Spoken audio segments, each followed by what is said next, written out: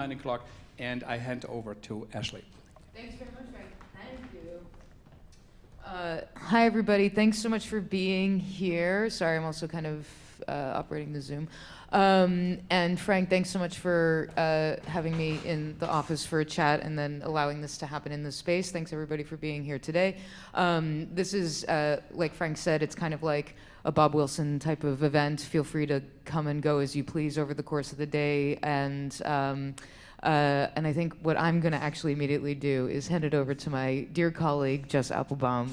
Thank you, Ash. So I had thank yous as well, and I will just say again thank you, Frank, for always opening the Segal Center to scholars and to artists and to the public of New York City, and because it's a very important aspect of performance making and being a civic citizen. So thank you for that, and Ash, thanks for today and putting this all together, and thank you, Austin, and thank you to our tech folk who are going to make this all run. So we appreciate your labor. So I think it's safe to say that democracy is on everybody's minds right now, and we have an opportunity to come together to express some thoughts on how we think democracy might be in the near future, and also what we want it to be.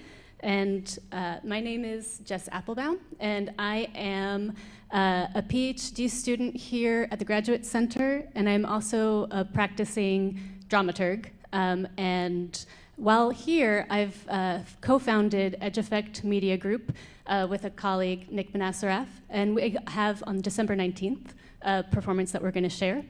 And I'm also a part of One Year Lease Theater Ensemble and have been for about 20 years. And I want to mention them and bring that practice into the room because I think scholarship and making theater are crucial, and they go together in such important ways, and I get to be both of those things today. So what I'm going to do is just give a little context to what this conversation is, and also then give an offering. And I might be looking down sometimes because long-term COVID has short-term memory. So yeah. What I can share is that this conversation is called Wherefore is Democracy is Theater? And we are lucky today to have with us, zooming in, Shannon Steen, who is from UC Berkeley, where she's a professor in the Theater, Dance, and Performance Studies program. She writes and teaches about a variety of topics, but primarily around performance and social and political contexts, or performance in social and political contexts.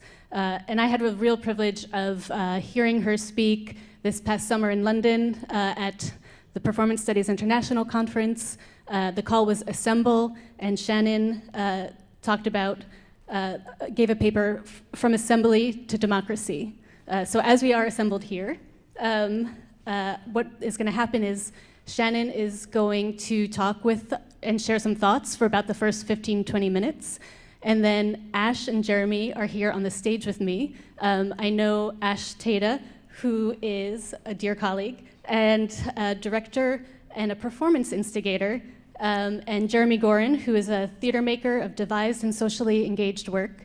And I know them both to be practitioners and humans who think deeply about theater, the forms that it takes, the forms they want it to take, and they also think a lot about democracy, and we've had some really great conversations. So after Shannon speaks, I'm going to open up the floor. We have an hour, which means that at that hour, the conversation's probably going to get really juicy, and we're going to have to end because the next thing is coming in. But that's where my offering is, and that is that there are going to be questions, there are going to be thoughts, there are going to be provocations, I think, that come up. And I urge you during the day to keep them with you as a way to form your attention, and also to think about them as you're thinking about the other works, and during bathroom breaks, or walking down the hall, or taking some air outside, talk with each other, because that's what this day is about. So without further ado, Shannon, I'm going to hand it over to you.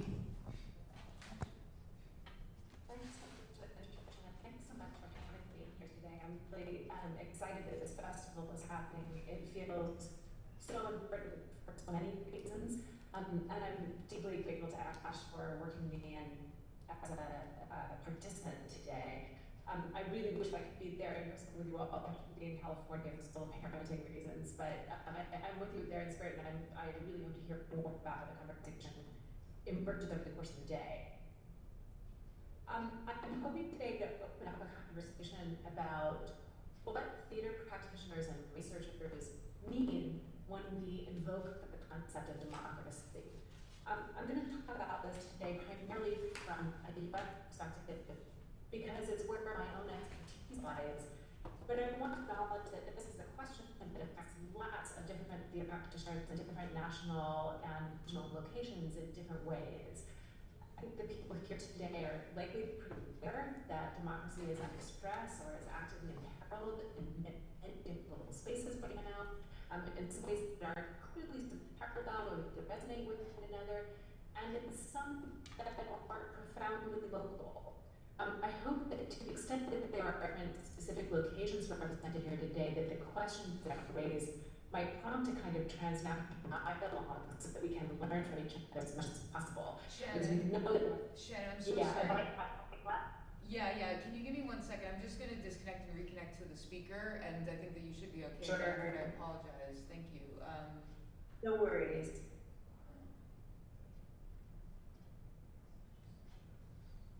I wonder if it would help me to turn off the speaker on my end while I'm... Oh, yeah, maybe, yeah.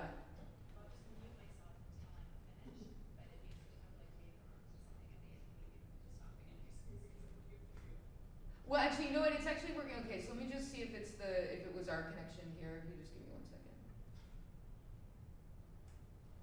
This is part of theater and democracy is communication and where and how we have the abilities to do it and what kind of technologies we need to help us with this. So yeah, this moment is actually making me think about the internet and how we are so interconnected, and that in some ways people could argue that democracy has been able to I would use the word infiltrate maybe, but maybe there's like more a kinder word, but lowercase democracy has been able to expand globally, and so there are some really rich ways in which we can form civic and civil societies, and I think perform politics and also social actions together. And then there's like the larger form of the tech media who controls what is being said and what is being shared and what is being mediated. And I know that that's something that I think all of us are kind of experiencing these days. So yeah, this is me vamping a little bit. Jeremy, not to put you on the spot, but you shared with me some images that you were finding recently, like that are going around based on this election. You texted me the other day, and I don't know how have you been feeling about all the communication about like the political candidates who want your attention for this coming election, and or how that culture is like existing within your own world. Well, I'm trying not to look at them, mostly. I mean, I don't open, the campaign emails and things like that. And I think, a lot of us kind of are having these images kind of haunting us in some ways. I think I still try not to look at images of certain people because of the way they start to play kind of subconsciously, and trying to focus more on trying to understand really what people are saying and doing and what's going on. But I was re-looking in advance of this conversation at some of the imagery from the 4th of July celebration in 2020 that then President Trump was putting on at the foot of Mount Rushmore, and was looking kind of very intensely at some of this kind of pageantry and theater that he was really making use of at that moment. That's definitely a scenographic moment there. Yeah, and like even it's a red. If any of you hadn't seen it, they had like a Star Spangled Banner stage set up right at the foot of Mount Rushmore, and you could see the faces of the presidents looming above. But they even started with actors playing Abraham Lincoln, Teddy Roosevelt coming out and doing monologues at the beginning, and then at some point, having all different kinds of performances, often performed by people in military uniforms, and so all of this kind of, and I think we're going to be getting into these kinds of things today, but some, the utilization of theatrical practices and tools in these very overtly politicized ways. Yeah. Now, would you read Biden's pageantry in the same way, do you think? Or is there a difference between the theatricality of Trump and the theatricality of Biden's administration? I mean, I'm not sure that I'm really an expert in that, but I would say that I had quite similar thoughts watching Biden's inauguration. There was at some point, I don't know where I found it, but and I imagine lots of other folks had found this, but there was some point during that morning before the inauguration started that I came online across a live feed that was happening, that was like all of the different cameras that were in the facility, and so seeing people arriving and chit-chatting on the sides and this sort of thing, and then seeing the pageantry starting with the military marching in with the flags, and it's pretty striking. And it sounds like we're ready. And it sounds like we're ready. Excellent. So cool. Shannon. Shannon, can you give us a 1, 2? Yeah, sure. How's that? Is that better? So much better. Thank you. Thanks. Yeah, do you need me to go back to Yes, that please. photograph again? Okay. Thank you. We're live. All the tech stuff that happens in these sort of situations.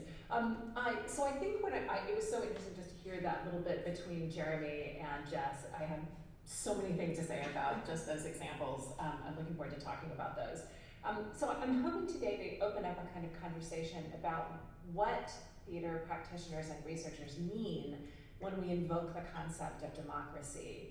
I'm going to talk about this primarily from a US perspective because it's where my own expertise lies, but I want to acknowledge that this is a question that affects lots of theater makers and theater practitioners in different regional and national locations in different ways. As Jess pointed out, I think we're all aware that democracy is under stress or is imperiled in lots of different global spaces right now, sometimes in ways that are parallel with one another or that resonate pretty clearly with one another, and in some ways that are really profoundly local. And so I hope that to the extent that different locations are represented here today, that the questions that I can raise can prompt a kind of transnational dialogue so that we can learn from each other as much as possible, if for no other reason than to kind of counter what we know is a lot of transnational right-wing organizing at the moment. And so I'll just start out by noting that I think that a lot of political theorists and philosophers and researchers would tell us that democracy is a profoundly contested concept with lots of different permutations and possibilities and projections that get loaded onto it. But I think sometimes that when those of us who are theater makers or researchers talk about it, we do so as though we all know and agree about what it is or what it should look like. In some ways, that comes from what I think is a little bit of a received history that we have about the relationship between theater and democracy, and I'm just going to share a quick slide to sort of walk us through what I think is a little bit of a kind of almost whistle-stop tour that seems to operate sometimes in theater history, and that I will show you right now. And it looks something like this, that starts with Athens and the idea that the ancient Greeks invented both theater and democracy, and so that therefore there's some kind of close relationship between those things. The ways that the theater, both as a building and as a mode of cultural production, was one of the core pillars of the polis, this concept that encapsulates both the idea of the city and also as of a political entity that gives us the word politics in the beginning, that the theater of Dionysus was both an incredibly important and central civic festival inside of Athens that also served as a space of reflection for thinking about the nature and corruptions and difficulties and problems and ideal forms of governance, that all happens inside of Athens, and so we sort of see those things as being inherently related to to one another in some way. We tend to move on then to think about what happens in medieval and early modern European theater, thinking about things like the medieval mystery plays, where you have the first performances of biblical stories that had really only been available in Latin to a population that was mostly illiterate, and that are being performed for the first time in English and in public and in a way that is part of, sort of, again, a civic festival of some kind. Moving on to things like the public theaters of the Renaissance and the differences between what are maybe sometimes the populist orientation of some of the content of those theaters versus what's happening in the private monarchical theaters at the same time. Again, moving on to the early US Republic, and the ways that the theater operated as this space that, in the sort of famous quote from de Tocqueville in his work on democracy in America, that the US theater was the most important democratic institution because of the way that it created a space in which the pit makes taste for the boxes.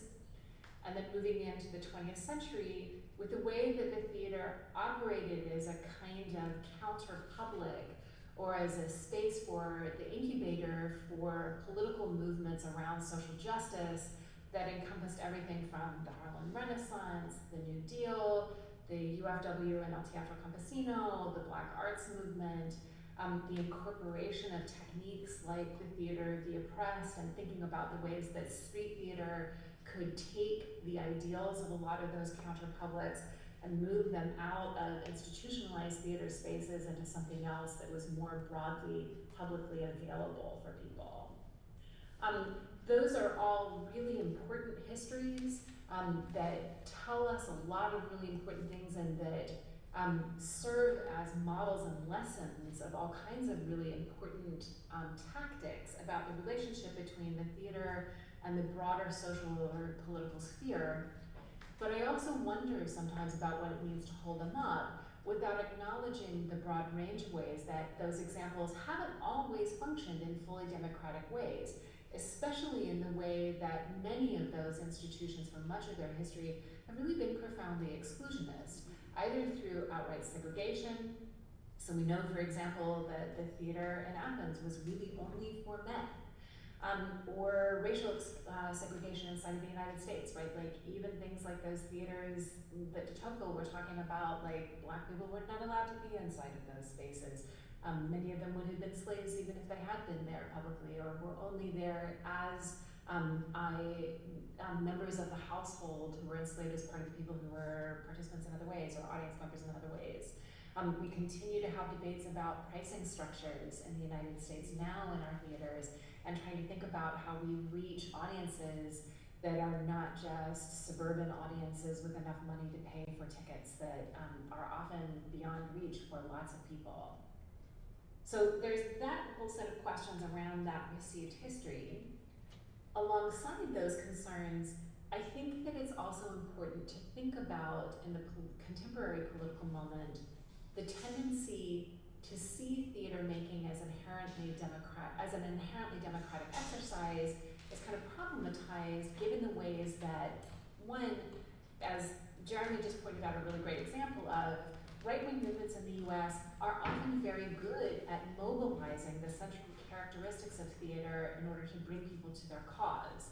I think that if you are center-left or progressive, the aesthetics of those strategies, which in the US often revolve around elements like country and western music, or the US and other militia flags, and a kind of quasi-military pomp, the kind of boys-only humor of it, the sort of use of business casual and golf wear and tactical gear, those aesthetics may not appeal to you personally, but it's clear that the right is very effective at mobilizing costuming and music and props and gesture and scenography to recruit and bind people to its cause, sometimes more effectively than center-left progressive organizations are, and that right-wing organizations often use those elements in order to justify or to camouflage their authoritarian goals.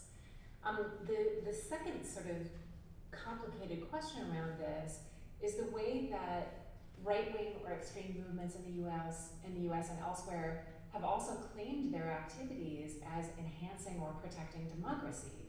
A kind of case in point about this is the January 6th coup attempt, in which both the primary actors of the coup attempt and participants who might not have really fully intended to overthrow the government but claimed to be there to protest the election made the claim that they were engaged in a legitimate act of democratic dissent and even a necessary act of democratic intervention. And so, given those dynamics, I think we need to be a bit careful about making an assumption that there's a kind of equivalency between the theater and the help of democratic operations, as though the presence of the theater automatically confers or guarantees the presence of democracy. So that's one set of caveats that I just wanted to lay out at the beginning for us to kind of keep in mind today. Having said all of that, I would return now to the question that I started with, which is that in light of the conflicts and disagreements over democracy itself, are we so sure that we know or agree on what democracy is? And is there a way to use the theater to explore just that question? I wonder what kinds of questions we might need to ask and what kinds of theatrical models or practices might best allow that exploration. So I wanted to outline some questions that we might ask ourselves in order to think about this. I think sometimes that when we talk about democracy, we tend to define it by negatives. So in other words, we often talk about it in terms of what it isn't. That it isn't authoritarian or totalitarian in terms of its power structure or orientation, that it isn't exclusionist relative to race or economic status or gender or disability or other social identities. Those are really helpful formulations, but they don't actually tell us what democracy is. And so I wonder whether a first thing to do is to begin by identifying what elements or structures of democracy a given performance work or organization might be interested in exploring. And so here are some of those elements. Let me just share again with you. I think one of the first places to start thinking about are the various elements that social scientists think about when they're trying to think about definitions of democracy and what it is. This is a sort of partial list of some of those elements that we might start thinking about. But when we're talking about democracy, are we talking about rights? Are we talking about institutions? Are we talking about values and goals? Are we talking about processes and practices? Are we talking about some kind of combination or relationship between these elements? I think that's one place to start. I think if we want to talk about rights, we can start with a conversation about, so what are rights? What's the history of how we thought about rights as somehow important to the operations of a democracy? We talk about specific rights. I think this is one of the things that we end up doing quite a lot, is talking about things like voting rights or abortion rights or speech and assembly rights, things like that. One of the things that is a little bit complicated about talking about rights, I think, is their double-edged nature. So as you can kind of see in just that list of rights, one of the things that the discussion of rights in the United States has been kind of prone to is a kind of, depending on how you see this, either a co-opting of certain kinds of rights that happens especially around things like speech and expression and assembly rights, or a restructuring or framing of those rights that tend to protect center-right conceptions of what rights are. I think speech rights are really a big place around this right now. I think that we're all aware of the histories inside of the theater in which First Amendment rights were sometimes seen as a way to deflect concerns about, say, racial representations inside of the history of the theater. We might think about what the issues and problems are around holding rights up or enfranchising those as the primary thing that we want to think about. Rights clearly get kind of invoked in things like gun rights inside of the United States, which have clear orientations towards right-wing organizing. So that's one whole area that we could be thinking about. I think another is about the conflict between rights. So how do we adjudicate it, or what do we do when things that are bedrock pillars of our democracy around rights come into conflict with one another? This is one of the areas that I think the theater has a lot to say about, particularly in that example about things. So like what happens when our concept of rights to freedom of expression come into conflict with our sense of the right to freedom from discrimination? How do we handle that, and how do we think about that? I think that there are questions about the kinds of conflicts that arise between different minoritized groups over rights. The exclusions of rights based on immigration status, I think, is a really big question inside of the US right now, especially in the context of things like rising hostility towards migration. It feels like why do we only have rights for citizens? What happens for other residents of the United States? Why do they not have rights? Those feel like really big questions. Moving on to institutions, I think that there are really interesting questions to think about around institutions around this. If you're like me, you're probably skeptical of the argument that gets made, I think, quite a lot, especially in sort of centrist centers in the United States, about the idea that our institutions are themselves somehow impregnable safeguards against democracy. I think one of the arguments that counters that's really important is the idea that our institutions are only as democratic as the practices that animate them, and that it's very difficult to see the institutions themselves as democratic in and of themselves.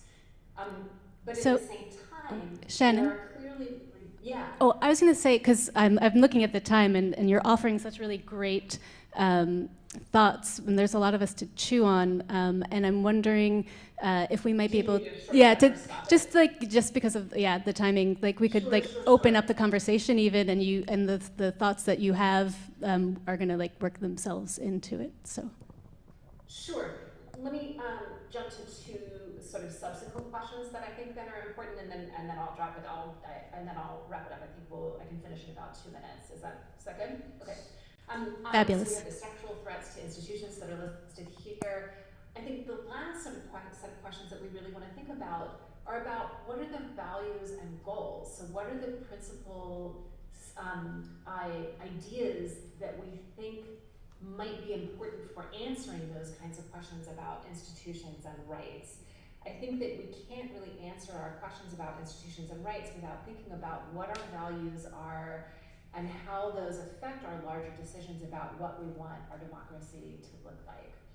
And I'll just wrap this up by sharing a quote that I think is an extremely helpful framing that might help us think about what some of our values are. This is from Wendy Brown, who for those of you who know her work, know that she's been working a lot about the ways that the operations of neoliberalism have been operating to erode democratic structures in the United States, especially in reframing the way that we think about citizenship itself as being organized via family structures and via making everyone sort of economically responsibilized figures, that's now our primary role as citizens. So she tries to create a different sort of concept of the social that I have found very helpful and very inspirational for helping me think about what we might want to enfranchise as we think about democracy moving forward. She talks about the idea of the social as a place where we experience a linked fate across our differences and separateness, that is situated conceptually and practically between state and personal life, where citizens of vastly unequal backgrounds and resources are potentially brought together and thought together. It's where we are politically enfranchised and gathered and not merely cared for through the provision of public goods. The social is where we are more than private individuals or families, more than economic producers, consumers, or investors, and more than mere members of the nation. And I'll just stop there. I think that that's actually a really beautiful sort of indication of maybe a goal for us to reach towards in the theater. That is fantastic. Thank you so much, Shannon. I want to open this up to a conversation, and I want to begin it with Ash as the curator of this day, but also you have a course that you're teaching at Bard, and so a lot of these questions from Theater and Democracy are being engaged with a new generation as well that's coming up, that's just started voting, that's figuring out their independence and stuff. And so what are the important, of these questions and of the projects that could come from thinking about theater and democracy together, what do you think is like imperative for people to be talking about? Thanks, Jess. And Shannon, thank you so much for all of that. I actually would like that entire slideshow, please. Thank you. And I think, I don't know if any of my students are on this Zoom or watching on on the internet right now, but that outline of this kind of history of theater and democracy is basically the foundation of the course that I am currently teaching. And I think that the reason that it seemed like a good idea to consider teaching this semester, I do have to say that I'm just really grateful to be at a place like Bard where, course proposals came up last semester, and I was like, don't you think, somebody should do this, right? And then they're like, sure, why don't you do that? So that's what I'm doing, and it meant that I spent the summer, kind of putting the syllabus together and putting together these threads that have been a part of how I think about a lot of work. Jess and I, go back many, many, many years, and I keep on also thinking about when we were doing a Brecht piece during the Occupy Wall Street movement, and so that was where I was kind of more actively engaging in the Lehrstück and this idea of these pieces that could be a part of inciting or maybe activating learning with people who are not specialized, and through theater. And I think that that's something that I think is really important and that I find interesting to bring into spaces, especially where it's about the kind of professionalization of the field of theater. For example, like at an undergraduate, liberal arts institution where people are getting a degree in theater and performance. So this idea that a lot, and I think that you mentioned, it's also this question of bringing that through some of these historical periods. It's also an idea of when there are groups of people who cannot, do not have access to the literature or the dialogue, that it's a way of of bringing that into spaces where more people have access to that. And then I think, and I was also looking at the same de Tocqueville this summer as well, and thinking about, but of course there are many, many, many reasons why that is different, but then it starts to ask, but would he be saying then the same thing about the social media now for the same reasons? And that to me actually becomes then where working with young people who are theater practitioners, or even not young people, just anybody who's disillusioned with the fact that we do theater sometimes and feels like, why, is that to me it becomes about the space of where there is dialogue, and there's real dialogue, and the difference in maybe a lot of the proposal of a social media space, or as actually one of my students reminded us that, they call Twitter or X, whatever, what do they call it, the central square of the world, or this idea, but it's a proposal of dialogue or conversation, but it really isn't. It's like a one-way kind of fire hose, and whereas I feel like in theater, in these spaces, and I'm also one who I think that there are ways of facilitating that virtually as well, that we actually do have conversation or do engage in dialogue and sit maybe next to people who you can feel that they disagree with what we're both watching, but you can also start to feel the room change, or you feel like the ease, or you feel the discomfort and the clench and then the relax, all of these things. I feel like that's also really an important part of what it is to be a participant in a society, in a place where the power is from the people. And that's the other thing that I've also just talked really basically about is that this idea that, democracy means consensus, or it means this, that, or the other thing. But if we're really talking about a shift where it goes from the people are the ones who have the power, then it's also about where is it, that's also, but I'm just saying. Where do you have those spaces where the people are able to engage in dialogue and actually, and practice the real labor that goes into assuming that agency and that power. So, okay, I said some things. Yeah, you said some great things. And as you were talking, it does make me think of some of Jeremy's work. With your theater company, Anomalous Co., you have an ensemble of primarily female-identifying women who are from all around the world. And as the war in Ukraine broke out, the U.S. became a space that they could come together and share their stories of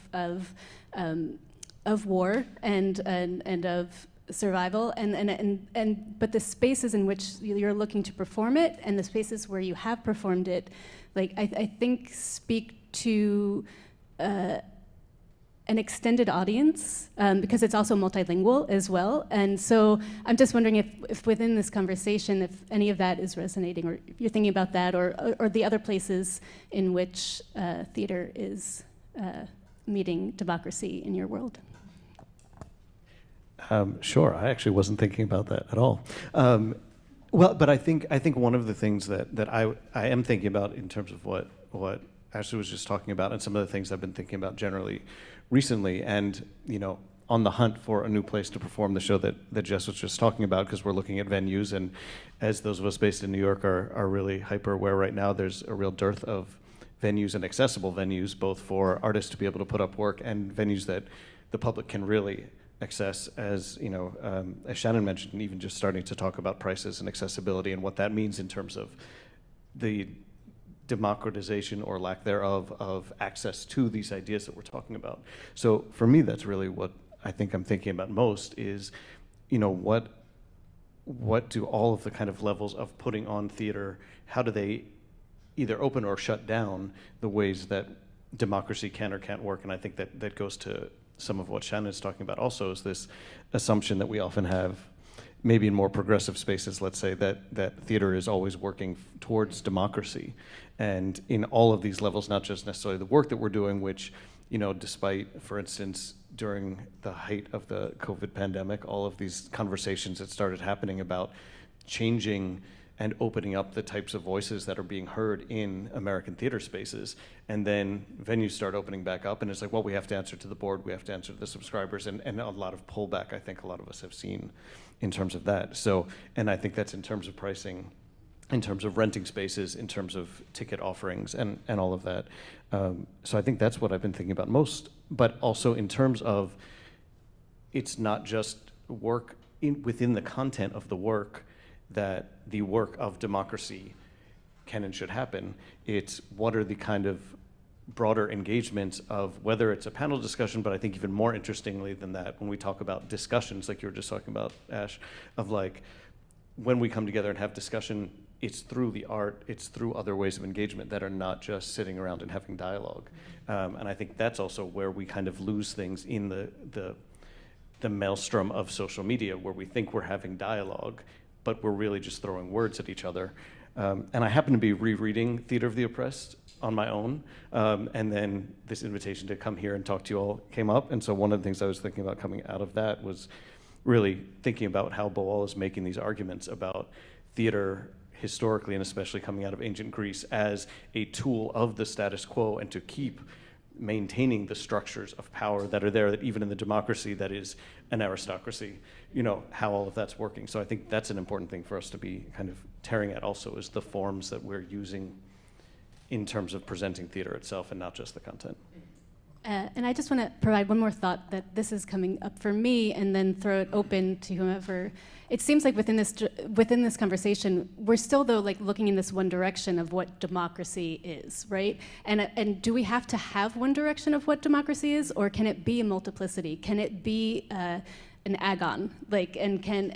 So I just want to throw that also into the mix, and I'll hand it over back to you guys. Shannon. I so appreciate that last question about whether or not we need to have one vision of democracy. I think that that's a really excellent question. And at some level, that's part of why I wanted to ask this question today about, so what do we mean when we think about that? Because I think a couple of different things about that. One, how people define democracy depends depends a lot on their own specific social locations, I think. And I think the idea that, I mean, there will be political philosophers who will tell you that actually the whole point of democracy is that you don't have full consensus about it across the board, right? That you do have multiplicity of opinions and about it, and that actually democracy is in some ways less a political point of arrival than it is the process of contestation that happens in the discussion around that question about, so what is it? So I think that in some ways, really, it's all about the process of debate and discussion and difference, much more than it is about arriving at one thing. Yeah. Yeah, and that's I will just say that I did in organizing this semester, one of the first practices that we did in this class was to do a lived agon where I asked them to create a little 5-minute theater piece that was based off of an argument that they had experienced in real life, but then have kind of like the argument A and then the counter argument, and have that be the structure for the piece of theater, and it just kind of sent me into a space of thinking a lot about a lot of contemporary plays, and just that there is something about looking at this idea of argument or debate as a foundational dramaturgical piece of what a theater piece can be, but then thinking that really doesn't seem to be a part of much of the conversation. Like, you may have dialogue, and that was the other thing, was just kind of also realizing that there's a difference between dialogue and an agon, and what it means to like have an agon in action, like having action, the action of an argument in space and time, and that kind of becomes the dramaturgical foundation for for the realization for everything. And so in a theatrical piece, and so that's just been kind of reframing how I even look at just like reframing how I look at any theater piece at all, and again, not that there's like a right or wrong of any of these things, but to me it's now very interesting to be thinking about, well, does this piece actually, can we see the argument of ideas through the dramaturgy of this work? And I'm like actively looking for those pieces now. And I would just tack on to that too, because that makes me wonder, and I think thinking about Mr. Boal, like how is that then being extended off of the stage into the space that becomes into the space of action, and not just, okay, now we've thought about these things because these ideas have been presented to us, and now we're going to go and see which restaurant we're going to have dinner at. Yeah, Ash, I'd love to hear you talk more when you talked with your students about what the difference is between, did you say between agon and dialogue? Were those Yeah. two different? Can you say more about when you talk to the students about the differences between those things? I'd love to hear more about that. I think that's really fascinating. Right. Well, so I think when in giving these in the works that were made, there seemed to be a difference between a dialogue between two characters where they're kind of having a fight, which there's a lot of theater, that's conflict, and that's which is a real motor for a lot of different pieces of theater. And that seems to be something that we're very used to. It seems to be something that's, like film, television, there's a lot of conflict. But this idea that there's a real, that there's an argument, where one person has their point of view and then there's the counter to that point of view, and the dialogue is actually about that engagement between those two points of view.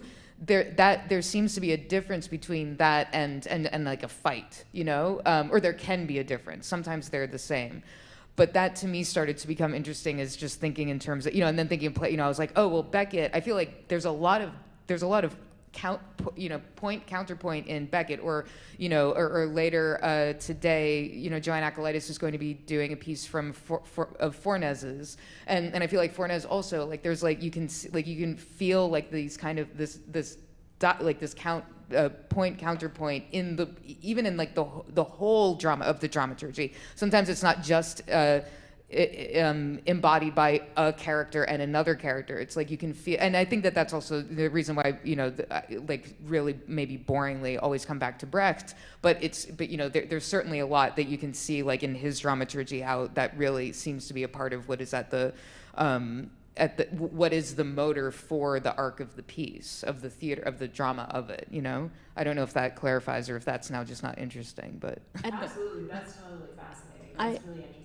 I'd love to throw into the room performativity, coming from we have 10 minutes, but to think about performativity in this conversation and not just theater, because as you were talking, Ash, I was thinking about the ways in which we train, the ways in which we develop our bodies and our minds to perform these agons or to perform the agon with dialogue, and I don't know if the American system or the American systems of training get us to that place, and I don't. But I wonder what your guys' thoughts are to that potentially. I mean, I do, and again, like this is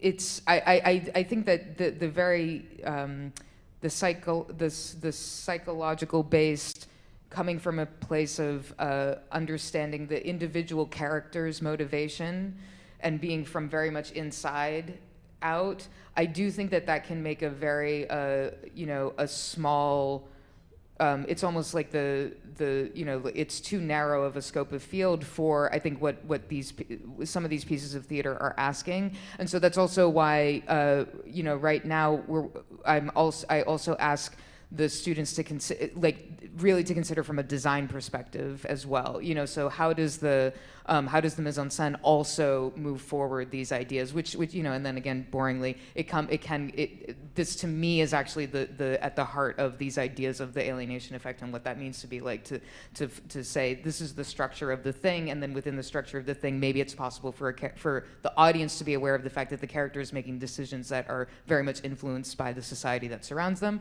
and this idea that it is an act of choice. And to me, that's also a practice of, one of the other things that I feel is coming up a lot, and the reason for actually having a lot of what's having today is to also remind us that we do have agency, actually, and it takes a lot of work and a lot of labor to have ownership over that agent, to take that agency. So I feel so just to say that I think that there are ways of bringing both of those together and bridging that gap, but I do think that it also comes back to something else that I feel very strongly about the world about being a theater practitioner, which is that you're part of a larger whole, and that also is, and I think that the kind of like the hero-based way of thinking in terms of an actor who's like in their character, it's actually all of our right now.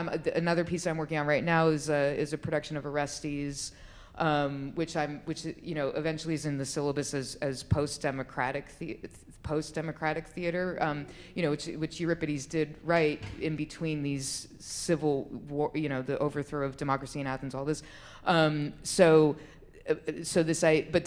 as we're working on it, to me, it's the chorus is speaking each of the roles, and so it's less about this person is playing the role of Orestes. It's more that this chorus member happens to be speaking most of the lines that Orestes speaks, and that to me is another way of this idea that anybody can have agency and make choices in a system, and also we're accountable to a larger whole, and that's actually the reason for participation. It's not about what I'm going to do. Yeah, I see you clicking on your microphone, Jeremy. Oh, yeah. Yeah. Oh, I can wait till Jeremy. Why don't you go ahead? Well, yeah, I mean, I think that's the thing that I was going to key in on. Exactly, was thinking about the training, and I think personally, in my approach as a performer, has always been kind of like this individual psychology thing doesn't make sense to me, and it took me a long time to start to understand that it didn't make sense to me really just because it felt like it was closing me off from this understanding of being a participant in the larger society, which is takes us to the heart of the conversation around democracy and the difficulties of it in such an individualistic society as we're in, right? Is like, we have individual rights, and those are important, and we have individual personhood, and that's important. And also, we are still part of this society around us, and we are bound in some way by some sort of social contract, whether we like the rules of it or not. And maybe that's part of what the rules of democracy, as Shannon was saying, is like, we have these different opinions, and that's what we need to work out. But I think that's if it's a question about acting training, then I think, yeah, those things are so deeply connected, and I appreciate you bringing that up as somewhere in the crux of where this coming together is. Cool. I want to say that, as you said, society, I just wanted to jump in and say collective, and which shows my, I think, background.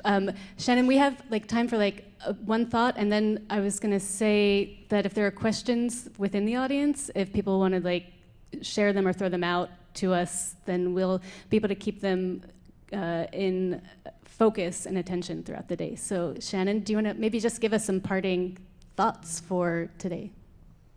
Yeah, I wonder whether, building on both Ash and Jeremy's observations around the question about actor training or performance maker training, I wonder whether part of what is at stake with that is also about changing the way that we think about who the artist is and what the artistic process in general is, and to move us off of a conception of the arts or art making as really this kind of work of solo expression that emanates from the individual outwards, and that to something about moving us onto that bigger, more collective sense of art making as a sort of social process itself, I think would be really helpful around shifting some of those things. I think to some extent when students come into especially conservatory models of training, I think they come into it thinking, I'm going to develop myself as an expressive figure.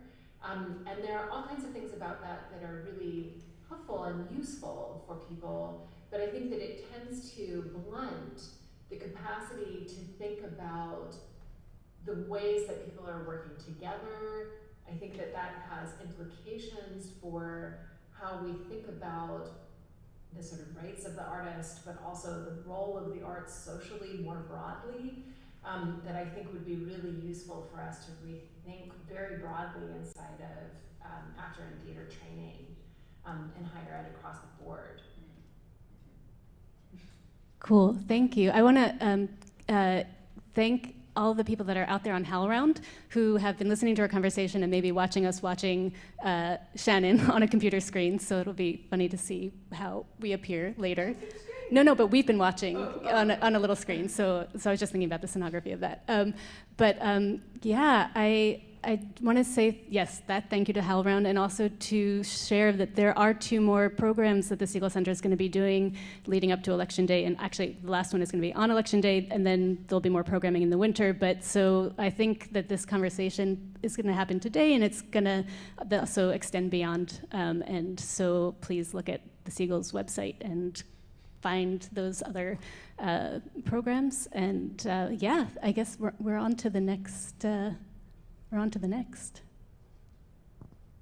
Yes, coming up, Anna and company presenting a reading of The Pit. Are you ready, Anna? Sure. Okay.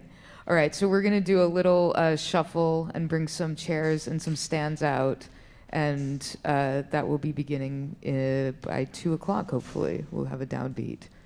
Cool. And for people in the room, I brought a really oversized tablet so we can write thoughts, write questions, and refer to them throughout the day as people would like to. And thank you so much, Shannon, Ash, and Jeremy for being here. Thank you, thank you, thank you. Thank you, Jess.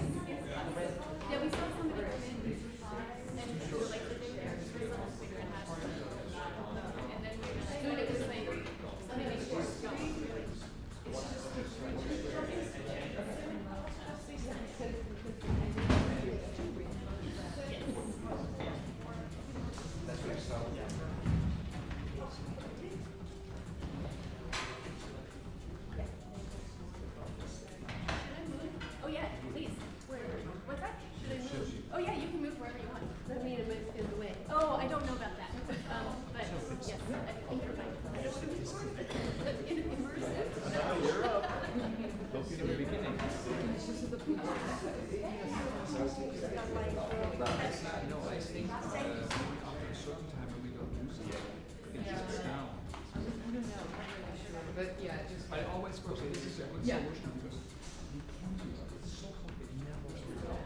This is super and simple to work on. Yeah. And always get through. Yeah, that's great.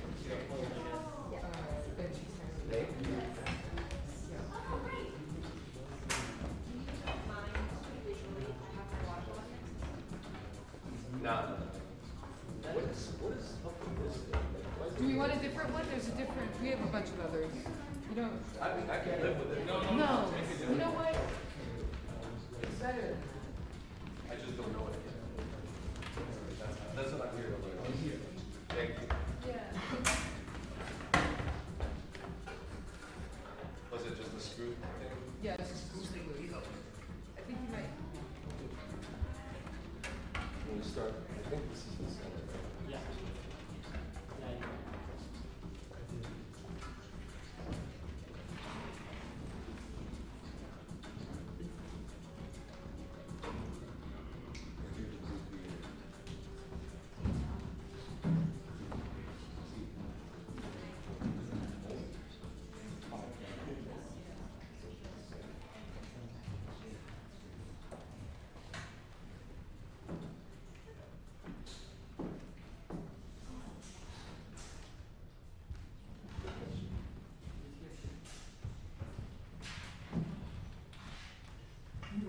See, you got it. You have your stuff?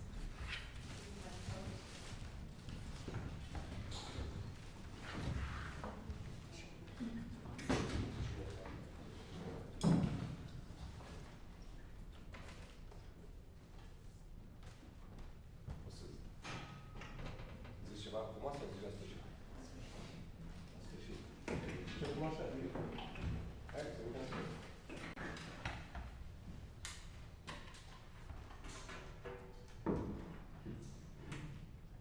On you. The Pit by Matei Vishniek. At the bottom of a deep, large pit, in darkness, suddenly a cry is heard, and we hear a loud thud as someone is thrown down into the pit.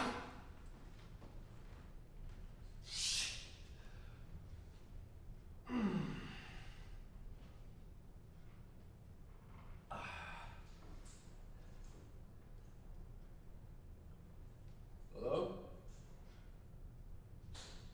Anybody here? Nobody? Me. Who? Me. Me who? Me. Still alive, huh? Yeah. Glad to hear you. Really? Very happy, yes. Honestly. You alone? Yes. Tough being alone, isn't it? Tough being here. Well, don't worry, you're a lucky man. How so? Just think, I could have fallen onto you. That would have been terrible! I could have killed you. Yes! God, I myself could have broken my neck too. No, they threw you down like a sack of potatoes, huh? Yep, They're all insane up there, huh? I think so.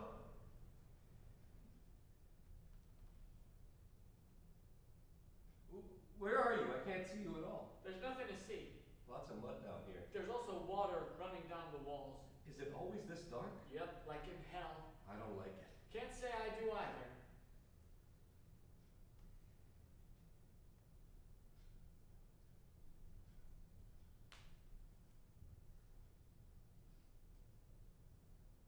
Hey, What? say something. What do you want me to say? Doesn't matter. Anything you want, but say something. We shouldn't talk too much. You think the bastards are listening to us? Who? The guys up there. No, they're gone. You know they threw me down here by mistake. Of course. You don't believe me, do you? No. so loud. The noise brings out the snakes.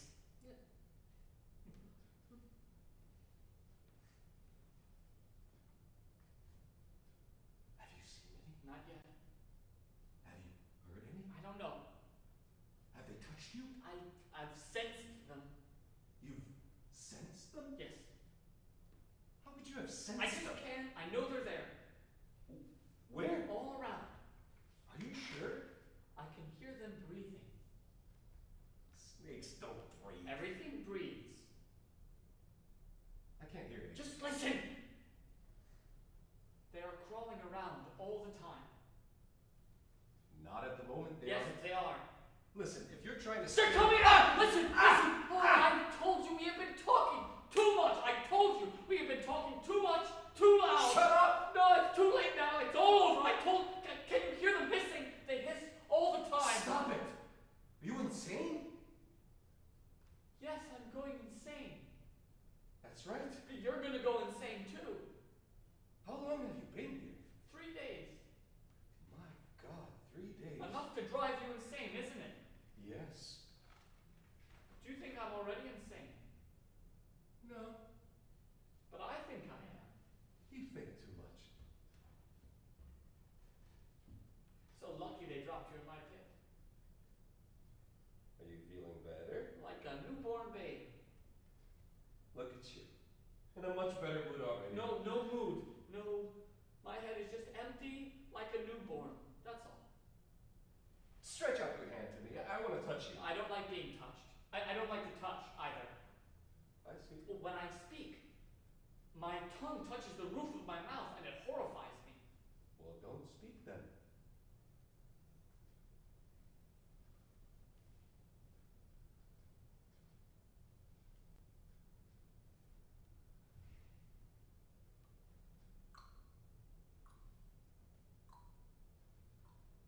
I got an apple.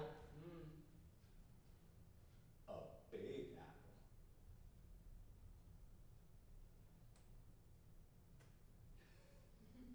A big red apple.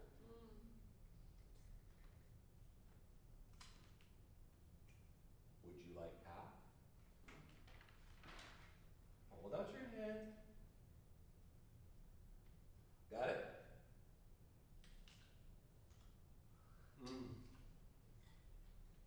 Not bad, huh? Shame you can't see how red it is. You'll just have to take my word for it. It's red all over. You don't believe me, do you?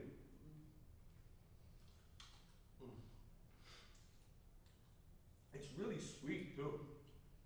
Do you like it? I love dark red apples.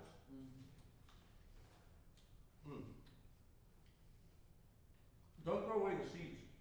If you're not going to eat them, just give them back to I me. love eating the seeds. All right? Chewing something keeps you awake. Try counting out loud. That also works. I tried it once.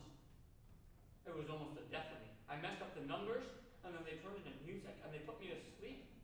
It is awful, feeling like you're falling asleep, trying to fight it, but not being able to, sinking deeper and deep. Good God, no, I am never counting again. What's wrong with a bit of sleep? I am telling you, never fall asleep. It is the sleep that gets them the most excited. You think? I knew someone who was eaten while asleep. I know someone who slept all the time in his pit, and he was never eaten, and now he's happy and But free. he was lucky. The man I told you about stayed awake the entire time, except for his last 10 minutes. The second he fell asleep, the vipers got him, those bitches. That's so stupid. Stupid, but true. You never know with the snakes. Some people don't have any problems with them at all. I once heard that someone lived in a pit a whole year and the snakes never touched him. And another one who stole a loaf of bread was thrown down for a single hour and he was eaten. Did he have the bread on him? What does that have to do with anything? Maybe it was the bread that drew them. Maybe. No one knows why they kill, when they kill, or why they spare you when they spare you. I suppose they don't know either. I'm sure they very well know what they're doing. Snakes are smart. More like foolish and greedy. Don't speak ill of the serpents, that could draw them out too. Greedy, filthy, That's ill- enough! won't. You will. You're going to get me killed. No, I'm not. I couldn't care less about you. Oh, I see. They threw you down here to get rid of me. They are paying you to do this, eh? How much are they paying you? Did they already pay you? Show me the dough. I want to see it. Now, take it out. You're boring me. No, show me the money. I bet they paid you a pretty sum to kill me, didn't they? You owe me half. It belongs to both of us. If I have to be killed, the money should be split 50-50. Well, am I right or am I right? You gotta admit it. Psst. What? Did you just laugh? No. Someone's laughing. There. Up there. Maybe they're letting me go. They're coming for me. My time was up a few hours ago. Yeah, an hour ago. They're very lax here. Hey! Down here! Shut up! Hey there, boys. Still alive? How many of you are down there? 2! Only two? Only 2, yes. Only two. Sorry. You two down there. Can you hear me? Yes? They can hear me. You two are just little pieces of shit. You know that? They're wasted. Oh, what do they want? Nothing. They're just walking on their way home. Did you hear me? Huh? That's not fair. It's simply not Just fair. let them talk. Still waiting for an answer, little guys. Was I clear enough? I think I was clear enough, wasn't I? Crystal clear. Listen up, you bums! My colleague here thinks I was crystal clear. Did you hear me? Yes, sir. These assholes are stoned out of their minds. Who the hell do they think they are? Be quiet. It's better this way. Did you say yes, sir? One of them did. Number 2 down there, I didn't hear you. Say yes, sir. Yes, sir! Good. Very good. I like you two. Want a cigarette? Yes, please, sir. Yes, please, sir. You're so cute. You miserable little shits, aren't you? All right, I'm throwing you some cigarettes. Thank you, sir. Thank you, sir. Got 'em? You good? Thank you, sir. Thank you, sir. Cool. They're strong. Be careful. Smoke them slowly. And don't give up. All is not lost yet. We'll be back. Don't you forget that. We will. Yes, of course. We've agreed to come back.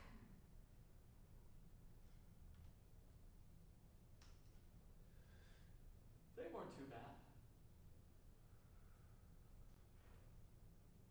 Some are worse. Some of them will empty their trash cans right over your head. Did that ever happen to you? Come on. There's no shame in it. It's happened to me. Really? That's not so bad, getting canned. There's lots of useful things in their garbage. Not a bad cigarette, though. Really good. Got me a little dizzy. Me too. Almost like the pit is spinning, right? Right. I feel as light as a bird. Can you see the sun coming up? I knew dawn would crack eventually. It's gonna be really nice, you'll see. Life ain't that bad after all. Are you a thief? Yes. Really? Nice to meet you. I too am a poor little thief. Is that true? Well, what do you know? That's great. That's fantastic. What did you steal? Nothing. Nothing at all. Can you believe it? Well, then why did they catch you? I was running. That's all. I was running and they captured me. What's wrong with running if you feel like running? Something must be. God knows what. Actually, I did steal an apple. An apple. The one we just ate. The red one. Yeah, the red one. They gave me 3 days in the pit for it. Too much for an apple, wouldn't you say? 3 days is nothing. I've been here 6 days. Good God. 6 days? Then you must be a blackmailer. No. I am just a thief. I told you. I am just a thief. So don't call me a blackmailer. I'm not a blackmailer. I'm just an honest thief. But what the hell could you have stolen to get 6 days in the pit?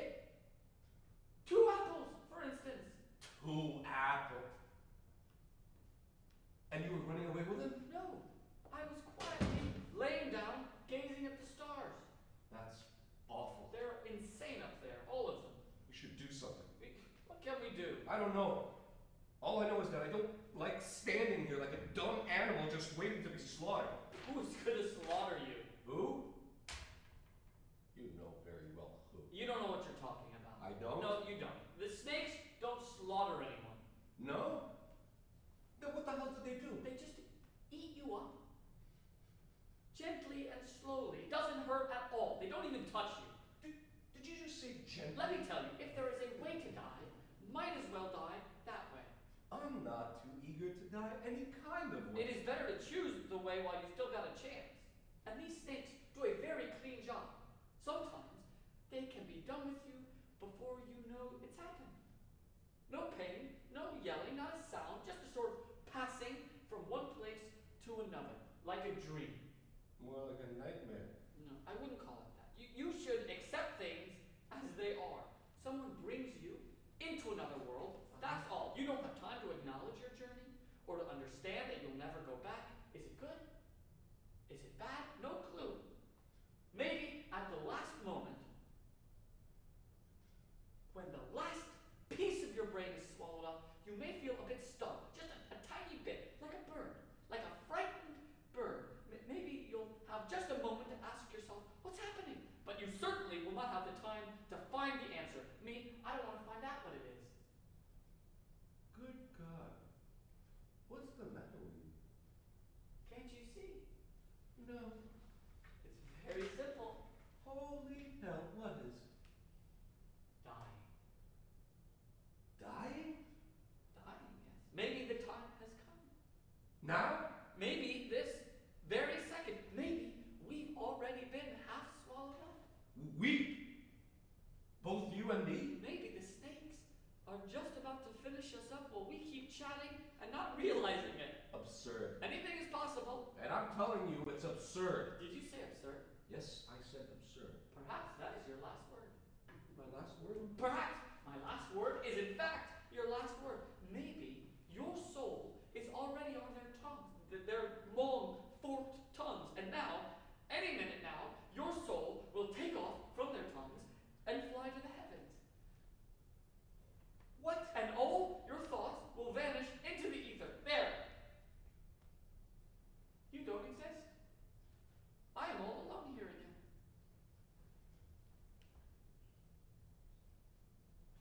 Sheesh. I forgot you were insane. Oh, you forgot, huh? Yeah. Yeah, well, never forget it again. No, I won't. I'm also very tired, not just insane. Well, try keeping your mouth shut for a bit. It'll do you good. No, let me speak. Please, let me speak. I am so anxious. I need to speak. Can you see the sky? What does the sky look like to you? Tell me, what does it look like? It's clear. It'll be a hot day then. It will rain. When the sky is clear at dawn, that means rain during the day. A hot rain then. No, a dreadfully cold rain.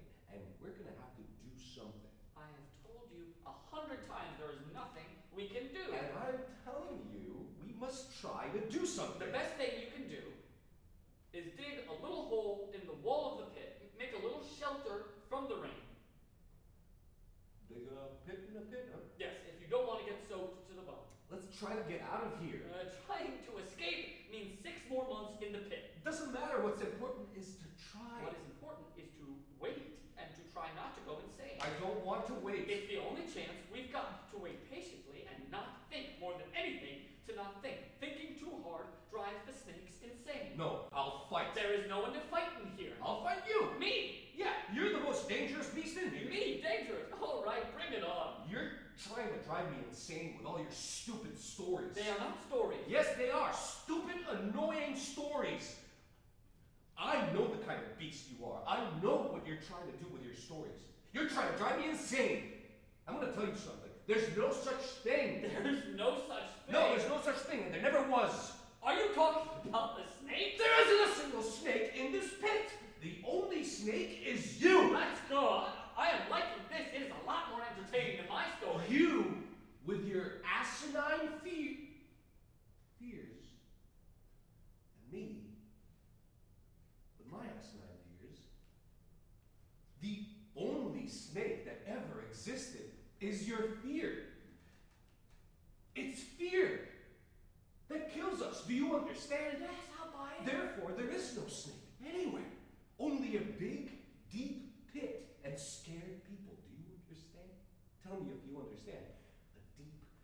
a pit and terrified lunatics. People like us. People like us, that's right. Thousands of terrified people in thousands of muddy pits. And we're not realizing it. We're not realizing it, but right now we are. That's a good thing. It's quite a thing we've discovered. It's our discovery. Yes! But what can we do with it? Riddle me that. What can we do with our discovery? There's gotta be something. What? Go on, tell me what. I don't know yet. No, there is nothing. We cannot do anything with what we have just discovered. Absolutely nothing. I disagree. Listen, what you have discovered is as useful as a flat tire. No one needs it. I need it. The flattest tire I have ever seen in my life. Now hold you on a fucking second. idiot. Don't you call me a fucking idiot! Get the fuck out. Out of my pit. Take your old flat tire and get the fuck out. This is my pit. I have had it with you. This pit is not big enough for the both of us. Out. Absolutely not. And anyway, this is not your pit. Yes, it is my pit. Do you know how long I have been down here? Do you have any idea? I have lived here for 6 weeks. 6 weeks. Do you know what that means? Get that through your head. Get out, or I will break your bones. Hey, you! Are you sure he's down there? I'm sure. Hey, you! You still breathing? Yes. Good. Very good. How many of you are down there? 2. 2? Only 2? Only 2, yes. They said 2. Is that possible? They're lying. I'll ask you again, and this time don't try any number on me, you hear? How many of you schmucks are down there? 2. Say 2. 2. I guess it's just 2. Anybody down there by the name of Kurtz? Kurtz? Is your name Kurtz? Kurtz? Me? No, not at all. Are you sure? Quite sure. No one named Kurtz down here. Are you sure? Quite sure. Strange. Yes, very strange. Listen here, boys. This time it's not a game. We need this guy Kurtz. You understand? Yes. Say yes for God's sake. Yes. We thought he was in this pit. Sorry, but he's not. That's impossible. Are you sure we left him here? Yes. But when? A couple of days ago. Boys, tell me the truth. Did you kill him? What? I'd just like to know if you killed him. Good God. Did you kill this Kurtz guy? Kurtz what? Kurtz what? Kurtz what? Hold on a minute. Hold on a minute. All right. Hurry up. Just Kurtz. Just Kurtz. Did you kill him or not? Try to remember. Did you kill him or No, not? no, no! Damn it! What do you want with him? What do you want with a man who doesn't exist? It's important. He was to be set free. There's no one here waiting for you. Nobody. Do you hear me? There's no Kurtz here, nor anyone else. You hear? You better scram. This pit is empty. Can't you see? It's empty. They're all insane down there. Yes, they are. Let's go. Let's go. A bit later, the 2 men stand up trying to catch the sun on their faces.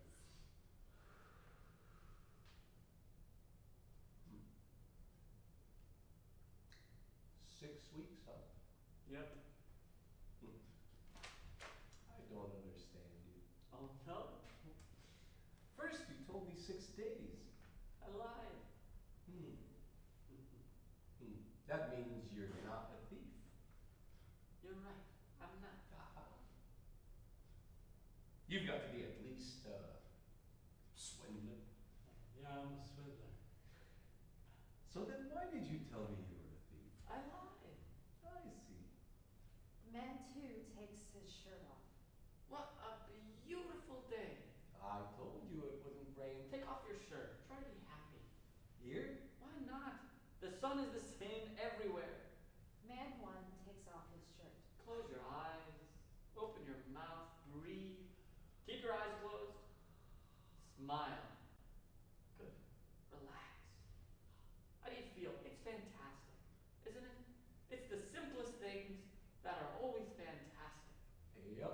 It's warmer when you keep your eyes closed, isn't it? Yeah, I guess. Don't try to understand. We are just two dirty old pigs. Are we now? Yes, yes, yes. We're two pieces of trash. I'm a little older than you, so I am trash number one, and evidently you are trash number two. I can't say I agree. Why not? And I'll bet your bottom dollar that you lied to me as well. Me? Yes. You lied. C'est la vie. There is no point in making a fuss over small things like that. Very true. So let's just forget the whole story about stolen apples. You must be at least a perjurer. A perjurer? A perjurer. You don't like that? No, I do. That works. I'm a perjurer. Good. Now we know each other.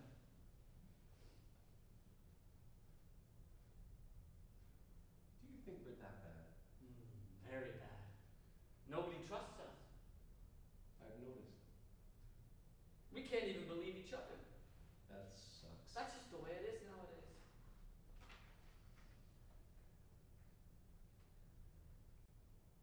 Why didn't you admit that you were Kurtz? Because I am not Kurtz. That doesn't matter.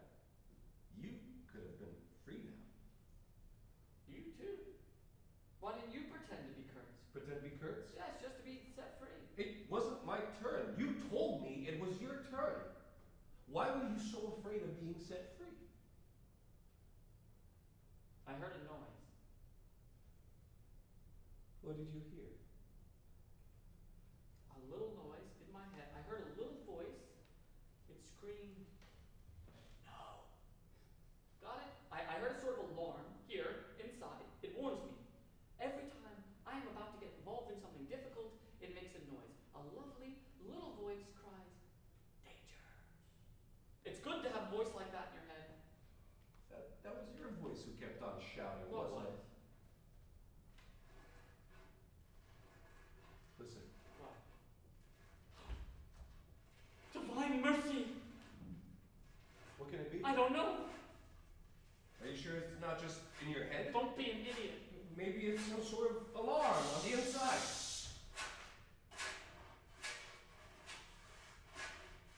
Sounds like someone's digging from inside there. The beasts. The who? The snakes. Oh, sweet Oh, Lord. this time it's real. They're coming out. Snakes don't dig like that. These snakes do. Well, that's funny. Because it's too hot. I knew that this would happen eventually. It's the sun that draws them out. I knew it would happen one day or another on a hot day like this, and now here we go. They stopped. Sounds like it. It's a trap. What trap? I don't know, but I am positive it's a trap. They must have gone back. They never go back. These ones do. No, they are just taking a break, that's all. It's hard work digging for so long. Anyone would need a rest. Odd. Are they hissing? No, they're breathing. Snakes don't breathe. But who even told you no snakes? What else could they be? It doesn't matter, just not snakes. Well, don't expect them to be angels. I don't expect anything at all. You hear that? They're back at it. There seems to be only one. One what? Something big and strong. Something big and strong with an ugly mouth. Let's go. Let's get out of here. Enough is enough. We really gotta get out of here. You go if you want. You bastard! We should have each other's backs. Oh, I feel like killing you right now. So I knew you'd come to feel that way. Man one tries to climb up the wall. Come on, give me a hand here. No, Come here and help me, you stupid jerk. he stopped again. I'm telling you, drop Oh, it. he started. Cut it out and give me a push. Man two crouches down in terror. I am not talking to you anymore. Man one is trying to pull him up. Come on, come on. Let me climb on your shoulders. Man two lies down flat. He stopped. He started. He stopped. He started. He started. He started again. He started again. In a cage. Shut up. You're going to shut your mouth. Shut up. You're gonna shut your mouth. You're trying to drive me insane. Stop. I'm driving insane. Stop. Man one begins hitting him. You asked for it. Shut your trap, you goddamn coward. Yes, I am a coward. Yes. You killed Kurtz, didn't you? It was you, wasn't it? Say it, you stinking liar. Yes, it was me. I killed him. And last night while he was sleeping, and I killed him, and I buried him inside the wall. So there. Shovel pierces through the pit wall. It looks as if somebody's trying to dig his way out. Continue to work at it during the following exchange. You filthy murderer! been down here after all. 6 months, liar!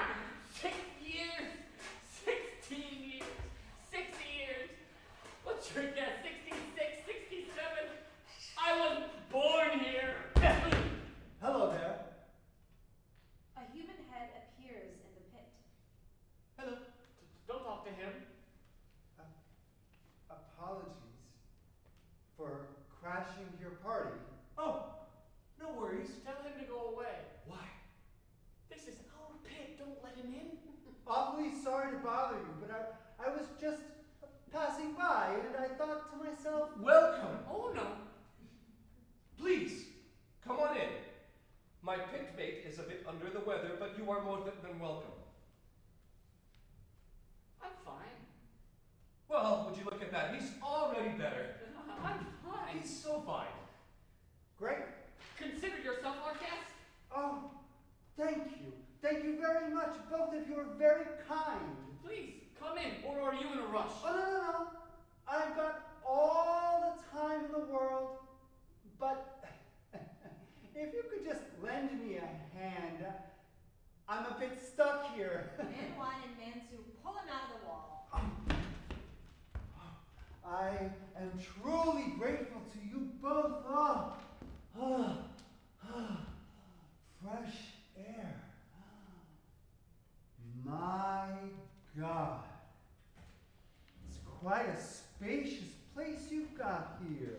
Ah, yes. And right under the sun, we get sunlight all day long. Wow, you're very lucky. I've seen some terrible hellholes. Have you now? Yes, I travel quite a bit. I see. You like traveling, eh? Oh yes. No, I'm a natural born traveler. I like to keep on the move. It's in my nature. That's amazing. I admire those who can do it. Traveling is fun. I've always had a passion for it, but somehow I could never manage to do it properly, conveniently. I must admit, it can be exhausting, but it always pays off in the end. Gorgeous. Take off your shirt. If you like, bake yourself in the sun a little bit. May I? By all means. You're our guest. All right. Oh, but first I need to pull out my luggage. Your luggage. Yeah, I can do it myself. No need to bother. I can manage. Don't worry, we're happy to help. Alrighty. Well, maybe just give me a little push from behind, will you? Newcomer enters the hole head first. After a few seconds, a snakeskin suitcase is pushed through into the pit. After a few more seconds, another long suitcase is thrown into the pit. Newcomer appears again head first. Voila! He dabs his eyes with a kerchief. It's very bright in here, you know. Takes a little while for the eyes to adjust. These are some magnificent suitcases. And almost brand new. You like them, don't you? They're so chic. I like to have nice, well-made things when I travel. It's important to know how and what to choose before you hop on the road. That's snake skin, isn't it? That's right. It's the skin of a snake. They've lasted me for years and years. How many years? Well, it's got to be 6 years by now. 7, maybe 7. Damn. You must have seen all sorts of things. Yes. All sorts. I gotta ask. Up there, you ever try to take a look around? No. No. No. I'm a free man. I got no business up there. You know what I mean? You're what? I'm free. Ah, I see. Ah, must be nice being free, right? Certainly is. But must also be very dangerous. Dangerous? No, I don't find it dangerous. I'd say it's normal. You'd say it's more or less normal, would you? That's right. Well, great. You said you wanted to catch a little sun. Make yourself at home. Oh, Well, I would just like to change my shirt. By all means, do. This is your home. Are you hungry? We have 2 big red apples. Would you like one? You are far too Are kind. you insane? What apples? Your apples. My apples. Yes. The 2 apples you stole. Hand them over. No. We have a guest. My friend is an apple thief. Are you also a thief? No, A smuggler then? no, A scavenger? no. I am a free man. And also a peddler. A peddler? Yes, a peddler. I've started up a small business with some neat little articles if you're interested. Oh, yes. Aren't we? Oh, but of course. What kind of things? Oh, just some clothing and leather goods. Very useful stuff, I assure you. Now, let me tell you now, unfortunately, being a free man is hard work. That's the only problem when you're free. Food. No one throws you anything to eat anymore. That's the risk of being free. But you have to work, to earn your food and whatnot. It's no joke. Trust me. Let's see what you have to offer. Newcomer opens his first suitcase, the biggest. My pleasure. Gentlemen, like I said, I sell leather goods. I do the work myself. I can't tell you how much hard work has gone into these, how many days and nights and days I've slaved away on these little trinkets. Believe it or not, I dedicate my entire life to them. Just look at these leather bracelets and these belts. Feel free to try them on without any obligation to buy. Belts, wash straps, hundreds of straps and belts. Dog leashes too? Leashes?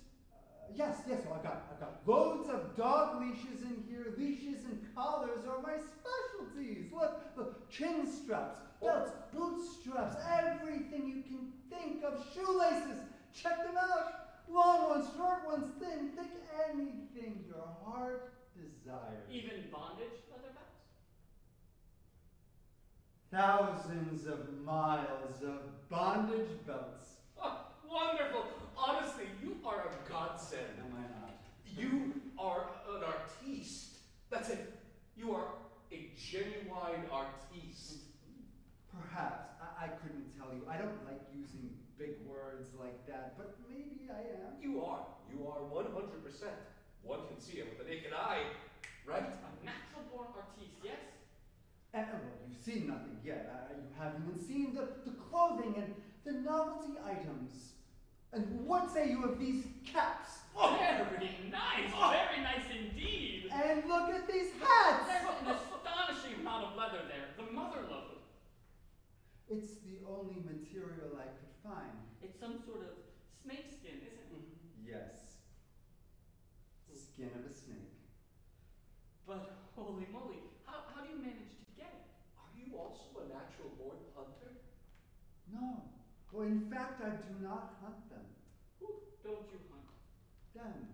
The snakes. The snakes. He doesn't hunt them. Oh, no.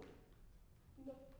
Must be intriguing to find out how he catches them. Oh, yes, excitingly intriguing. So, how do you manage to get there? Would you like to know the secret? Just out of curiosity. I can tell you. It's no big secret. Oh, no, let's just drop it and grab an apple instead. Oh. Merci. And you? Oh. You're both very kind. Go ahead, eat it. Like it? Mm-hmm. I myself love sweet red apples. So sweet, don't you think? It's like sugar. Don't throw away the seeds. If you don't like the seeds, just give them back to us. I love the seeds. Perfect. So, how do you catch them? They're cunning beasts. Yes, the snakes. How do you find them? I wait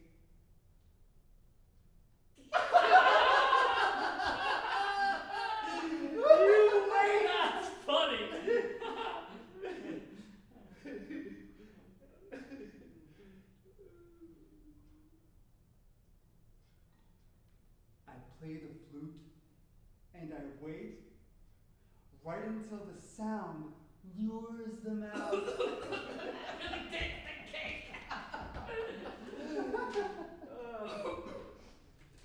You see, they love music. It must be a section of their brain. I'm not sure what it is, but when you begin to play a tune, it renders them rather harmless and just pulls them out of their holes. I see. And so the horrible beasts just crawl to your feet, and all you have to do is just grab them. No, not quite that simple. You cut off their heads. Oh, no. I keep playing until they're exhausted. Would you mind playing for us a little bit? Please do play a bit. Just a couple of notes. Just a tiny prelude. Ha ha. Just the overture. Ha ha. You really want to hear it? Yes, ha ha. We're all ears. All right. I'll play. The newcomer takes out a flute from the small suitcase and begins to assemble it and wipe it with a cloth. He tries 2 or 3 sounds, wipes it again, and readjusts it. All his gestures are very elaborate. He starts playing. The tune is very soft and has something of music of another world. That's fantastic. It's magnificent. I've never heard anything like it. It's almost supernatural. Supernatural, yes. I feel my bones melting. Poor beast. So, how many of them have you killed? Must be hundreds. Thousands. He's a butcher. Don't take it personally. It's a nasty job, what you do. It's too much. And stop that music. Yes, that's enough. We're not snakes. Cut it out with your filthy music. We're only thieves, you hear? Not animals. We don't go around killing innocent creatures. You're cruel. You're insane. Stop it. The two men rip the flute out of newcomer's hands. I said that's enough. Enough is enough. Where are you from? Where's your pit? Who told you about us? Are you a thief too? What did you steal? Are you a poacher? Do you catch other animals aside from snakes? Are you an assassin? Who did you kill? In fact, who are you? Do you know anyone by the name of Kurtz? Kurtz? Yes, Kurtz. Do you know him? Have you met him? Is Kurtz perhaps you? Yes. My name is Kurtz.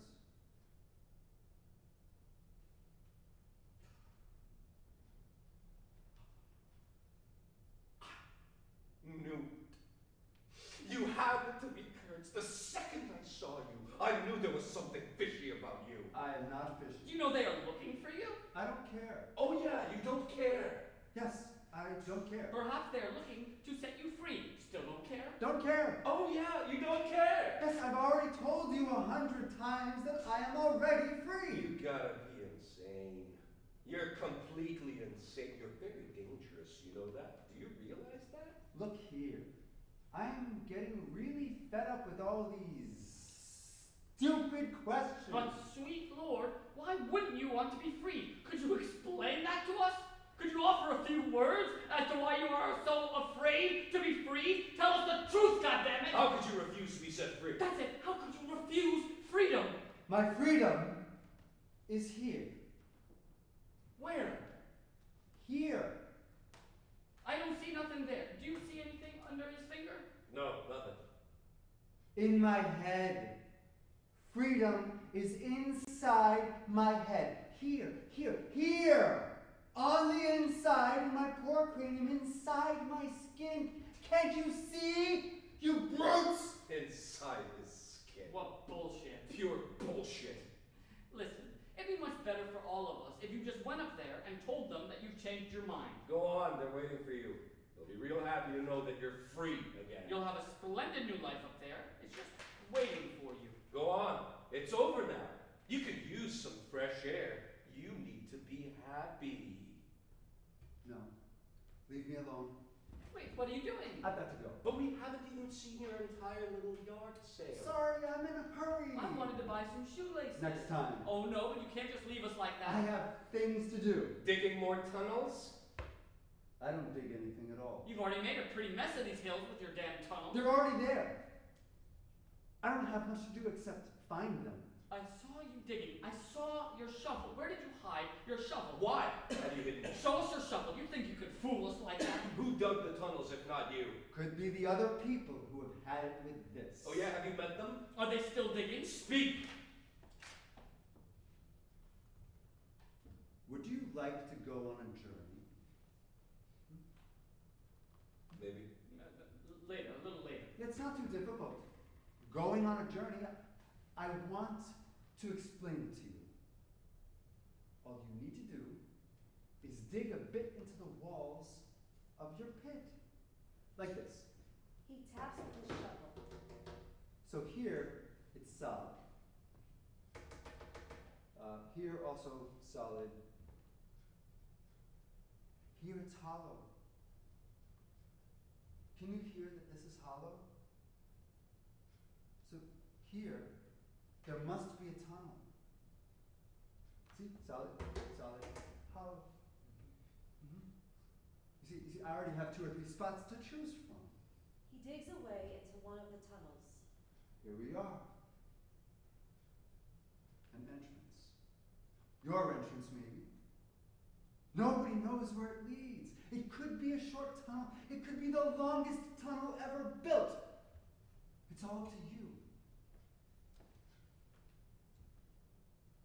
There are tunnels that lead to other tunnels, and so on and so forth. There are enough tunnels to last through your lifetime.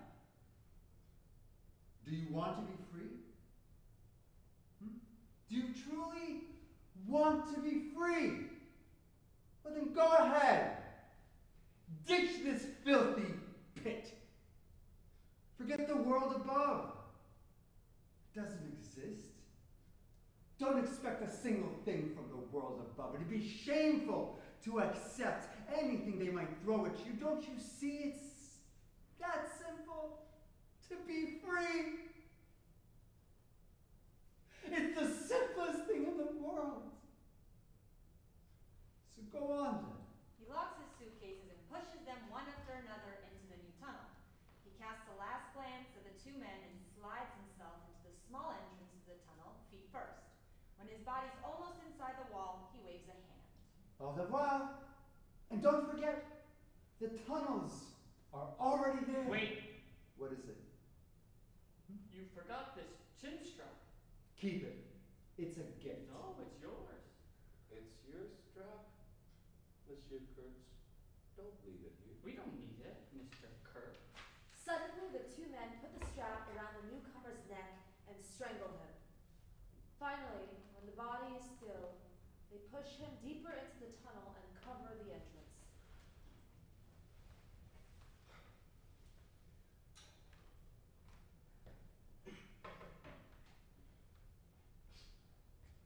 What a nut job. Yep. A nut job. The 2 men don't make eye contact. They crouch in opposite corners of the pit. It's one of the biggest nut jobs I ever met. No, that's a fact. It'll be hot today. Yeah, I think so. Ah, You alright, amigo? Yeah. Sure? Sure. You've done a great job. Thanks. Nothing to it. No. A terrific job. No doubt. I won't forget it. Thanks. Though, from now on, don't forget to say thank you, sir. Hey, you! Yes, sir? Yes, sir. They're still down there. Strange. How many of you nut jobs are down there? 2, sir. 2, sir. 2. Which one of you is Kurtz? Neither of us, sir. Neither of us, sir. They're lying. Of course they're lying. You're lying, you mutts! Oh, no, sir. No, sir. Well, have you ever seen him? No, sir. Never, sir. They're insane. They're completely insane down there.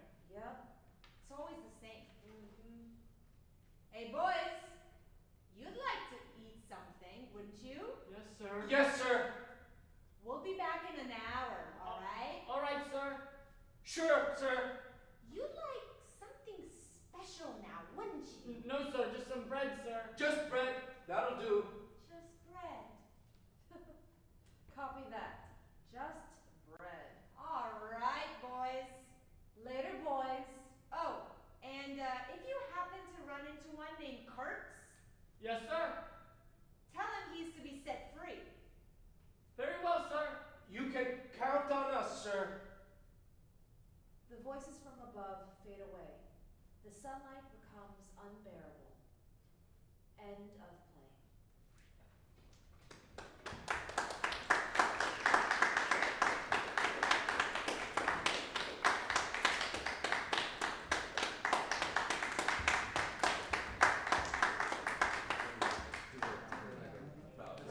Thank you.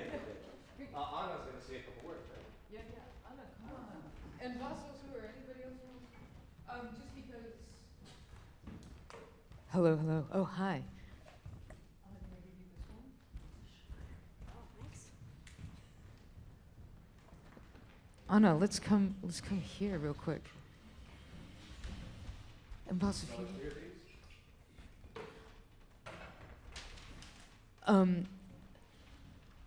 Hi, Anna. Hi. Thanks so much for showing that. Thanks very much. Thank you, Voss. Yeah, it was fun. Yeah. Yeah. I guess I just wanted. We have a few minutes before 3, and I know that you're gonna go do Halloween. I apologize. I did just want to talk. I just wanted to ask you. When I sent you the proposal about this festival, I think you took I think you thought at first, I don't have anything to, and then you said, oh, actually, I am working on this piece. So I was wondering if you wanted to speak at all to that. Yes, and thank you. And thank you so much for having us. Initially, I was like, oh, I'm not doing anything political. Democracy. And so I was like, Is the mic on? oh, I don't know. And hold it close. So, can you hear me better now? Yeah. Is this on? Closer? Yeah. When Ash reached out, first it was like, I'm not working on anything with democracy. It would be nice, but I don't have anything. And then I realized I'm working with Vas and like this wonderful artist on this play, which is not per se about democracy, but it's about freedom. And to me, one of the mandatory conditions to even have a conversation about democracy is freedom. And also, like, this play comes from tiny background. I'm Romanian, and part of the cast is Romanian. So we're coming from a country where, up until fairly recently, a totalitarian regime, where democracy was like clearly like more of a dream than a reality. And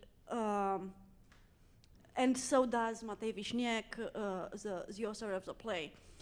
And to me, basically, I was listening actually like to a super interesting like panel earlier, and I was thinking like, wow, actually like, yeah, indeed, like it's so hard to, it can be so tricky to define democracy, or maybe it can be so tricky to define freedom the moment they're there, but take them away, and in a very instant, you will define them with your gut. Like, you'll know exactly what you're missing. It's kind of like, oh, air, I don't know, it's transparent, it's, like, do we need it? We don't know. We can talk, but take it away, and you'll know in a very instant what you're missing. So I kind of like feel this way about freedom, and also I feel like it's like this play. Oh, Vas, when was it written? Because it's like years ago, like many years ago, like 80s, 90s. No, late 90s. Late 90s, yeah. I So, think or just hissing 2000. so I'm not exactly, but anyhow, like it has some years of like existing A and. score. It's at least a score old.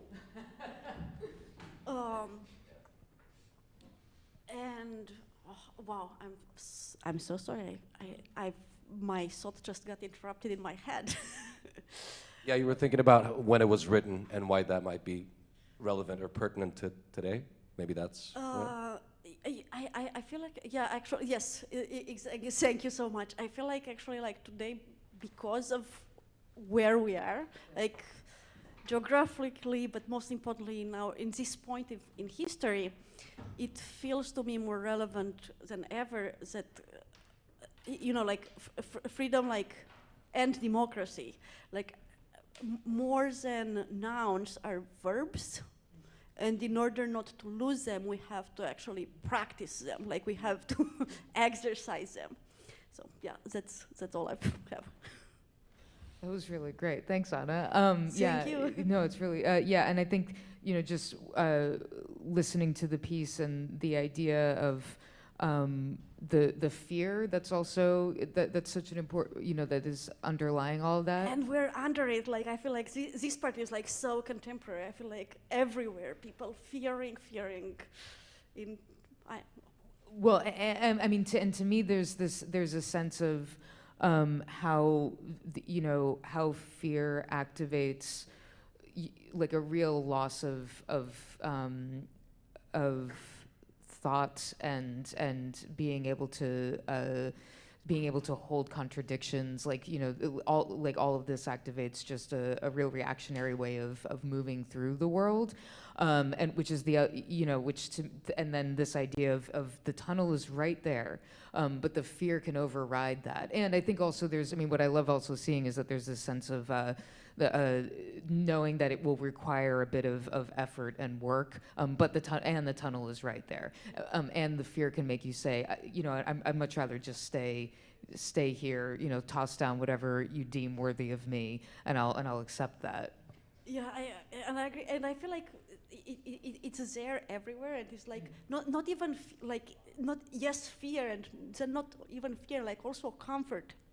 Like it's so easy to, you know, let go of making decisions. It's so easy. It's so chewable. It's so affordable. So it has to actually like be a constant like active effort. That it's an individual effort. It's like yes, it's society's effort, but it really starts with individual effort. And when I'm saying this, I'm thinking of myself. So yeah. Since we do have a few more minutes, and actually we have another panel that will be starting at 3:30, but I do wonder if there's anyone, you know, here who wanted to ask any questions or speak to anything in the room, you know, just even from the panel that was earlier, how these ideas are relating to each other, or if any of the performers, if anything that you heard from the panel is relating to, you know, this work, or I don't know, I'm just throwing some things out. Hi, Deanne. There's a microphone there, I see. I'm not hogging it, I promise. I can pass it. Thank you for the reading today. I think most directly this play kind of speaks to the dramaturgy of text that you were talking about, Ash, during our conversation about theater and democracy, but it also gives us a form that is different from, say, Brecht, because it's repetitive, right? It's cyclical, and it's happening, and it's like never ending, and you know, like in the world of Beckett or Churchill or you know, these folks. So I guess one thing to ask, or one thing that I consider is where and how, maybe not even like in the theaters, where and how these plays, which are cyclical, which kind of do stop time, which do make people think, like what are the other theater spaces beyond the stage that these might be performed, so that there could be some form of like an intervention, because I think they're so safe, right, in traditional theaters at this moment, and we kind of know what is going to happen, and so the pleasure is in the acting and the listening, but where and how could this like activate a public? Anyway, that's what it makes me think of. I mean, you can perform them anywhere. Like the space you choose depends on, I guess, your community, the community you're in, and whom are you trying to reach.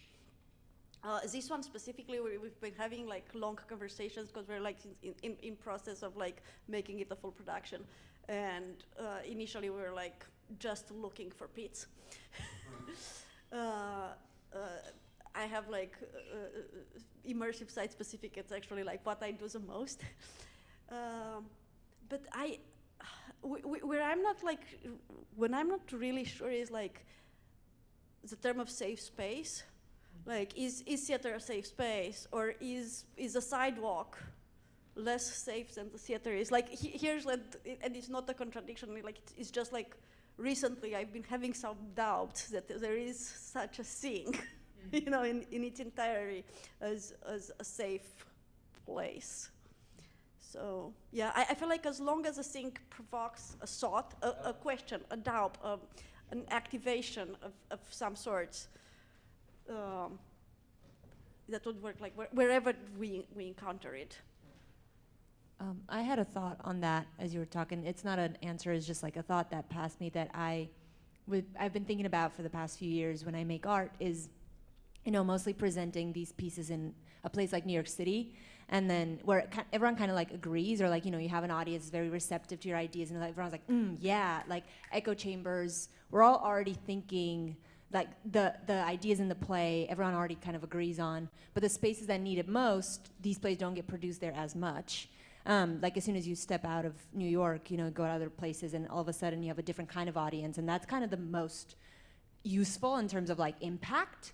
But it's that these plays just don't get produced there as much. So, you know, I always wonder when we do a play like this about democracy, about, you know, certain communities' rights or something like that, and everyone, all the audience in New York is like, yes, no, that was very good, and we all have a conversation about it, and we all agree, and how have we furthered the conversation? And to piggyback on what Anna and Maria just said, it's not like we have the luxury to like just, yes, it's a piece that can travel, but travel also involves costs. And it's also a matter of who will throw money at this thing to get it produced. Do you know what I'm saying? It's ultimately about money. As much as I hate saying it, yeah, we would like to bring it all over the world to, you know, to offer it for free to people who need it most, where it's not just us preaching to the choir, but it's ultimately about, it's a producer question. It's who will throw, because even in the city, it's hard to produce. Outside the city, internationally, it all boils down to money, unfortunately. Theater is very expensive to produce. Maybe because the election is very much on my mind. It makes me think about how this play could be pitched to a third party that could produce it, because if you're thinking about this play in terms of like political parties, there are the two parties, the first two men in the pit, and then there's a third that comes in that maybe can, you know, gives a different way, you know, but like, you know, going like, you know, the independent party, because you're like, oh, this person comes with suitcases, it gives you freedom, it gives you all those things. And how, I don't know, it makes me think about how, yes, thinking about echo chambers, but also thinking about democracy of like, well, what choices do we actually have in our democracy?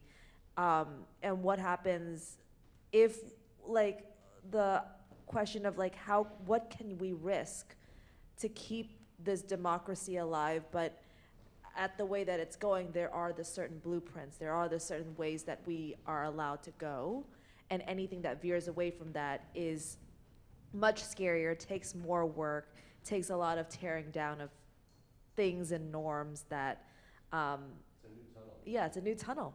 Yeah, I'm just thinking. In your analogy, there are very distinct things that are different between the Democratic and the Republican Party, but then there are things that are distinctly the same. And so that them being the two people in the pit actually does become really interesting. So just to throw that out there. And I think sort of tying that together is the reminder that, you know, as much as we like to identify as a democratic country, we're very much a capitalist republic where, you know, funding is the lifeblood of any sort of cultural arts, anything, and leaving the city or other parts of this country where the, you know, a lot of art is underfunded or constricted in its funding purposefully keeps people in that, you know, metaphorical pit where they, I've worked in a number of different institutions like prisons and educational institutions where it's nice to see art and it feels like a bonus or like something very extra daily and special, but rarely does it have the impact of like, oh wait, this is a tool for us to either find new ways of expressing ourselves or re-examining how we see something or what our projections are of our own world.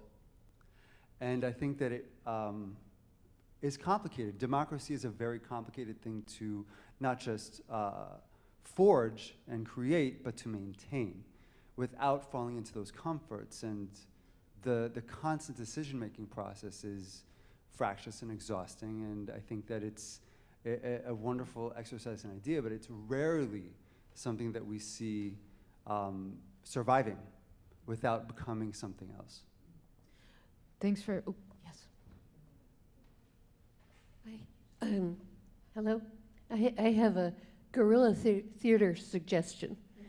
There was a tour in downtown last year, I think, where they put on every block some kind of a little video that you could push and you'd get a story about the building.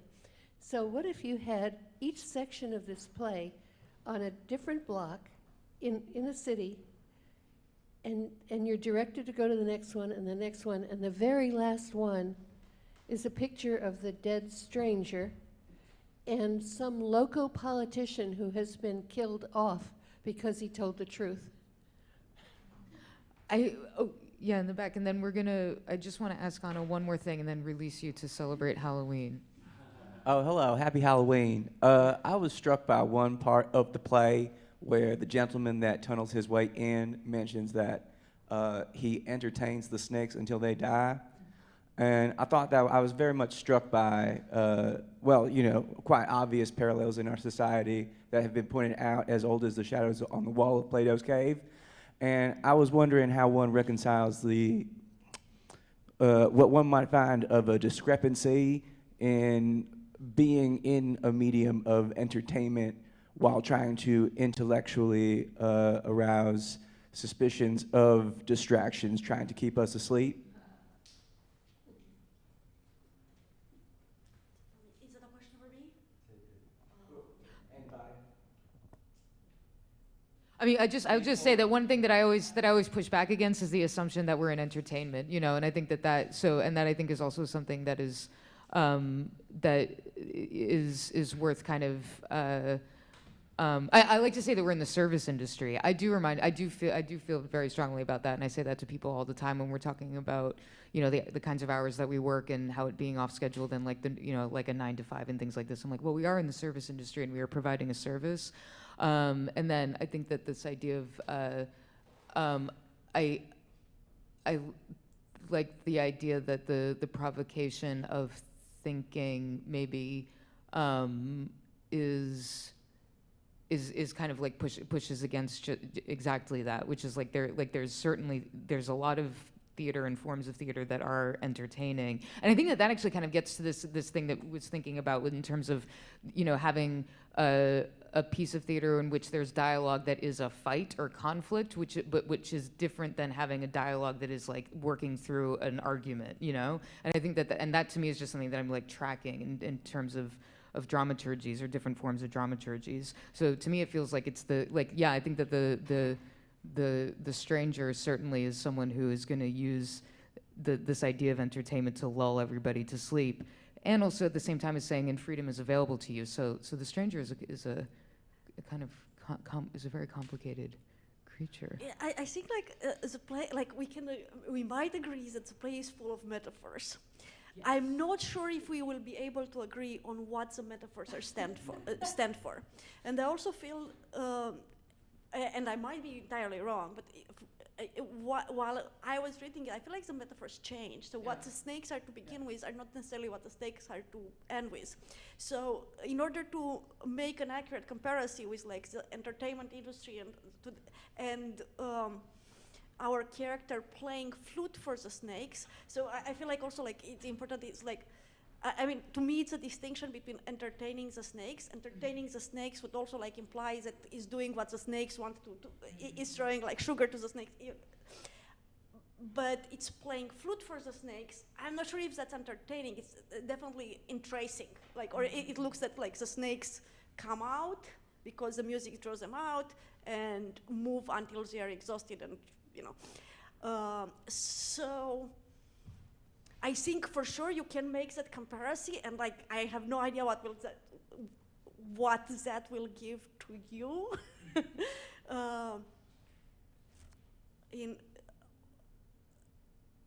I don't, in my mind, and for sure, like the flute can be hypnotizing, absolutely.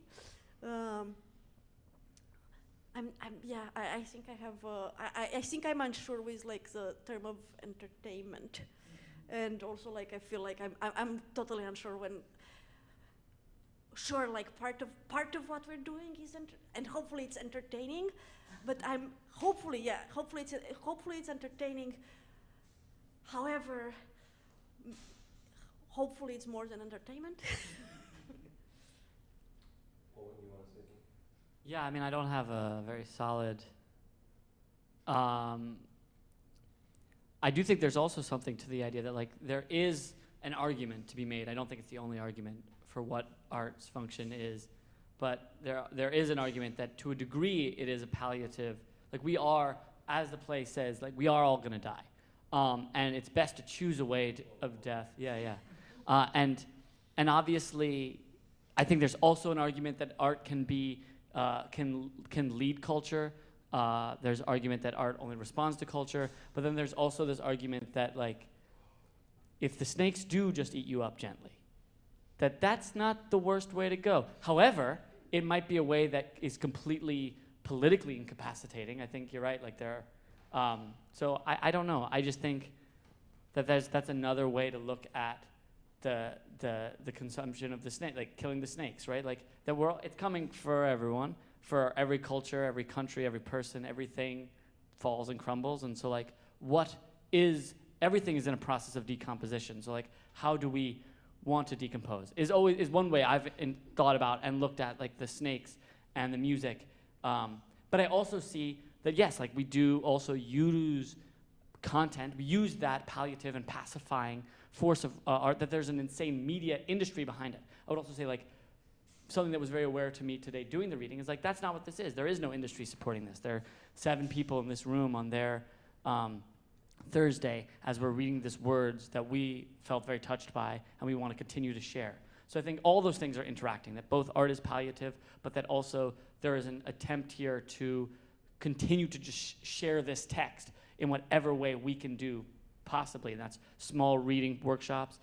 Before, that's this reading now, that's another workshop, to continue to push forward because it does resonate with something in us.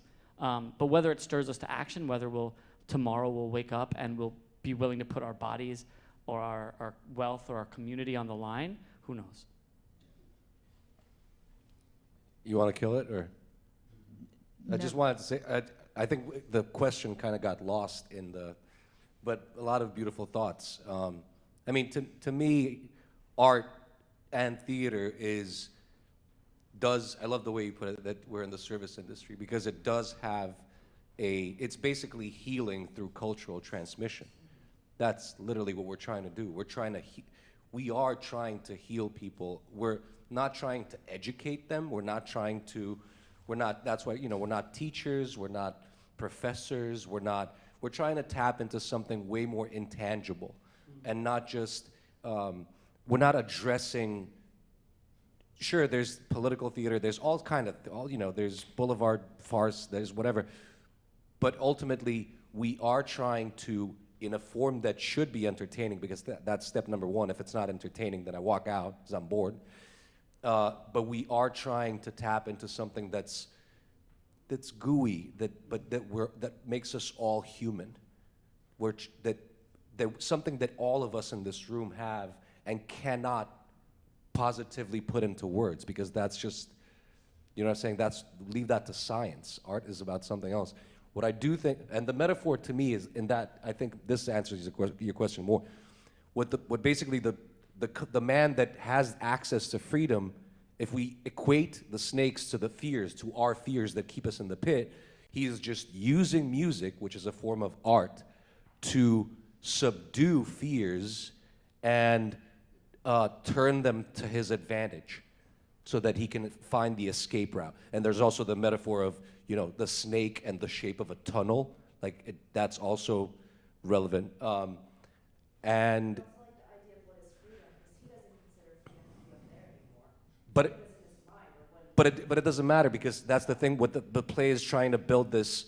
It's almost building this like scaffolding, or like this pyramid where even the guys up there, they're not free because they're in their own pit in a way, and they have people above them all the way to the top of the pyramid. So that's why he decides to go vertically rather than horizontally rather than vertically. Which is basically the way we as humans are meant to go through space. It's not down or up, it's always horizontally. Anyway, I'm gonna shut up, I spoke too much. Thanks, everybody. Okay, so we're going to take a wee pause now, and at 3:30 we'll be back with some more people talking on this subject. Thank you, everybody.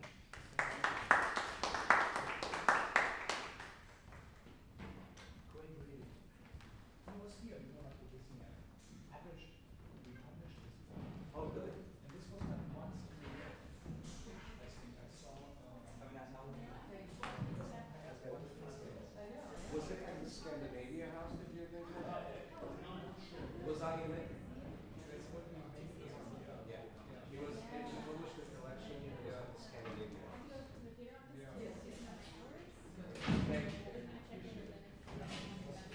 you. Yes.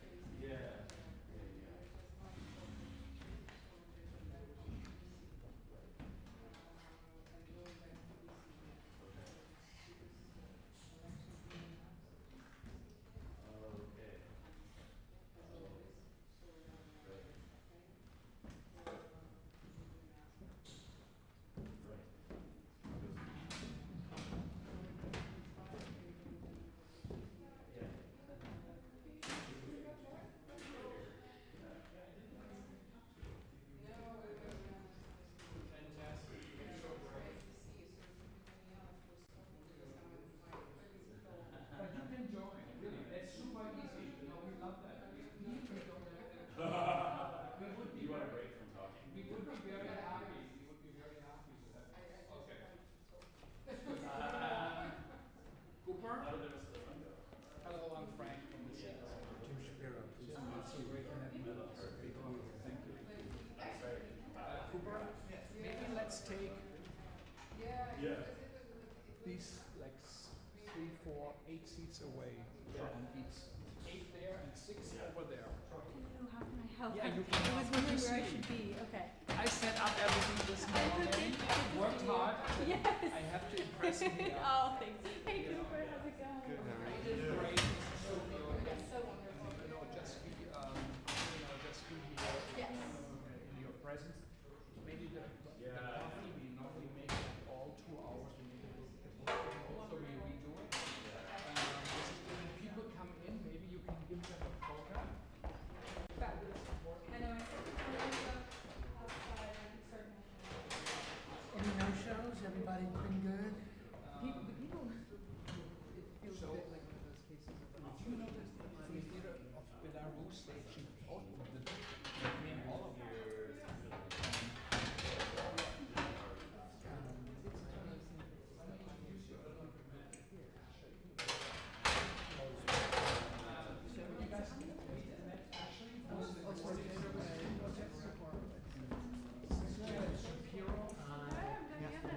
Hi, Danielle. I'm Ash. Thank you for being here.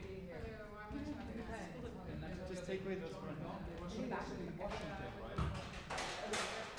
Ah, thank you so much for being here. Yeah, it's just Danielle. It's not these. Thank you. Jim Shapiro, please. Well, you it's a great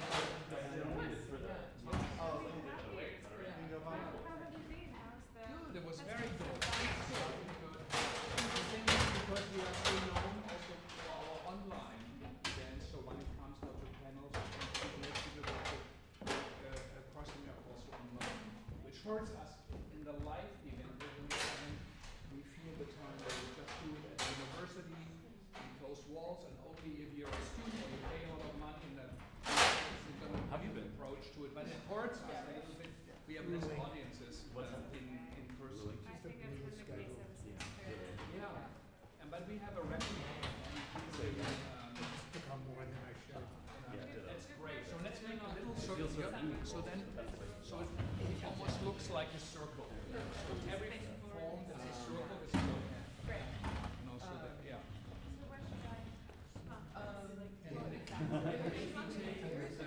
The outside chairs away from the first row too. Or put them on the right side. Just figure on way too much. Yeah. There's certain things, great opportunities. Sure. I'm gonna call for one assistance.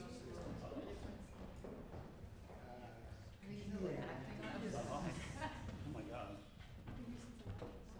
Yeah.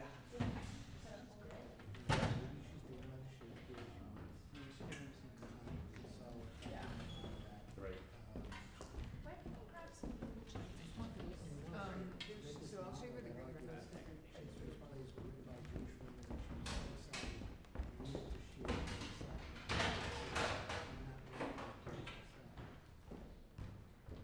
Okay. Thank you, Julie. There's one less obligation here. Oh, good. Great.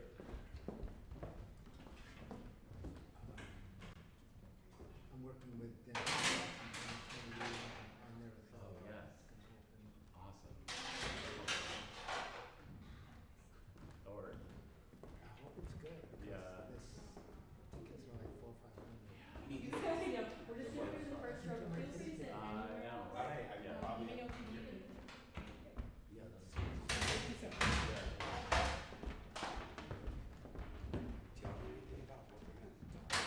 I'm Aaron, by the way. Oh, Aaron. Oh, hey, I'm Bethel. Oh, hey, nice to meet you. Yeah, exactly. I'm so glad that. Yeah. You could take one, I'll take. Yeah, exactly. I'll take Anne. I assigned my student to your project. No, So really? we'll see if, I told them to show up for this, but So, I work at Pace, so we'll see Great. if they show up. Students do. It's like, they're we're not all gonna do overwhelmed. class today, so Your come to students this. have class next Monday, Tuesday? Yeah. I teach Monday, and then I teach the following Monday, and I Not also teach. Tuesday. don't teach Tuesday, but Wednesday I have one class. Where do you teach it? Princeton. Part-time, but yeah. They're a little... After 1968 at Columbia, students insisted on having not only election day off, but the day before so they could go to their states. Oh, right on. Because they couldn't by mail at that point. Yeah. And now they're not giving up that privilege. So It's hard to take something back once it's been given. So. And once you have a 4-day Yeah, weekend, you miss Wednesday's class, so you have a 5-day weekend. That sounds really nice. But they're obligated to vote. How are the PACE students like? How are they emotionally and psychically in this moment? You know, they are. So I teach there. I also teach at Bard. Okay. I'd say that between the two groups, I think my PACE students, they are excited to talk. You know, like so. Yeah. I teach a class on. The class I'm teaching right now is about theater as an instigator of dialogue. So basically, they have self-facilitated conversations with one another, assuming they read the play, and then they have to collectively talk about it. And we do things like we did like Gaza monologues, we did like The Dutchman, like plays that are really meaty, that are gonna get them to think about stuff. And they do it, you know, like they'll talk about it, you know. Right. But whether they are, I don't see them as a active student body. I don't see a lot of engagement or organizing, a lot of things like that are happening at PACE. Bard's a little different, but they're also in the middle of the woods, so it's kind of kids at PACE probably are working more than part-time. Yeah. A little ways that kids at Bard may not be. Oh yeah. I mean, that's like a summer camp disguised as a university. It's kind of wild. I was like, For that kind of tuition. Right. Can I ask a dumb question? Sure. Have either of you seen Romeo and Juliet? No. Is it the Anne Juliet or the? No, there's a new Orange. I haven't. No, I have not. Okay, just checking. Have you? I did last night. I was the only person over 25 in the house besides my wife. Wow. I was the thinking youngest about taking my Broadway kid. crowd ever. Yeah. I was thinking about taking. But it's not for us. Yeah. Interesting. I mean, the political edginess, that's not what it's about. So I felt way out of my depth. What was the spin? Could you? Yeah, particularly without spoiler alert. That's okay.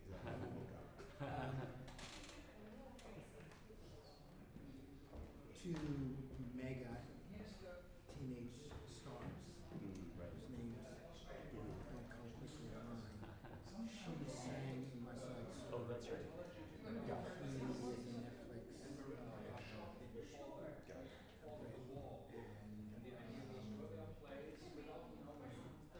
The banner of the production is the kids are fucked.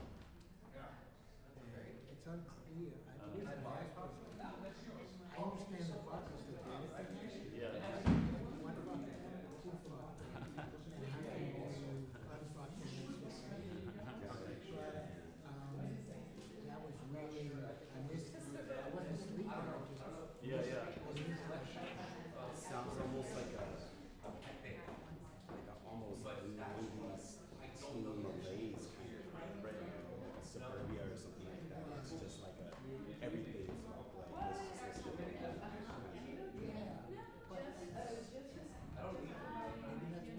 of the teenagers are right now. Maybe they don't really care who's doing the fucking Ranges. So my kids' high school last year they did a walkout for golf. The teachers mostly he's like at a progressive public school, so the teachers were like, go for it, you know. What's the school? ICE. It's a worse name. Institute for Cognitive Education. They train them. Yeah, it's like a right, surveillance. No affiliation. Should be ICE, no affiliation. Exactly.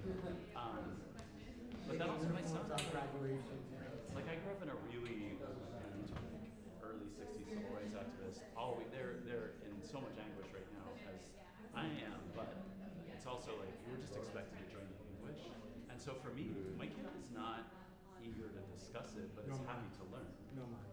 And so I'm a little bit like, maybe home is a place where you don't have to dive into the successful all the time. But I do want to now he's old enough where I'm like, I want to let you know that the coming time is going to be difficult no matter what happens in this election. I mean, I will say, I read, we read, what shit, the name's going away from me. My Name is Rachel Corey. That's the play we did at Pace, which they like really connected with. And then I did Gossamer at Bard. But the Bard kids did not.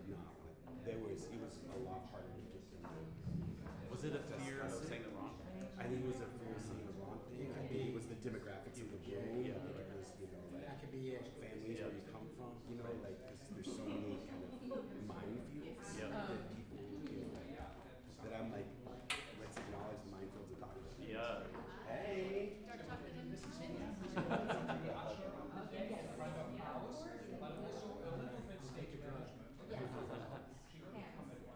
Yes, thanks. I prefaced the question to my class 2 days ago. We've been shaking politics in America. And I said, well, I really could be working for Jeff Bezos or Elon Musk in 10 years. So tell me what your eyes are going to be like then. And that hit them. That woke them up. And it may be true. I remember after the 2016 election, I was still new to Princeton. I didn't really understand the power pipeline, but there, what used to be called the Woodrow Wilson School is now called something else. Great. And had a class of, I was co-teaching a class of like 13 students, most of whom were juniors and seniors in that area. And so the election happened. Our class was Friday, 2016, and we were, my co-teacher and I, this amazing scholar named Judy Camara, we were like, we should probably mention the election, but I'm sure they won't be talking about it. And it was almost all women of color, and we were like, so should we check in about the election? And they all started like half of them were weeping, partly because they felt afraid for their family because they were first gen, and they were, partly because they were like, we pretty much had a job lockdown in the Clinton administration. I think that's what we were expecting. Hi. Are we in? We get this show on the road. Let's do it. Hi, I'm Aaron. Hi, Dean. Nice to meet you. Nice to meet you. Eric? Aaron. Aaron. Yeah. Got it. Hi. Yeah. Oh my. I love this for us. I know. I love this for the world. Are you joining us on the panel? Yes. I guess I've been voluntold. One never turns down an invitation. Hello, everybody. Yes, don't turn that in. Can I have a chair for Of course. Is that okay? Yes. Yes. It's very. Oh my goodness. There you go. Come on. Daniela. Yeah. We need Where- another. We need How many another chairs? chair. Oh, this is a huge panel. No, come on. Where would you like? Less central. This is Voss, next to my friend Daniela. Do you, Oh, no. Oh, yes. Here. Whose stuff is this? Test 1, 2. What's that? Test, Is test. Did you take? Oh, hi everybody. Oh, Nick is here, so we can start. Oh, yeah. hello. Yeah. Oh my goodness. Hi everybody. Welcome to our 3:30-ish panel, which is titled "A Dialogue for Theater and Democracy." This came out of an idea that we've been talking about since earlier today, which is this idea of dialogue as something that occurs in theater scripts, and to me, thinking in terms of conversation that is less about a fight or an argument or conflict, but really about ideas like a point of view and then a counterpoint of view, and then that kind of playing out through a piece of theater or a conversation or an agon even, this sense of that as something that is foundational to a theater form, but also maybe to the idea of a democracy or a space where the people have the power over their choices and their systems and their government. So that's the reason for the name of the panel. But what the people who are sitting here are all people who some are showing work over the course of today, and then some are also people whose work I've been following over the years and who are working in terms of theater and democracy and the exchange of idea through those forms. So what I would really like to do, we have until 5 p.m. for this. What I would like to do is just kind of go through the panel, say a little bit hello, who you are, what you do, and maybe if there are any gauntlets that want to be thrown right down in the middle right now. And there's that empty chair too, which I love. So I don't know. I think that's for whoever feels like they should sit there. No, but I think it should be rotating. I will start with passing it to my immediate left, my dear friend and colleague Beto O'Byrne of Radical Evolution, who will be showing some work later today. Yes. Right? Yes. So excited. Yes. Yes. Yes, I will be. Go ahead, Beto. Oh, hi. You just introduced me. But so I am Get down, Beto, representing Radical Evolution Performance Collective, and I think specifically our work with the Street Theater Crew, which is a street theater collective that does work mostly in collaboration with activists, with unions, with different organizing bodies and things like that. We create work mostly in service to them, and a little bit outside of that as well. Since I'm first, I don't have a gauntlet to throw down, but come back to me, I might have something.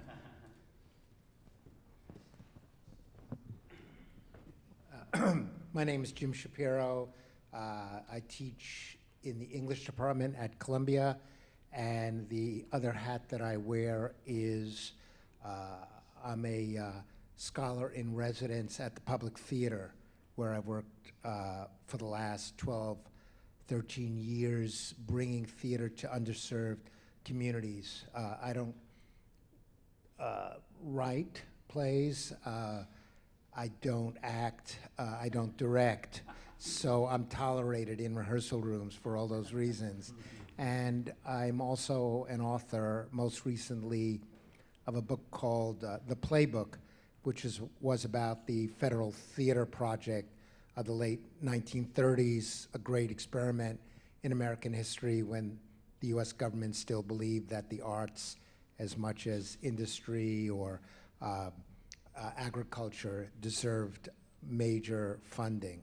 So that might come up later, but my interest is in one day restoring the place of theater in American democracy and helping to preserve what may be left of democracy at that time. Gauntlet thrown. I'm Aaron Landsman, and I am a writer and sometimes performer and sometimes director. And one of the reasons I'm here is that I made a project a while ago called City Council Meeting, and then Mallory Catlett and I wrote a book about that called The City We Make Together. And I have a working group called Perfect City, and I'm bringing all that together now to try to move some of this work, which was resolutely an experiment in form and content and context, into the organizing and civic spheres, and just pretty humbled by what the different expectations are. And in this moment of trying to remain rooted in experimentation, as I also am encountering collaborators and partners who need to make policy. And so I guess what I'm kind of trying to do collaborative policy making or creative policy making in lieu of creative placemaking. A term I don't love. So yeah, I'll just say that for now. My name is Dean Bashir, and I'm a playwright, theater maker, and also have a little stint at Bard College, which is fun. And my work is, I'm curious about unfathomable gaps in what can be said out loud and by whom. Our collective ability to actually hear each other. I have a deep curiosity about that, and so yeah, that's what I'm making work about. Yep, you have one. Got one. So my name is Daniela Kaliada, and I'm from Belarus Free Theatre, and I think I'm the only one of you that actually comes from the other side of the debate, and I come from the dictatorship. So from my point of view, you won't hear theatre and democracy, you'll hear theatre and dictatorship. So Belarus Free Theatre is going to be almost 20 years next year, so by now we're almost an institution, not quite as old as you guys, but I started working with the company when I was 5. So it's been almost 25 years. So I guess from my point of view, you will hear how it feels to grow up in theatre amidst the dictatorship. So I hope it's going to be a different point of view. Hi, my name is Vas Eli, and I am the founder of a baby theater company called Butterfly Productions that is producing this play by Matej Višniek, who's a Romanian playwright. And Perry, my buddy, and I were here as his, what would you call it? His emissaries. Thank you for that word. And yeah, we presented a reading of his play, The Pit, which I also translated. I'm also a performer, an actor in it. And yeah, that's my gauntlet. I don't have anything else. Hi, my name is Perry Yaniv. I'm a surprise panelist today. I have been an actor for over 20 years. I've worked on devised pieces, documentary theater. I've done revivals of federal project pieces, other classical theater. And I'm constantly interested in what this platform has always presented. I used to come here a lot. And I'm also constantly sort of intrigued in investigating what theater claims to be as a dialogue and how it actually tends to present itself, and sort of all the questions that access tends to bring up, and sort of how that can be addressed in ways that are not furthering sort of social, educational hierarchies and things like that. I'm also a clinical researcher and a part-time student at the Columbia Journalism School. Great. Well, thanks everybody for being here and surprise panelists. So I do want to, I think one of the things that is still resonating from the conversation that we had earlier today with the colleague Shannon Steen, who's over at Berkeley, is kind of the performativity of democracy, and I think that there are intersections with that in the idea of theater, and I think that in some ways that also intersects with a performativity of dialogue or conversation, and this idea of what it means, you know, when we one of the things that I find to be when we even begin to engage in this topic, there seem to be a lot of assumptions about what we mean by democracy, what we mean by theater. And so something that comes up to me is the idea of what it is to perform that idea, as the form of democracy, as opposed to what we might think we mean when we're saying what democracy actually is, and then how that feels like it may or may not intersect with our work, or the different forms that we've been studying, you know, writing about, and also living. So there's, I don't know if that's a question, but somehow there's... There's meat in there. Is there? There's sustenance. What is the question? I think just in terms of thinking of what do we mean when we actually talk about democracy, and how we think that it is actually intersecting in our practices, if we do feel that it's intersecting in our practices, in terms of, you know, what I just heard now is these ideas of dialogue, of bringing work into civic spaces. So there seem to be a lot of ingredients in this idea. So I feel like and what is the difference between between what any of these practices are or these studies are, and when maybe we see that there is a performance of this idea of theater and democracy, or a performance just of democracy. I mean, I think that maybe is a much broader idea, because we talked a little bit about that earlier today. But yeah, is that? I can begin with an historical example that might set the table and open the door for more contemporary work, because ultimately this is about contemporary work, not things that took place 80 or 90 years ago. I'll tell the story as briefly as I can. It's partly comic and partly ridiculous, but it produced interesting and important theater. Sinclair Lewis was an extremely popular and second-rate, in retrospect, novelist from the 20s and 30s. And he was married to a very successful journalist who was one of the first people who interviewed Hitler, came back, realized the dangers of dictatorship and fascism, and he decided to steal her thunder and write a novel called It Can't Happen Here. And because his previous two novels were turned into million-dollar-plus hits in Hollywood, Hollywood bought his novel before he even finished it. And they cast some of the leading actors for the film. They hired the best screenwriter for it.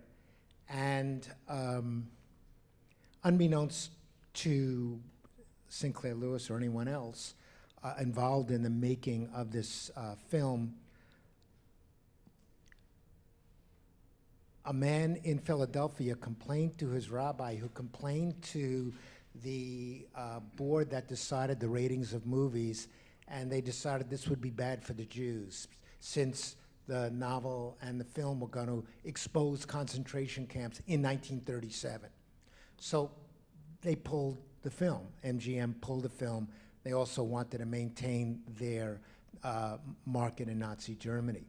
The Federal Theater Project reached out to Sinclair Lewis, said, give it to us, we'll turn it into a play. And he did, and they did. And what was remarkable about this play was it was staged in 21 cities across the country, opening simultaneously in a kind of challenge to Hollywood. And each company did it in its own way.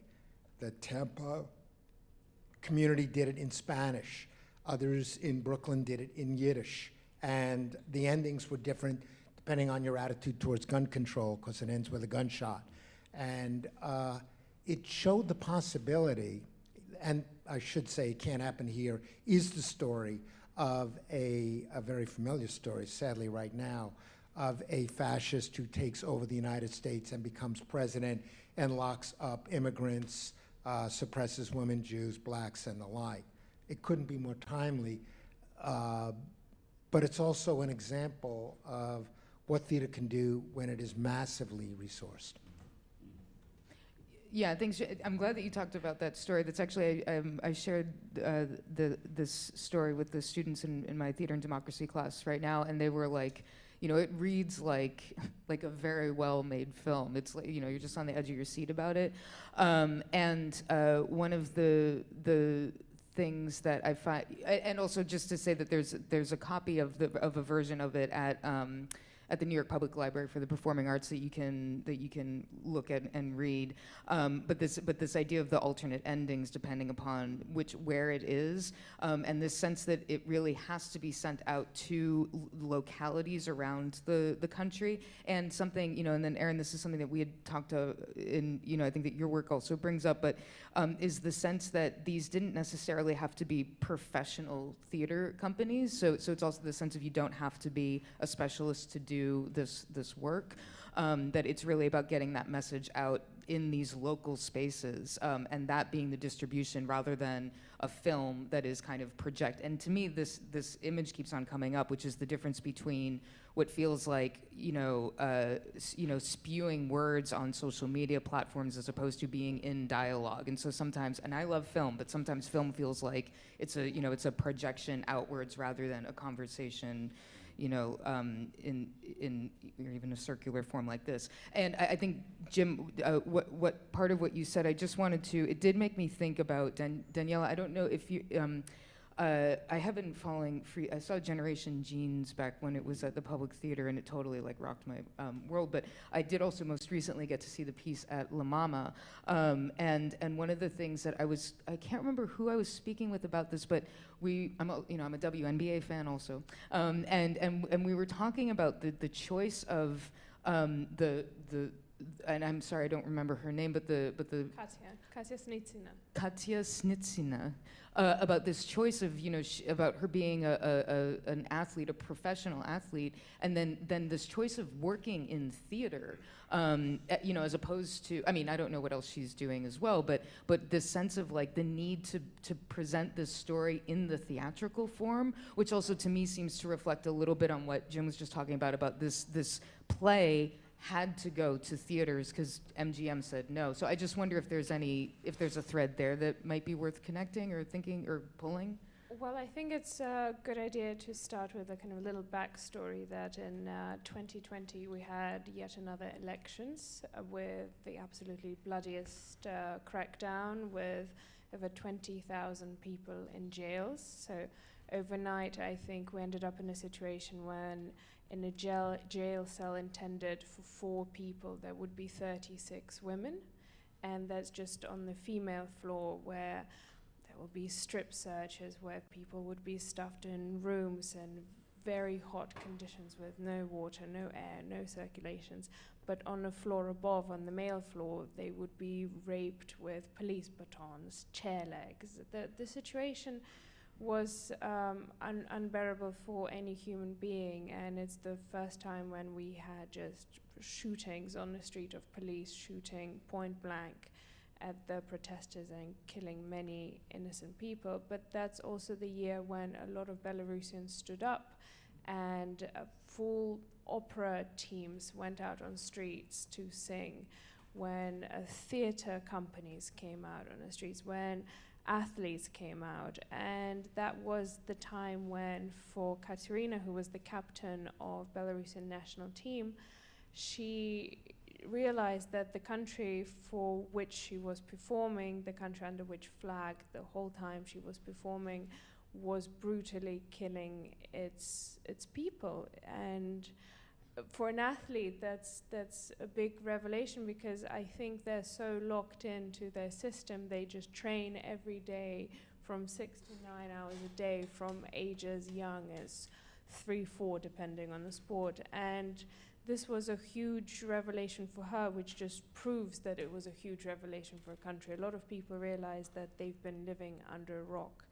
And even though we've been performing underground since 2005, it's a generational thing. This election was people my age. There were people in their 18, 19, 20 who grew up knowing this to be the same guy who was a president when they were born. So it's a very new wave of protesters. But yeah, this is why Katerina came out. She posted on Instagram, "Stop the violence," and she got kicked out from Belarusian national team. Since then, she got announced to be extremist. She came out as the first openly gay person in Belarus in sports. So she's an extremist lesbian, because that's the term coined, as she is. Her Instagram material is considered to be extremist material, and she is a lesbian. So this is her final year of her career this year, as she is 37, which is old for sports, apparently. And because we've been working together on a variety of projects, for example, she came out at Nikolai, one of our founders' cooking show, with a priest, in fact. So they had a debate with a priest, and just a few minutes before she came out, the priest said, if my son was gay, I'd run him down with a tank. So I guess it's safe to say he has opinions. Regardless, theatre was a very natural continuation by various standards, because as a Belarusian, Belarus Free Theatre is the only form of free expression that existed since the early days of dictatorship. And it's probably the most well-known form of expression. If you Google Belarus, as much as you would see Belarus dictatorship, the next thing that would come up would be Belarus Free Theatre. As flattering it is, it also shows that there are very little things about Belarus on the world market besides it being a dictatorship and having one great theatre company. So for Katerina, this was the natural way, the kind of the most publicized way to get her story across, and hopefully we've been able to help her with this journey successfully so far.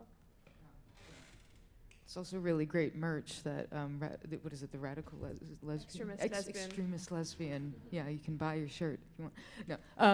No, I guess I'm this, and then this idea of, anybody jump in, I'm just kind of, I have my gauntlet question. I bought the socks, by the way. I got the sock. I loved the socks. I loved the show. It was so good.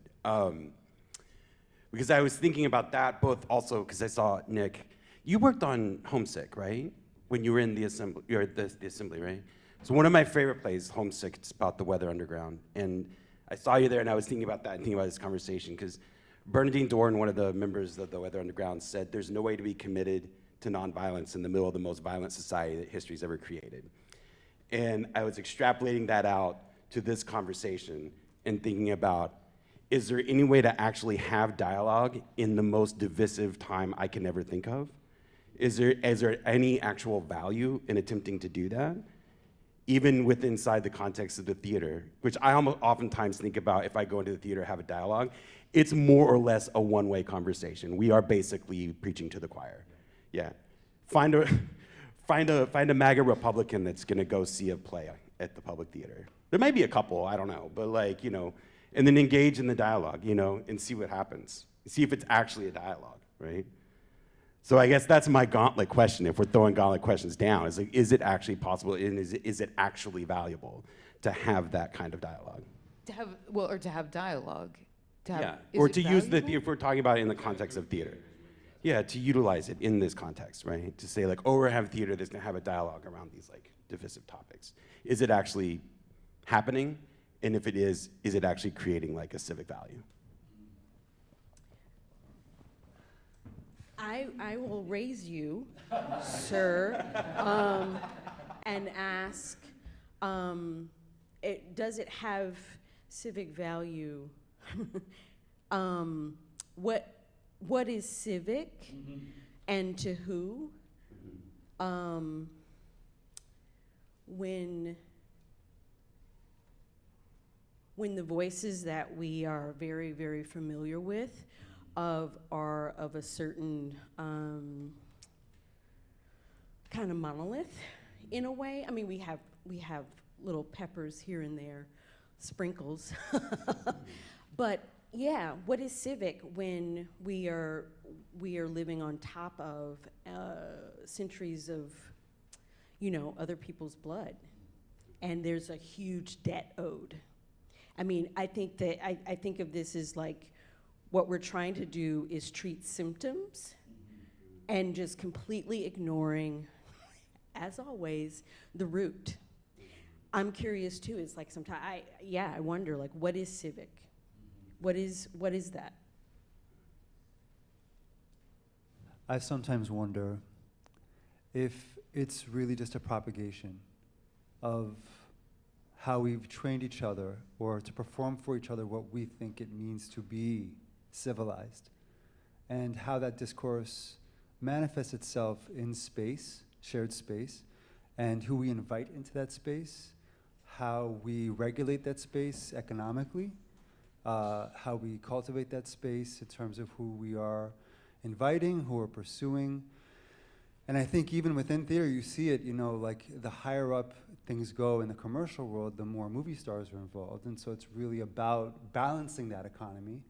And the reality of actually having a conversation as opposed to a one-way discussion panel-wise is, do we really want to hear back from the people that we're talking to? And I remember one specific instance, I don't know if you were there yet, Nick, but at Wesleyan, years ago, a student had co-produced a play, and it was very hip-hop based, and the writer was directing it, and it had a sort of like theater department presentation, and there was a talk back afterwards, and this is in Connecticut.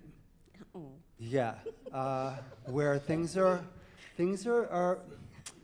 interesting there. As a New Yorker, like it was very, and people were bringing up cases that some very kind of what they I believe they consider like it's like almost like a low-key racism just pervades the area and made its way into the theater, and a certain question was asked that led to a very direct argument between the people on the panel and the people in the audience who asked that question, and it turned into a verbal altercation. And I think that when we present the potential of inviting the people who we do not usually see in the audience of these theaters, that I don't know if we as artists or as discoursers are ready to have that argument in this space, what it does to that space. There's a lot of trauma that I think theaters are built on, and that they actively avoid because I don't know if they are equipped to relive or reopen those traumas, and that's why they keep them the way they are and why certain discussions are had and others are not. But I think that insofar as we're having this discussion, I think it really is about how do we even scratch that surface in a way that is constructive and not re-traumatizing, but in a way that serves people who want to be there, and hopefully in ways that can invite people that maybe historically avoid it or have been sort of kept from it.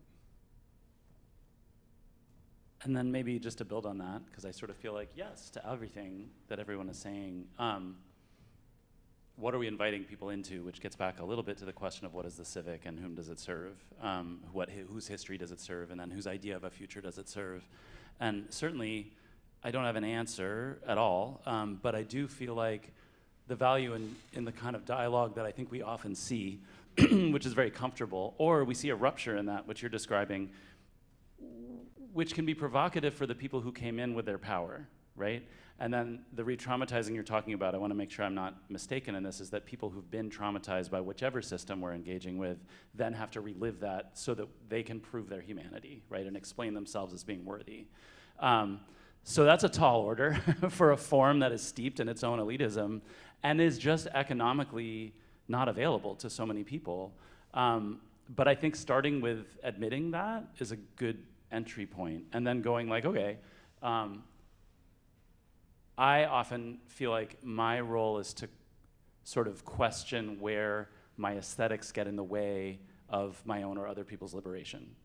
And the aesthetics lead to the form, the space, the context, the costs, and all of those things. And to try to invite other people to feel empowered to engage in that dialogue with me feels really rich. To say the knowledge is already within you. You already know. We're going to do a little thing afterward. This is a teaser about a like community map making exercise that has basically been a way of saying you already know all the policies that affect you, and we can talk about their histories. We just maybe will put language around it together. So that's something I'm very interested in. I also will just say, and I don't want to.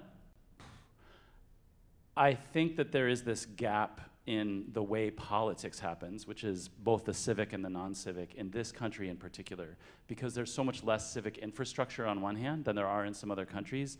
And then in the global south, there's more innovation and there's not always been the infrastructure that we have, so it's not taken for granted.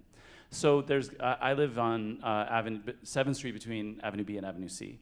7th and B is where a lot of new migrants came last year under the mayor's and the city and the country and the world's cruel policies of, rooting back to the nation state as an origin, perhaps. But they all came to our corner.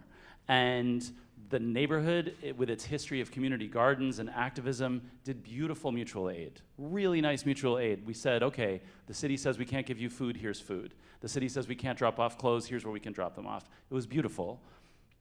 It had zero connection to policymaking.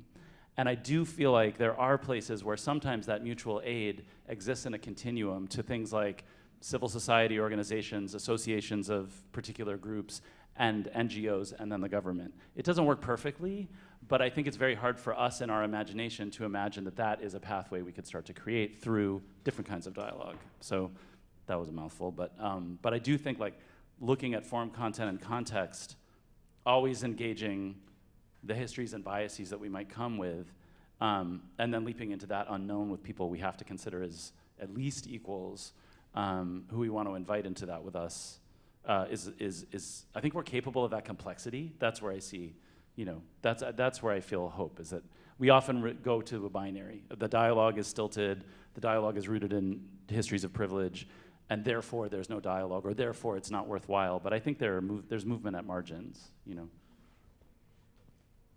and I want to ask, why is the question is, why is the country so divided right now? And I don't think it's theater's job to politicize people. I think theater is telling stories. Theater is, like, I think one of the biggest things that makes this country so polarized is the internet and social media, and theater should be the enemy of that. Theater should be the antidote to this whole AI and social media craze, which somehow in some paradoxical, twisted way seemed in the beginning like giving the power to the people, but somehow now it's like self-cannibalizing into compromising democracy, like online, and it's just completely, it's pushing it into decay. But we just have to keep on telling stories that are inherently human to bring, I know it sounds like a cliche, like, ooh, yeah, but we have to bring those two sides together. And I think that's the question we should start from. Not necessarily how can we get to the community that, where it won't feel like we're preaching to the choir? How do we put up plays for them? I think we just got to figure out a way to make theater more accessible for both producers and consumers, because that's a huge issue right now. I don't know where it started, where it's going to end, but that's the sad reality that's coming from Europe. It is absurdly expensive to both make and to consume theater in the city. Like, I can barely afford to go see theater. Like, who can afford a Broadway ticket now? A friend of mine is seeing King Lear. Kenneth Branagh, yeah. The cheapest ticket is $200. Who can go see that? Are you guys gonna go see it? If you can spot me $200, maybe I'll. But no, that's the big issue. I think it's because ultimately, politics aside, we got to understand us just as much as whoever they are. We need to understand that we're human, and that's what theater, I think, is striving to accomplish. But I do have a question. What do you mean when you say underground theater? Well, Belarus is a dictatorship. Yeah, but like specifically, how underground is it? Like we're banned. So where do you put up shows? How do you get people to come? I could answer that partly because I was lucky enough to go to Minsk with Free Theater Belarus, and the experience that I had was, please bring your passport to the safe house, which is unlisted, and everybody who is coming will know where it is, but we can't make it public. And that is because 6 months before I was there, the KGB arrested everyone in the room. And it was also a really, helpful examination of my own privilege as a US passport holder, because they were like, yeah, if you get arrested, you might be questioned for a couple of hours and the rest of us will be here for days. So that was the underground level that I experienced. And how do you advertise?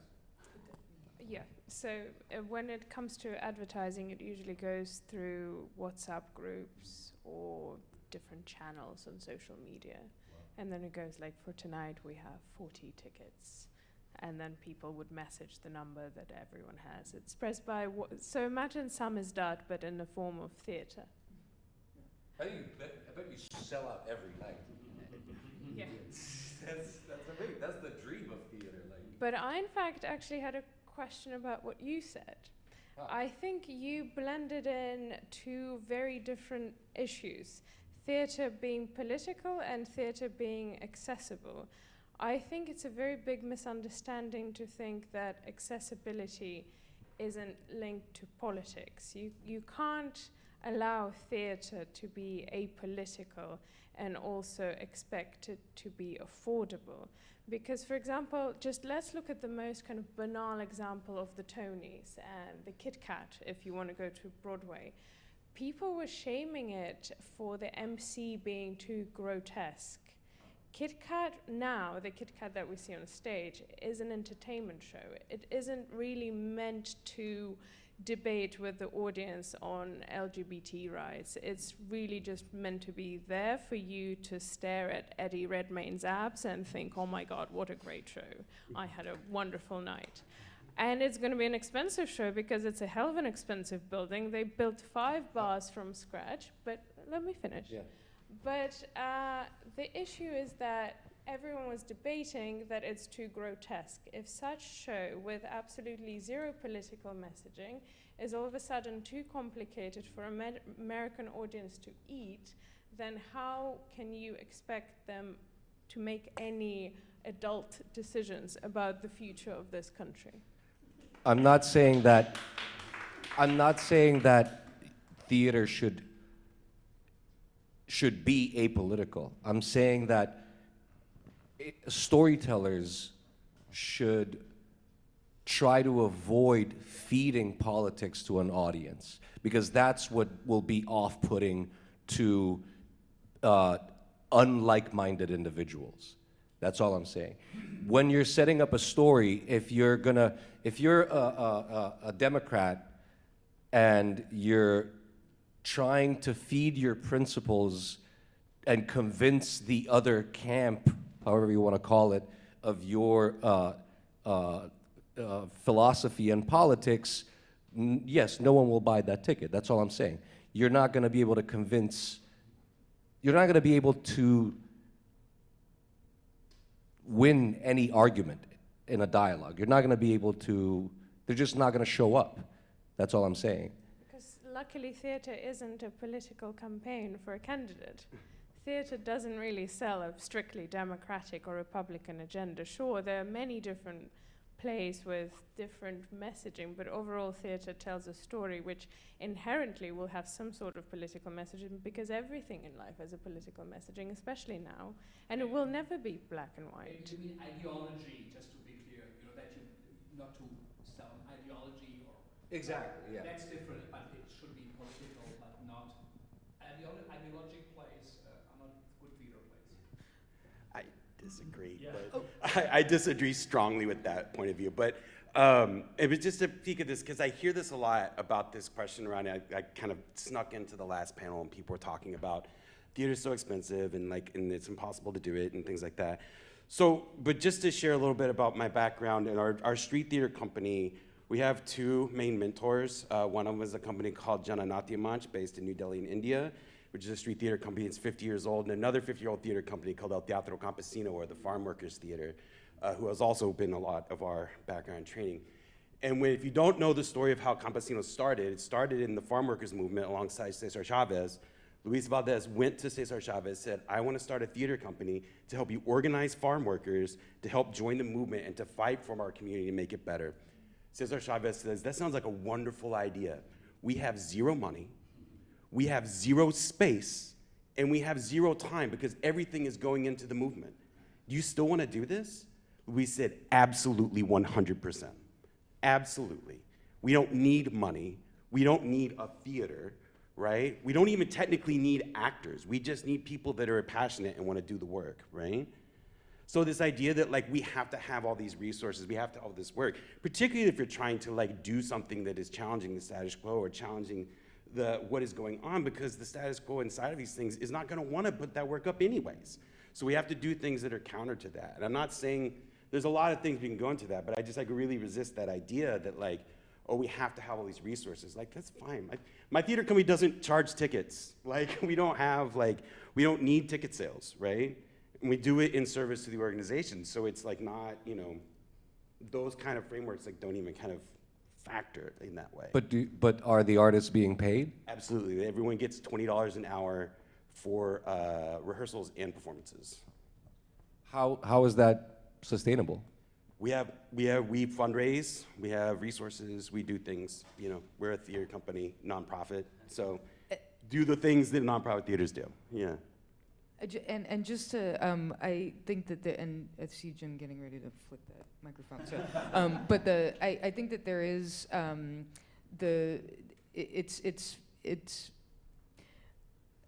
this question about dialogue. And is it, you know, can it happen in theater or is it happening in theater? You know, which I think are maybe slightly different questions. But I feel like it's what's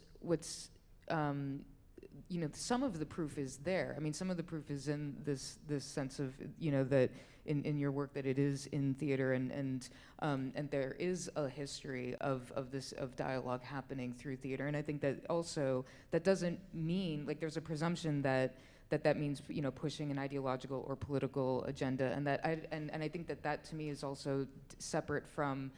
That's not quite the framework that seems compelling, or that is actually what might actually change people's perception, and you know, continuing to come back to the embodied of that, you know, of this idea of it's something that it's about being in these spaces, and that feels a little ooey also, but I think that there is something to that, and I also think that one of the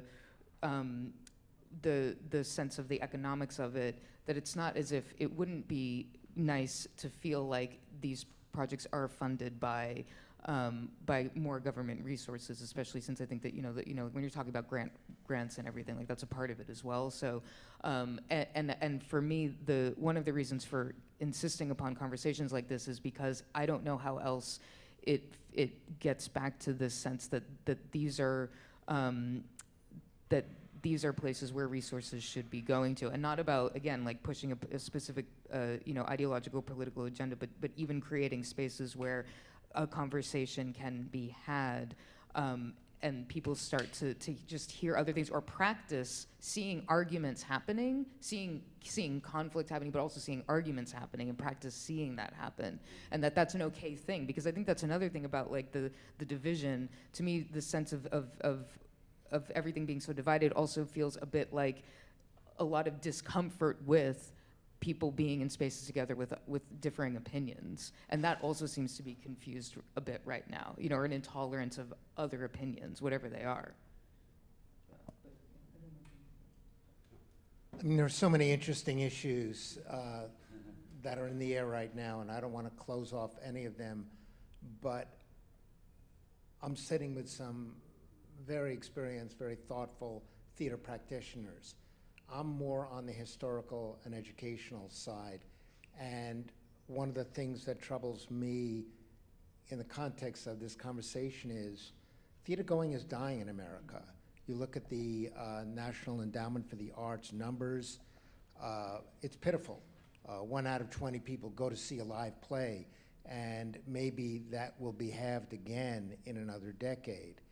I'm going to a literary festival in South Carolina tomorrow, and South Carolina is debating today whether to ban Romeo and Juliet from schools.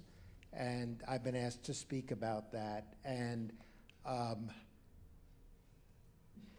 you know, it's even hard to know where to begin in that conversation, but it is actually a Republican versus Democratic, not ideological. Nobody's read the play. They just decide that there's sex or obscenity, and we have to start banning works.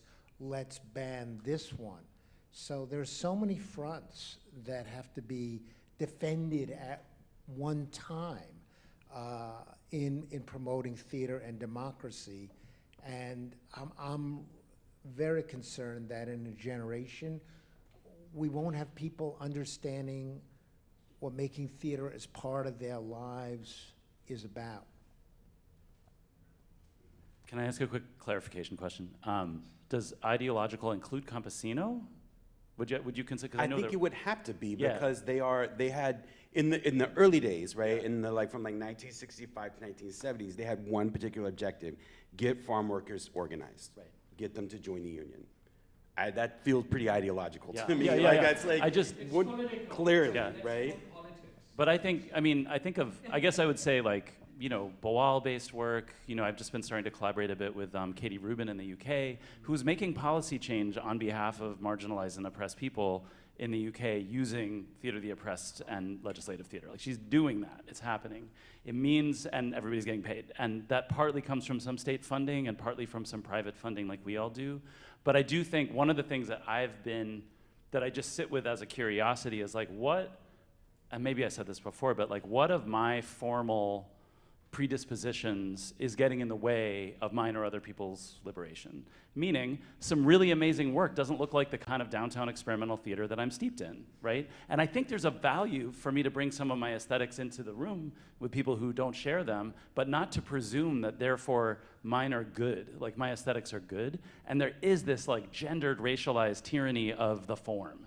I think there's a tyranny of form in our field that says something has to be rigorous and good in a particular set of ways, and it has to look like something we've been looking at evolving since, the Worcester Group, God bless, who I love. But like, there's a lot of formally rigorous, ideological, political, whatever you want to call it, work that has its own sets of forms and structures that come from places that aren't valued in the academy or in the regional theater or on Broadway. And so I just think like, can we as a group or as a community look beyond the aesthetic crutches that we cleave to, because I think that gets us closer to being able to actually use our tools in a different way, personally. Because who defines that, right? Who defined what is good in those contexts, right? I'm curious actually in thinking about what you're talking about in terms of like where people aren't going and people that aren't coming to the theater. And it leads me to a question of like, one, like in terms of that research, like what are we defining? Right? And is also like the concept and the constructs of performance shifting and changing.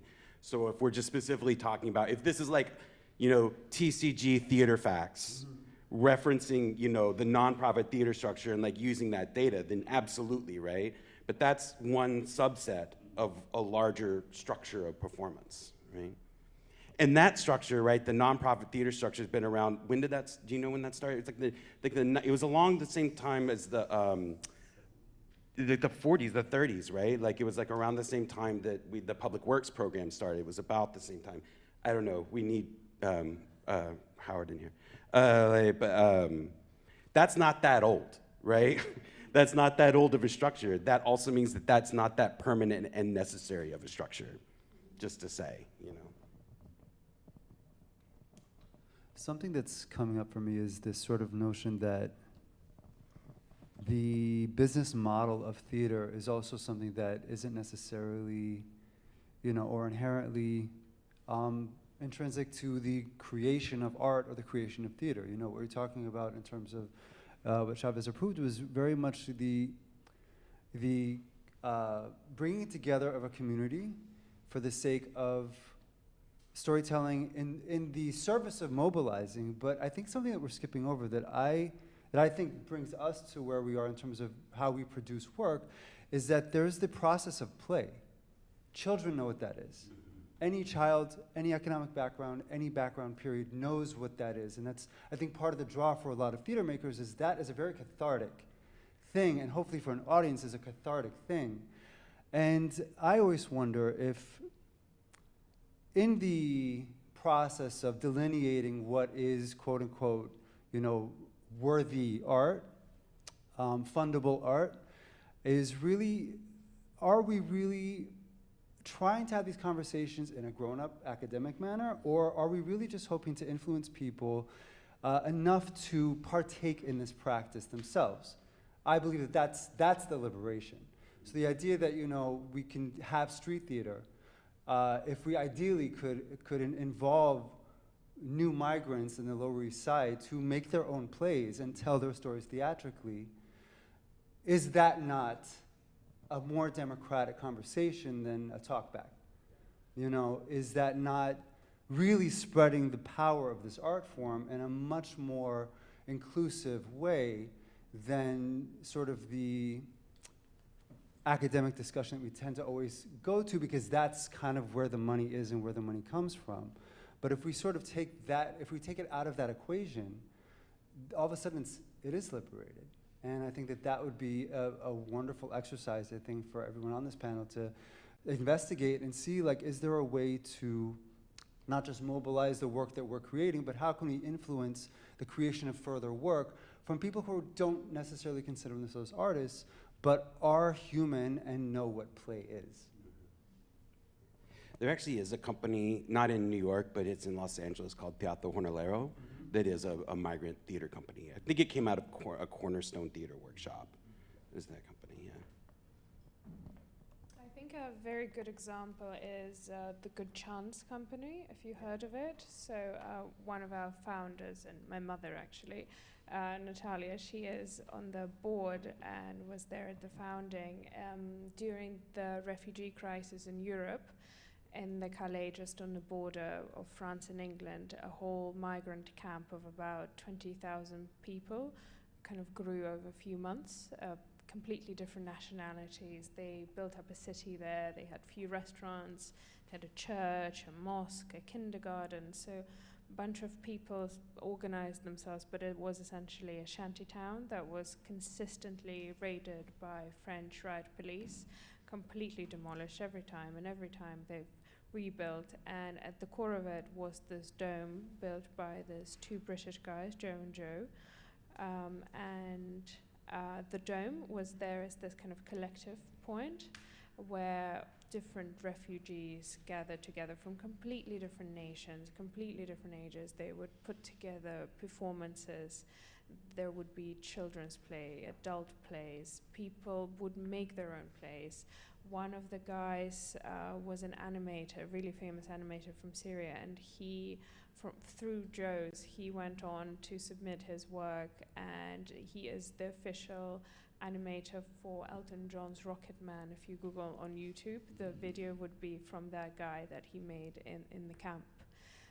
So it just proves that theatre indeed does not require any particular funding, although that did have funding from British Arts Council, naturally, to build the dome. But besides from that, people historically have had imagination, and the fact that it is a place for debate, I think, also historically is proven by the fact that it was originally performed at the same place where the debates were held, in the amphitheatre in ancient Greece.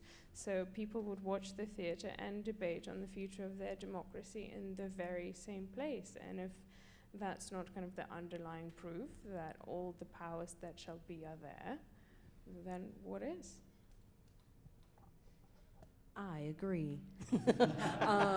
No, seriously, I've been listening to all the various forms of theater that are successfully fulfilling their mission with zero resources, and what they do have is 100% necessity, and all of these things, and I wonder, how do we get back in touch with necessity, because that's been eroded somehow. You know, I even ask myself that, like, how do I get back to the necessity to just look at theater as a service work and, you know, go into that flow? Yeah, that's my question. I'll end with that. Yeah, how do I get back to necessity? Well, I was gonna, oh, thank you, yay. Okay. Sorry, I was just putting together a bunch of things, but the necessity. Well, because I also eventually, when we get into this part of the conversation, is when I go, and also, I feel like there's this idea, which is it's not just the aesthetics, but it's also the sense of kind of justifying our worth or like our existence for being in any way, and that also feels a bit like it becomes writing to the grant rather than what the work actually really is, and this also this thing of banning Romeo and Juliet from people who haven't read it or let alone have seen a production, which I think that's also really important to the conversation, is that it's not even about the words on the page that can get people riled up in our work. It is about exactly what you were saying, Deanne, of this, I wrote the unfathomable gaps about what can be said. And that is so much of where a lot of our work exists. And as long as we, or can be where a lot of this exists. So but the idea that then that has to serve a public good in order to even exist feels like also a very particular kind of mindset that I think that in the States we feel like we have to kind of justify how it will do this, that, or the other thing, instead of insisting that it does do this, that, and the other thing, and all the things that we can't even really talk about or identify. And it feels important to just, to me, what gives me kind of the reason to keep going is kind of just knowing that is true, and that is weirdly like almost like a faith thing. But I do think it's important to keep on going back to these examples of there is something that says to lawmakers that these Shakespeare plays should be banned. I mean, what is it that they are doing, or what is it that says that the pieces from the Federal Theater Project have to be defunded and be the first line of for what becomes the House Un-American Activities Committee? What is it that means that Belarus Free Theater has to go underground? I mean, it's and I think that there's to me it's this question of if the more like the less we're able to actually talk about these pieces or the work that we do, it feels like that, like having to talk about it kind of takes away that the danger or what it can actually do. And again, I continue to feel like one of the practices to me that seems really necessary right now, really important, is this it's a thing where people come together and they hear other ideas, or they hear their colleagues having. I mean, we have kind of conversations all the time about it where we're disagreeing with each other. You can call them debates. We debate. Yeah, we disagree. Yeah, it's fine. And I think that this being a part of that moving into spaces, or saying that that's a part of what it is to just be making work and to be making work together is also what we can actually do. And I've really loved this idea of what can't be said, which means that it's really hard to kind of like quote defend it. You're trying to toss something to me, are you? You want me to talk more about it? I think that we shouldn't talk about what we do because it defangs it, and please tell me everything about what you do. No. I actually want to show, not tell. And something that I'm working on for this evening is is exactly about that. So it's really imperative. I'll divert. I'll talk about something else other than that.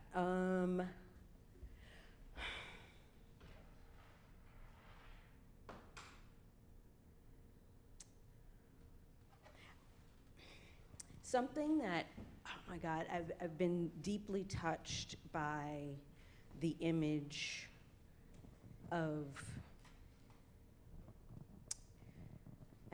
deeply touched by the image that you shared with us about what people in Belarus, are up against. And I relate it deeply because I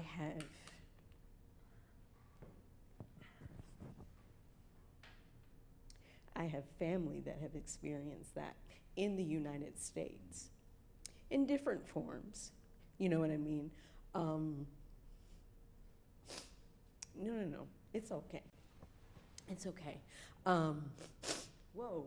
So, and I'm connecting with that. I'm also connecting with the other parts of necessity. And, that's what I wanted to say, is that the trauma of bringing these things up, and like how do we create a space so that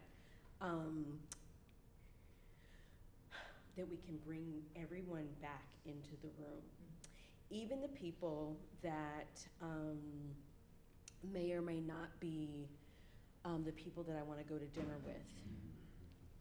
How can I bring them back in the room and also make space for the fact that they're in the space? I need to say something and they need to be able to hear. And I didn't want to talk about this because it sounds so mushy and like it's uncynical. And I feel obligated to stay cynical. I don't know why. You'll answer that. So yeah, I'm curious, it's just like, what are the devices that we all have that can do that? That's my main curiosity right now. Like, and I think about that, and like, I tend to write plays that I've spent a lot of time trying to fit or to capture a well-made play, and I have failed. Successfully, and I've written things that are wildly and possibly unproducible or even readable, and that is the gap. I'm continuing to search for how to put a frame or how to give a tonal sound to the nameless, and to the undescribable, and to the things that that I can't see. And if I can't see it, I don't see how the people who don't need to see it will see it. And so I'm the bridge. I want to be a bridge for that. Anyway, I hope that made sense. Yeah. That just really ignited something in me that just out of a spitball of a thought. The concept of perhaps setting up a situation where the people that maybe you don't feel comfortable going to dinner with are invited to a rehearsal where they have to read your play to each other out loud. And they have to play those characters. They have to say those words. And I'm reminded of sort of like the work of like Anna Deavere Smith and people who are constantly, I think what she calls jumping the fence or crossing the border in terms of becoming the other in this wildly imaginative notion that as humans,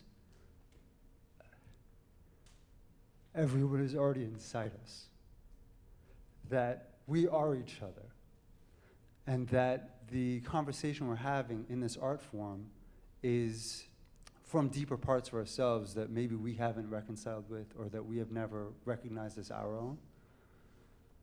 But that just occurred to me in your comment, which I think is so valid and so intensely fathomable, that I think that it needs, I think more than anything else, to have an existence in places that maybe we need to re-examine as valid places of theater.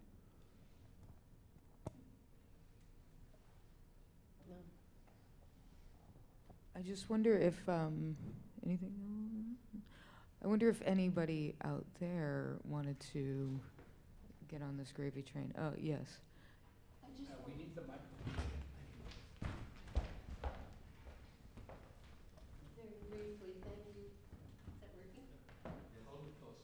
Hello? That works. I just want to add something to Belarus. the conversation about is it worth it, does anybody listen? What the Belarus Theater did at La Mama, at the very end, they gave us a, whatever you call it, to find a way to write to the prisoners, the political prisoners. So the play became total action of anybody who wanted to. You guys want to? As well? No. Want to? Hi there. I'm curious because I think there are conversations that we can have about what's happening internationally in terms of theater, and then what's happening in America with theater, because there's the commercial aspect and then there's the nonprofit aspect that we were bringing up. Like, the nonprofit industry is not that old, and yet in the past 40, 60 years, it has become all-encompassing. And there are theater companies that have the, I guess, the stakes in it. And it becomes where theater, in nonprofit theater, for me as someone who helps write grants, and we're working on restructuring our theater company to be something that is a need-based theater company versus knowing that every year we have these applications, we have to do these things, and we have to do something, and it's like the play. And what we are realizing is that, like, the plays that we've produced, did we need to do it at that time, or did we do them because we had to fulfill the obligations of this grant?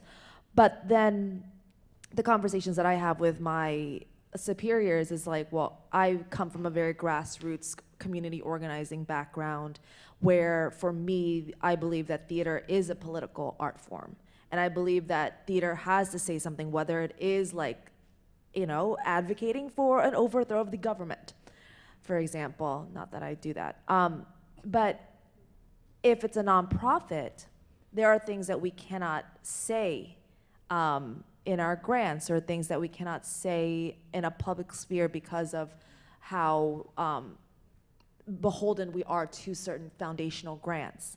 And so the question that I have for you all is like, what are the ways that, going back to need-based work, have you worked outside of the system of like the nonprofit in terms of finding the people, finding the money? Like, I know you say like there are the ways that you work through like getting the grants, but then there also like, is there individual donations? But I guess also the question, going back to what you were saying about like, how do we have human conversations? Because it is so divided that we're so afraid to acknowledge one another's humanness because it's so politically charged and politically divided.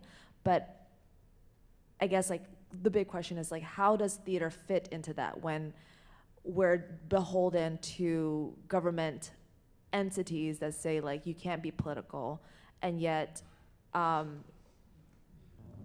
then like we're talking about like I guess the question is, how can theater be a two-way conversation, specifically in America right now? I have one thought, which is I think we made a mistake somewhere in the arts.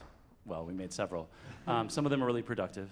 But one that was not productive was joining the idea of a creative economy, right? We decided that we were separate in our need. We were told, and then we decided that our value was to enlighten people or create economic value or do X, Y, or Z. My feeling is that when I go to the mat for libraries or to try to counteract the censoring forces or for single-payer healthcare, I'm going to the mat for what I think theater and the arts can be. That we are part of, like in Europe, a part of a social safety net. They have a civic safety net in Europe, they have a social safety net, not obviously like with all of their histories of colonization and the problems that are emerging on the far right, just as, you know, in a lot of ways like they are here. But it's worse here. Like, it's a lot worse here. And part of that is I think that we as a field have often said we're so special. We're like these special little unicorns who do our special little work. And actually, most of us, unless we're very wealthy, need all the things that everybody else who's working class, middle class needs, right? We need childcare, we need a place for our kid to go to school, but we're not at those meetings. We're not lobbying for that, and we should be more. It's not that we want to leave arts funding as a request behind. And also, just to say, like, those foundations, they're not going to love you ever. right? Like the Mellon Foundation just pulled out of dance and theater. Like there's no more NTP. And that was a vital grant for specifically political ensemble-based work from multiple communities. As it got more diverse, it got more threatening. So I just think like we should be going to the mat for, I always feel like I lament the closure of a library more than I lament the closure of some art spaces that I love. And because like everybody uses the library is where I stayed safe when I was growing up in an unsafe place, you know? So I just think that's my call, that's a gauntlet I would like to mention. I wanna say one more thing because I think when I was thinking about the unsayable, I'm also really interested in, and specifically as like this cisgender white man, what's unhearable? Like who can hear what from whom? Because I think, you know, I also grew up in the Midwest where often like you say the thing that feels like, oh, it took so much to unearth this truth. And then the response is like, oh, well, that's a little, thank you, yes. Exactly. That was so powerful. Wow, thank you for sharing that. And I'm just like, I don't know. That's my big question is like, how do we allow people the space to hear those seemingly unsayable silences or things? Yeah, I could not agree with you more. I think at some point, like, I don't know, we in the theater field has to recognize we can't solve our problems without solving society's problems. We are not independent, and yet for some reason we think we are, like in a kind of like larger sense. Yeah, so I think that that's like one of the things. Also, like, one day I will teach an arts admin class on like the like politics of arts admin and the politics of funding, all those things. And I won't bore every artist in the room on that today, but just to say, I think in terms of government funding, just to say what we can do and what we can't do, I think a lot of it is overblown. Like there's actually very, very limited things that is like legally that they would say, like if you're getting NEA funding or NISCA funding or something like that. Like there's a lot of fear around it. And I think that that's the thing you have to tackle. It's like there's a lot of fear around what we can do and what we can't do, right? Family foundations and things like that are a very different story, and you're right. Like we're in the next like year to 2 years, there's going to be some very intense times in terms of like the field because of what's happening at Mellon and other foundations right now. So we'll see that. Maybe we'll just do more street theater, which would make me very happy. But I think we have to fight on many fronts at once, and that's what I'm getting out of this conversation. Those literally opposing totalitarianism through theater, the rest of us who may be in a week's time facing that same future. I struggle with where to put the energy. What battles are winnable? What battles should be fought even if you're going to lose those battles? Because if you just surrender to the Mellons or the NEA or the NEH, then it makes it so much more difficult for the next generation. I'm thinking as this conversation is coming along about what people on the other side who I have a chance to speak to, would I turn down the opportunity to speak to? I'm thinking of a very particular one that I'm still second guessing myself. There's a community of, I'd like to say ultra wealthy, but that doesn't really do. Ultra wealthy, overwhelmingly white, billionaire class men who meet in a community called Bohemian Grove, 2 hours north of San Francisco every year. Women are not allowed except as service workers, and I mean that in every sense, at this 2-week gathering. They love Shakespeare. These are people like Betsy DeVos's brother. These are the Bushes. These are Supreme Court justices. And they invited me to speak about Shakespeare in America there, presuming that there's only a right-wing vision of Shakespeare in America. And my wife was violently against my going because she would not be allowed into this zone. Why the F should I be going to speak there? And I realized this is my only shot to speak to 1,000 people whose politics and control over my life I hate.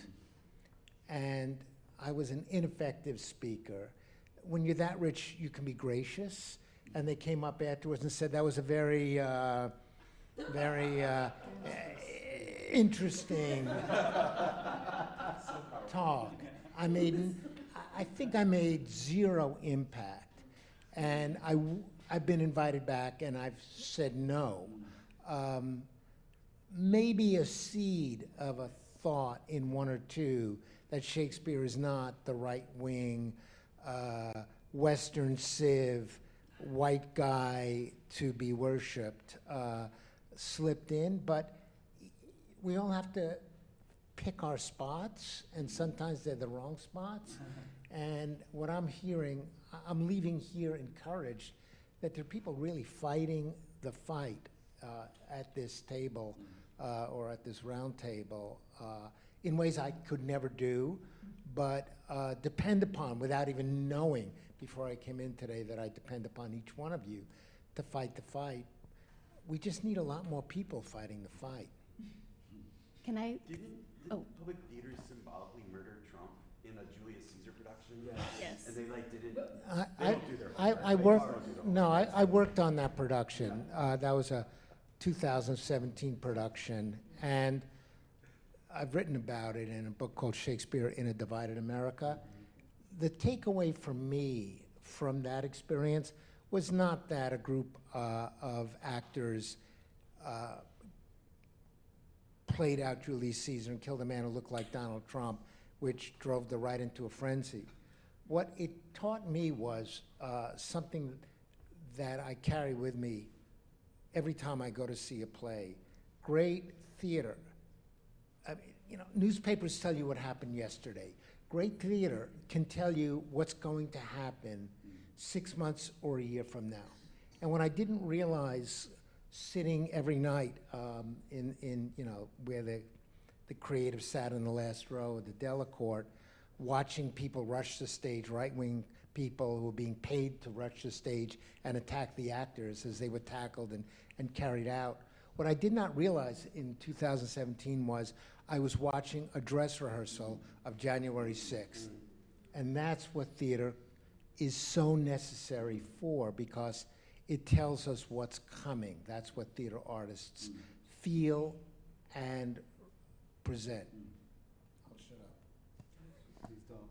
I thank you all for this conversation, and I think having been here from the beginning of the day until now, one of the things that I'm hearing is what is also unheard and or stopped. And so what was really evocative in a moment ago is we think about this trial or wherever they're going to be going to try to attempt to ban Romeo and Juliet, and drawing this back to democracy, we kind of just stopped as if that is we're not even going to give it air to give that attention to figure out what their debate is, and to be able to ask them, and for us also to go through the exercise of that agon of saying, okay, so how is censorship democracy?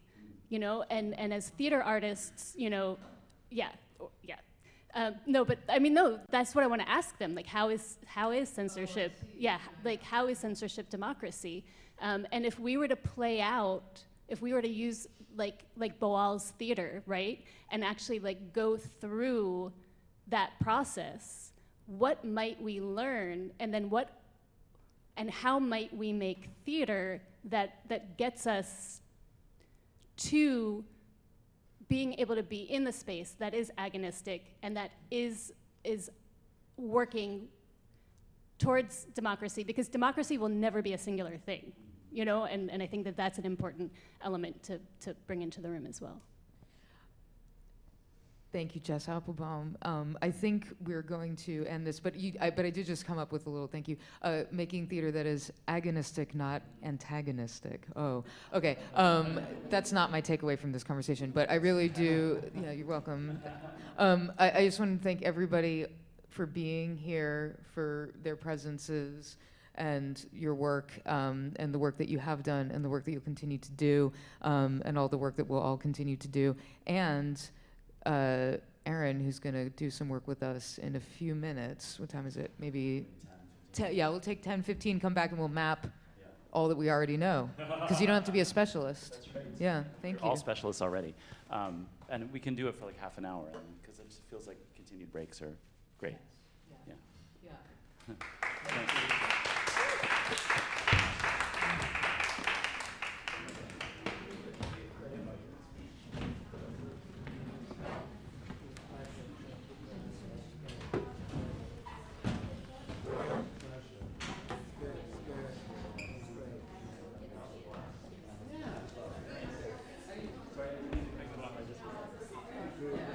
The underground questions.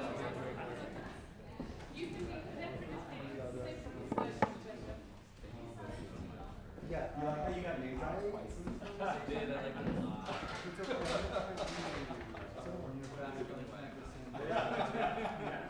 This is democracy, right? That's right. Great. Yeah. Hey, and that to me is what this dialogue is. That's what baby steps.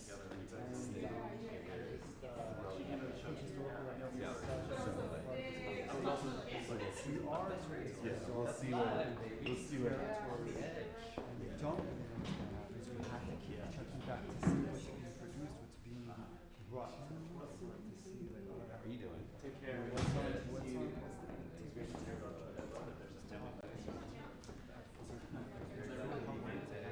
I know, right?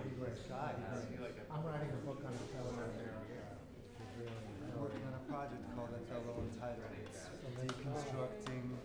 Yeah, it's such a beautifully complicated work. It's actually one of my favorites just because it's to me like that's his jazz riff piece where the iambic starts to just fall right off the cliff.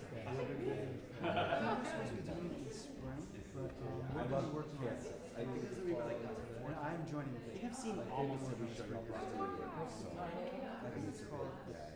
I mean, it's in conversation with so many other companies that I like trying to almost deconstruct this man's whole life. So it's like, yeah, it's about his work. And where's it going to be? It's a company called Blessed on the Rest. Yeah, they're very movement. Yeah. The thing, so very grant heavy. Is like we meet once a week. Yeah, I'll be in touch with you. Let me know. I'll find your uni. Yeah, I'm on fine. And I'm working on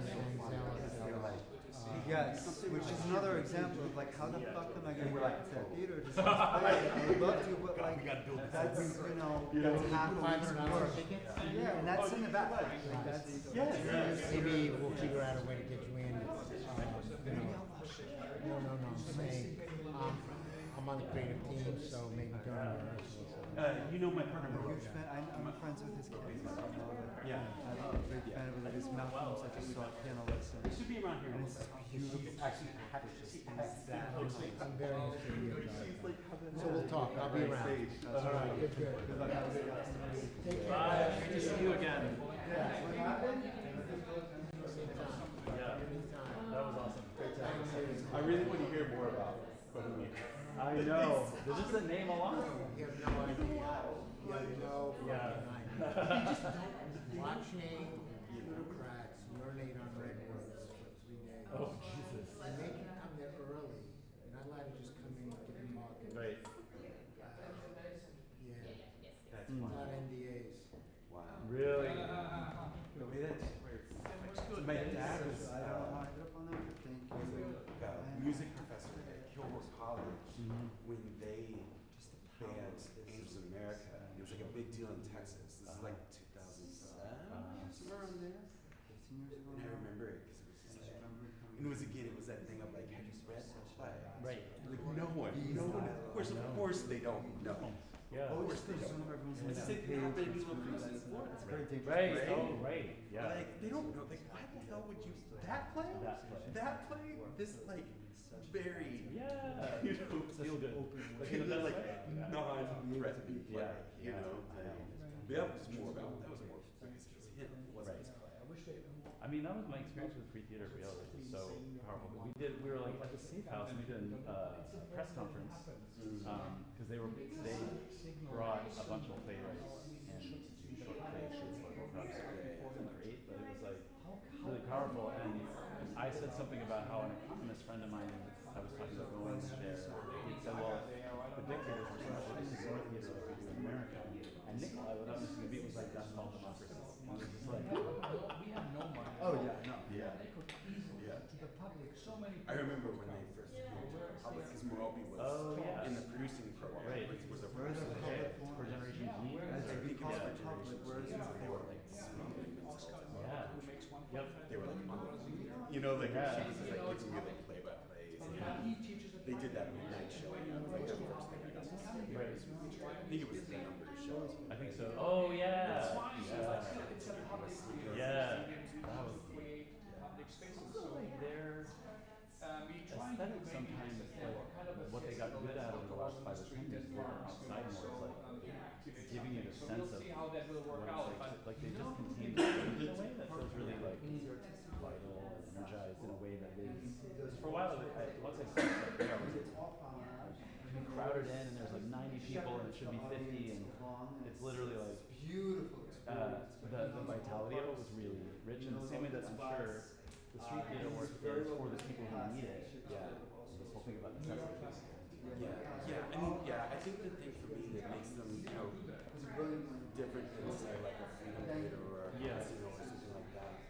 I don't know, like there's an aesthetic quality to their work that's kind of very different. You know, everybody else it's very raw, it's very visceral. I mean, our own work is kind of like, you know, riding that line a little bit, but it's like they're like, we're gonna like suffocate this person with basketballs. You know, and you're just like, oh, that's so cool. Like, you know, like, those images, like the image work is just so incredible, right? So it's like coming from that. Like, I think it's probably a mix of that like Eastern European aesthetic theater practice, right? Anyways, get ready. I'm gonna stay for as much as I can. Cool. No pressure. Because I have to like prep for the show. Yes, of course. Yeah. Well, as long as my kid doesn't need me for Halloween purposes. He's a little old. He's like, yeah, no, I don't think I'm gonna dress up or anything. So. He's in the zone where it's like. Well, it's definitely not cool. Then later on, he's like, oh, I'm gonna dress up and go to a party. Yeah. Basically, yeah. See ya.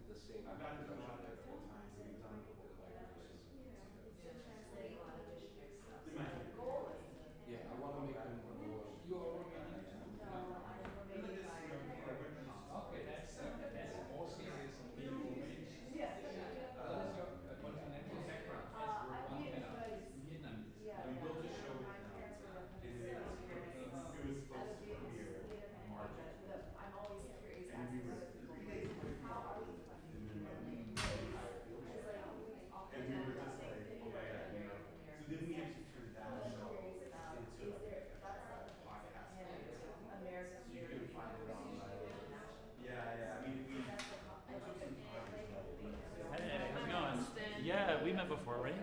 Maybe? I don't know. think we have. Oh, okay. Well, nice to meet you. Nice to meet you. Did you make copies? Yes, I Thank did. you so much. That's awesome. We'll- I don't know how many. I don't know if we'll need them. We'll leave it. Yeah. Thank you. Such a pleasure. Do you want a Toblerone? Yes. I forgot that this was in my bag until I was on my way here. I was like, what is that? What a lovely surprise. I'm telling you. I'll take that. Oh my gosh, thank you so Sure, much. sure. I You're appreciate welcome. it. Let me spread it around. Use them as little bribery. Right. It'll work.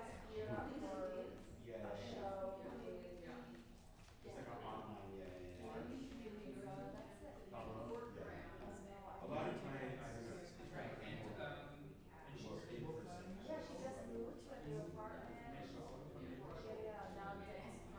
and now they all stay on.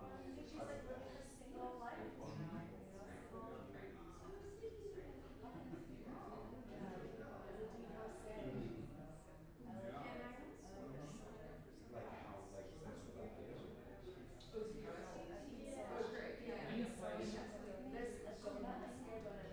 Oh, really?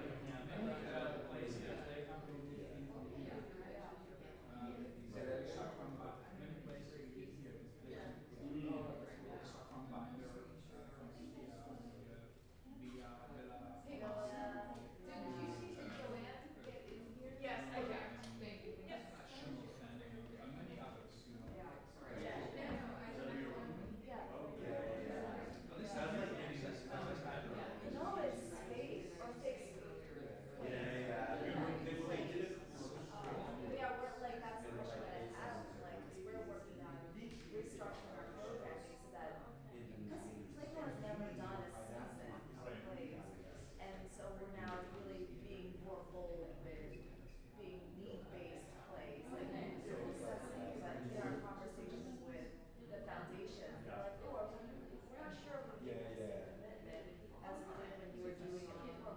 We weren't even doing it before like that. We're just being honest with you now, saying like this is the stuff that we're working on.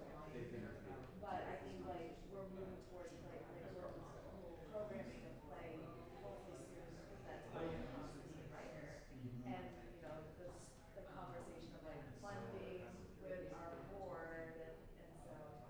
So is that the weird Muslim play? No, that's not. No, that's the one. Which one's the Palestinian? That's called Two Palestinians Go Dog. Wait, when is this? Because you're gearing up for. This is Emigon. It's a Emigon. Yeah. But So like, let me know the end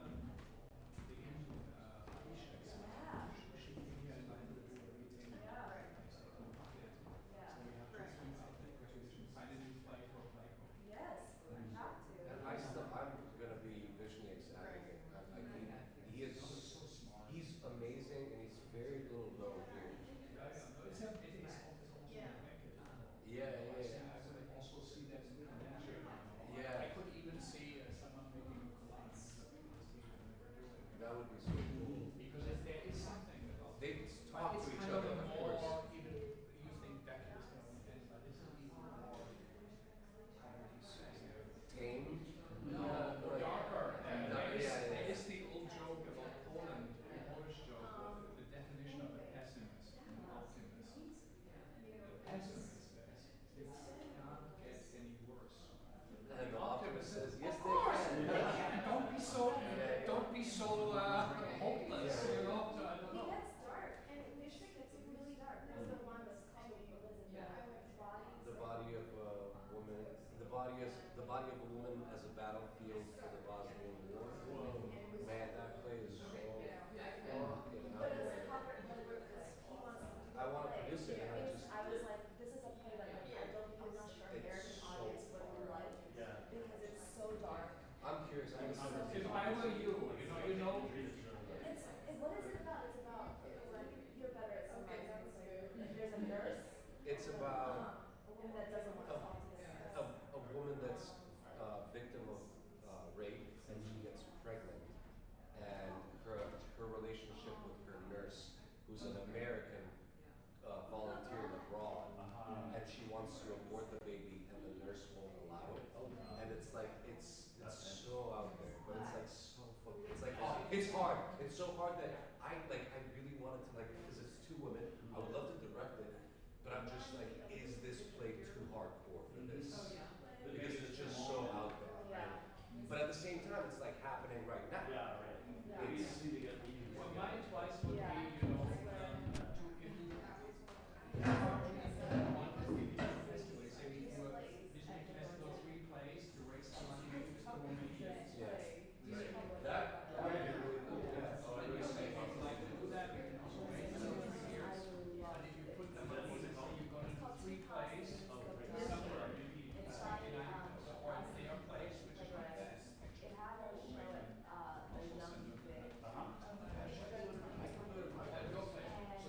and then I'll leave less one. So then if you do 3 of them, you know, so people will have that.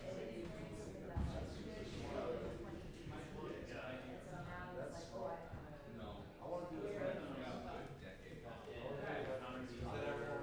Yeah, so it's going to save us a lot.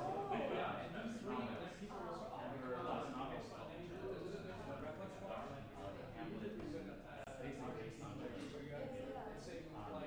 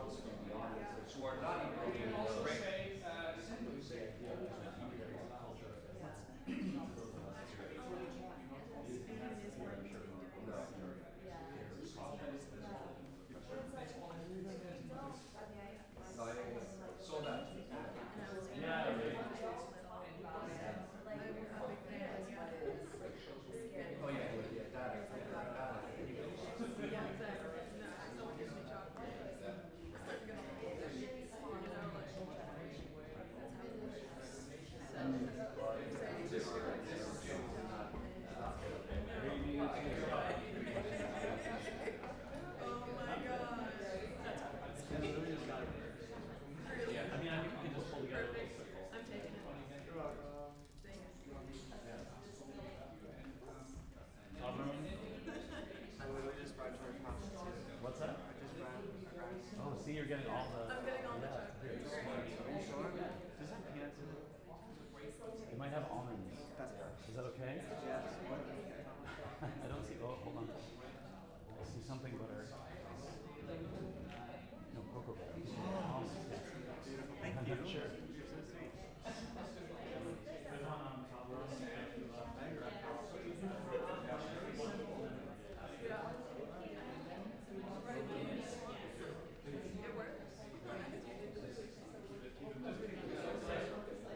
Aaron, you just inspired me.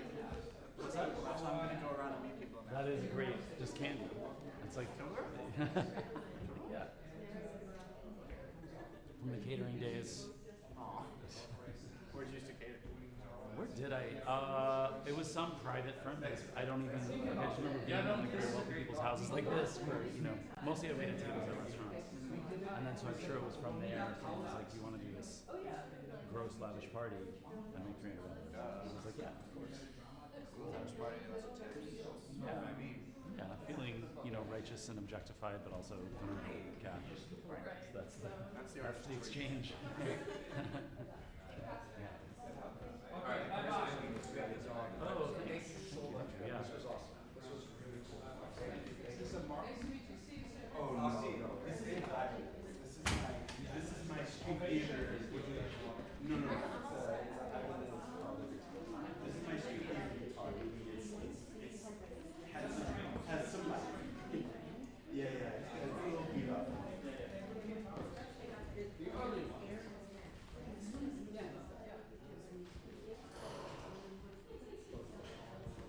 Are you ready to roll? Yeah, totally. Yeah. Go Hello, everybody. Oh, I know. Dialogue is happening all over the place. You can't, once you start, you can't stop. Here's a person who needs no introduction, Aaron Landsman. I think we're doing a little circle situation. Yeah, I would love for y'all to just, let's make a circle. Just like back in the day when we did theatre as kids. Because I'm just gonna chat for a few minutes to introduce an exercise that is part of a toolkit, and I'm gonna ask you all to make maps, and it'll be quick and very dialogic. You'll share them hopefully with each other, and I'll talk about how they've begun to fit into other contexts.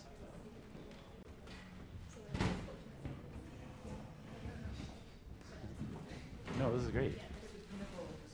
Yeah, wait, I'll do that. Also, I'm really appreciative to y'all for putting together this day. And also I want to say, just take breaks as needed. If you need to leave, it's fine. Like this is an informal session. My background that leads us to this work is twofold, and I'll try to explain both folds relatively quickly. But one of the folds is a working group that I started called Perfect City. I didn't create a spill. And Perfect City is made up of, it's multi-generational, multi-racial working group that I started, which brings with it a whole host of considerations, meaning how is power shared, how is it not only extractive, how do we honor everybody's place in their lives, even just generationally. And so I mentioned that to say that one of our guiding principles, which we have rather than like a set of aesthetics that we work with, is logistical flexibility. So you come and go when you want to. That means if our meeting is 4 to 6, you can come at 5 and leave at 5:30 because your presence will be valuable then. So just everything Perfect City does and tries to embody some of those principles. That also means the group started in 2016 and now it's 2024 and there's 3 of us that have maintained, continuity with the group, but there's people that will come in every couple years and just check in with us or maybe lead a walk or that kind of thing.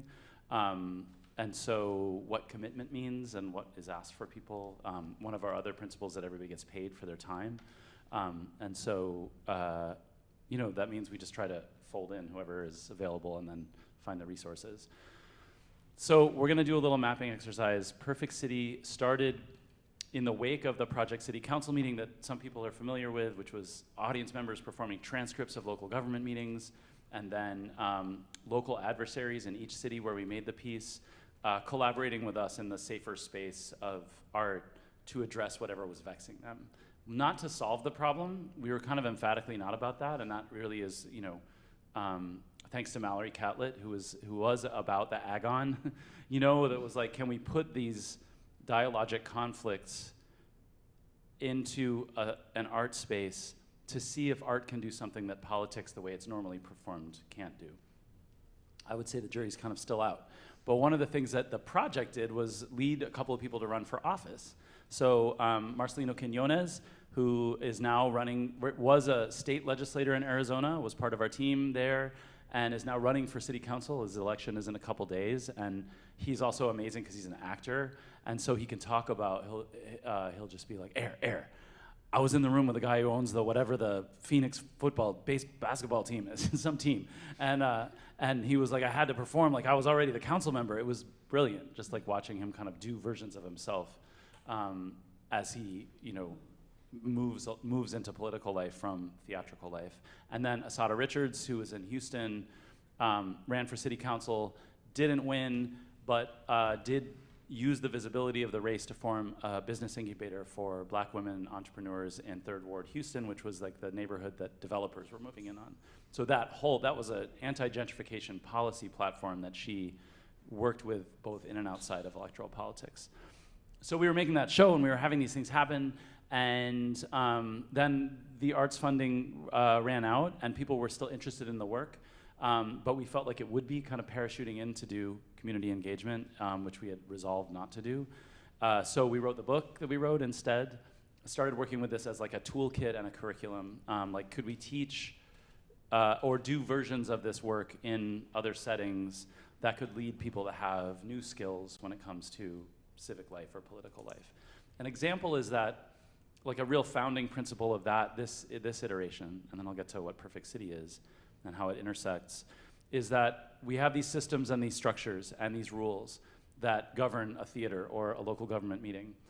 Everything from where they're placed in the city to what time the meeting is to how the council sits up here, we sit down there, our backs are to our colleagues while we give a very time-limited testimony and they're not allowed to reply. Those systems and structures function to get rules and laws passed. You know, there's a process that, you know, kind of works for certain situations, but they also lead to feelings.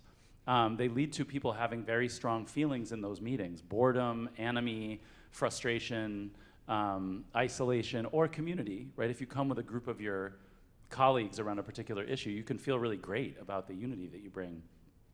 But once you know that, like, these systems create feelings which then lead to behaviors, then you can intervene at any point in that triangle. You can be like, oh, what if we change this way this system operates? What if we change our behaviors in order to think about how the feelings are leading us to things that may not be as productive as we want in an organizing sphere? Or if we just say we want to leave this structure behind and make a new structure because these local government meetings or these national debates are actually not necessarily forms that are going to get us to the, you know, the liberation that we want, for instance. One of the things that's happening, just by the way, in local politics around the world is an intervention called citizens' assemblies or civic assemblies, which are basically like jury duty selected groups of people who gather to deliberate over the course of anywhere from like 2 days to 6 months on an issue. And it's a totally other form. It's a form like this. It was developed primarily, you know, on the backs of some indigenous First Nation structures in the modern era in the States, and then Europe, South America, and places in the global South and Africa have taken it up much more readily for all kinds of reasons. The reason we have same-sex marriage in Ireland is because of a citizens' assembly, a civic assembly. I'm troubled by the citizens part of the name, so I think civic assembly. And there are places where people who are new arrivals and don't have citizenship can participate. And they're beginning to take hold here in the States. In Brussels, there was a year when Belgium couldn't get a parliament together and for like 8 months, and so they formed a citizens' assembly, and then it did so well that it stayed. It's basically institutionalized in a number of big cities. So that's also encouraging, again, as a person who thinks about form, to think about like, oh, where do we intervene, right, in our political processes? So around the time that I was starting to think about that stuff, and Mallory and I were working on our book, I got taken to a presentation by New York City's then sustainability office. It was called Plan YC, and it was like 2012. It was the Bloomberg era, and they had a 30-point sustainability plan for the city of New York. And I was touring with ERS in London, and somebody who was an urban planner got me into the meeting where I was among London developers and architects. And I was hearing my city pitched to me and its sustainability efforts as if I didn't live in my city. And it was really shocking and harrowing, but also really enlightening, because the way that, you know, sustainability in that plan did not include the eradication of poverty. It did include some climate goals, which, to be really fair, like Bloomberg was ahead of the curve in terms of a lot of other cities. But it also mostly included things like bike lanes and, you know, better public transit and farmers markets and a few more parks. But it didn't include like universal rent control or social housing or an improvement to public housing that exists here. You know, we have the largest public housing stock of any city in the US that is being chipped away at very purposefully by developers and with the collusion of the city government. But so all of that was like, well, what is sustainability then? That seems like it's a calling card for cities to compete with each other on what kind of exclusive citadels they can make while everyone's feeling kind of comfortably good in their centrist whatever, right? Like, no one doesn't like bike lanes and farmers markets. I love them. But to what end? So I don't know why I came up with the name Perfect City, and I started meeting people who knew more than I did about issues around urban planning, thought that I would convene a group of people and we'd make a show, like a devised theater piece, I don't know, about urban planning. We had tackled city council meetings and what would be next, like what would be a higher, lower bar. And so then I met this urban planner named Delan Chan. She grew up on the Lower East Side. She's of Chinese descent. And she said, city kids are urban planners from day one. Sorry, Ash, you've heard this like 19 times now, but thanks, that's the performer in me. City kids are urban planners from day one, but they don't go into the field. The field is white men from the suburbs. And those white men from the suburbs bring a set of aesthetic priorities and political priorities to what they assume urban design, urban planning, and architecture are meant to be. And so like city kids ride transit. My kid has ridden transit since before he was born, you know? And he understands visible and invisible boundaries in the city. And that of course like gets more and more nuanced as you move away from like cisgender people, white people, able-bodied people. So I was like, oh, well, my working group will be 18 to 24-year-olds, and everybody will get paid, and we have I had money for about a year and a half, and we'll make some show.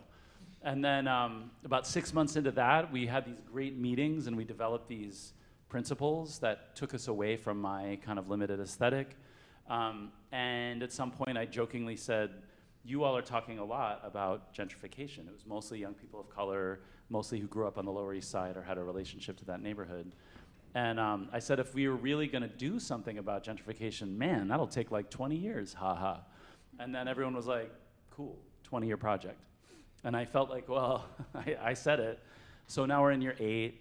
And what we've made so far include walking tours, long-term projects that include photography and audio and maps and an installation with domestic violence shelter residents.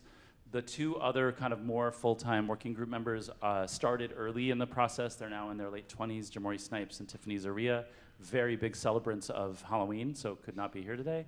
But both grew up in Harlem and East Harlem. And so one of the things that we do that started with a story and a kind of mistake, and that's what I'm gonna ask you all to do. And then I'm going to talk, after we make maps, about how this might play into a kind of policy-making or organizing educational sphere. And also, we'll just say, as we are about to make maps, that since we're in a theater space, Fornes was an amazing cartographer, right? Fornes, as a teacher, used maps all the time. And the mystery of maps and the subjectivity of how different my map is from yours was a big part of her kind of playwriting and teaching curiosity. So it's cool to be doing it, you know, in a theater space. So we were in a Perfect City meeting just talking about urban planning, as you do, and there were maybe 12 of us there, and I said, I was thinking about Rimini Protocol, if you know that company, where they think about who they work with as experts, no matter who they're working with. And I said, what are you all experts at in the city? And people started surfacing some answers, and a young man said, named Jamel Ayala, said, well, I'm kind of an expert at not running into people I don't want to run into. And we all laughed, because everybody in New York or any major area or any community really knows that. And then Mallory was there, and she said, could you draw a map of that? And he drew this hilarious map. It was like, I'm walking from 11th Street in B, where I live, to 7th Street in A, where my friend lives, and I'm going through the park. And if I go by the handball courts, I'm gonna run into X and X. He didn't want to name the people. And he was like, and that would be really awkward, because they maybe had some kind of relationship in the past that he didn't want to be seen. And then he was like, so I go around the dog run, but if I look at the time and I know so-and-so is walking their dog, that could be awkward. So I go to the playground, but I also want to avoid being seen as some kind of lurker, because he's a large, young African-American man who gets targeted as many things all the time. And so we all were like, this is amazing. Can everybody draw an avoidance map? Can you draw a map of what you avoid? And surprise, surprise, when we started bringing this workshop to, mixed demographic groups, the avoidance maps of the same place looked wildly different. Who knew? And so I'll talk more about that in a second, but I would like for now to invite you all to make a map on the blank side of this. You want to pass those out? Should I get some pens? Oh yeah, people don't, who has pens? I have like 1 or 2. I would get some. Okay, and we got pens coming. So what this means, thank you so much for passing those out. So what this means is you're going to think of a time, a place, or a situation. It's written on the guidelines page where you feel uncomfortable, awkward, or unsafe. It could be inside or outside. It could be global or it could be micro. And you're just going to envision that space where this avoidance happens and map it. What I want to say about mapping in this invitation is that many of us, most of us, are able to read maps and read space before we can read written language. So we are all independent, expert cartographers. Your map doesn't have to look like anyone else's map, and in fact, there's a lot of great scholarship about how people's maps render their point of view on a place. Dolores Hayden is a really cool scholar on that. And then the other scholar I want to uplift is Mindy Fullilove, who wrote a book called Root Shock, who talks about how we attach ourselves to places the way we attach ourselves to caregivers. So when a neighborhood is changing rapidly because of gentrification or development or anything, or armed conflict, that can create a sense in us as if we were losing a caregiver or losing a parent. So you all have maps inside you, and I would just invite you to draw a map of the route of your avoidance, whatever that means to you, and you can just take like 3-4 minutes, and we'll talk about what next steps would be, and then I would love to hear what that's like for you. Yeah, I know, yeah. It's conduct of life, right? And if we don't avoid anything? What's that? If we don't avoid anything? It could be a very surface level avoidance, meaning oh, I just don't like that smell of that weed store. I'm tired of that, or whatever. I don't know. That's like you have to walk down the middle of the street in my neighborhood now. But yeah, just I'm curious if there's anything that comes up, or it could be online. People have drawn great online avoidance maps recently. I don't want to. I avoid a certain politician, as much as possible, but he's kind of inescapable a lot of the time. So my contortions to avoid that. But if you don't, that's also great. Then we'll share some other maps. Or it could be historic, like if they're happening times.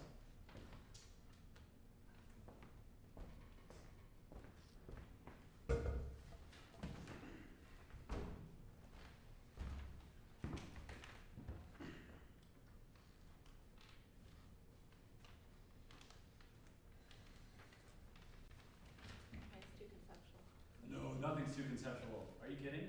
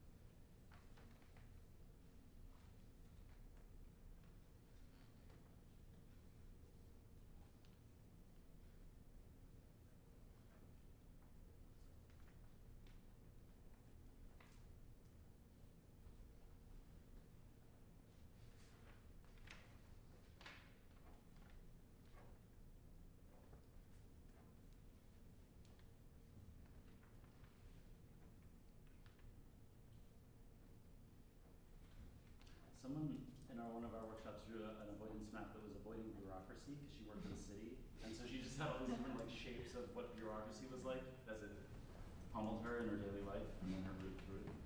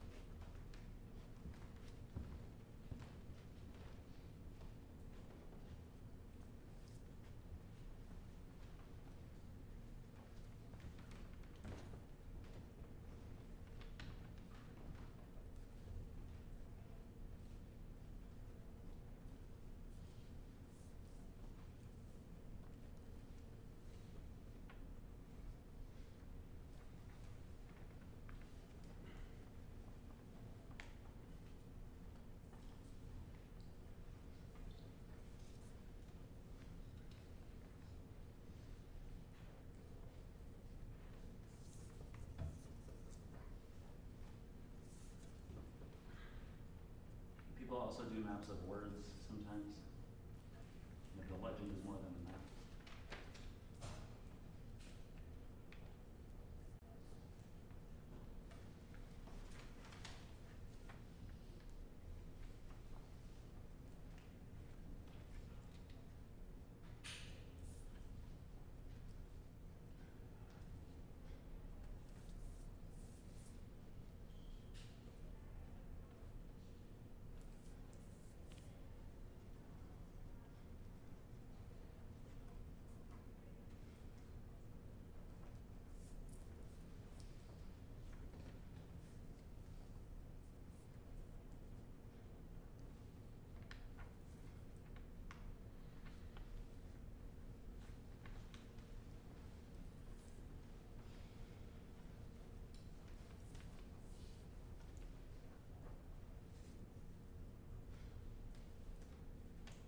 So maybe take another minute.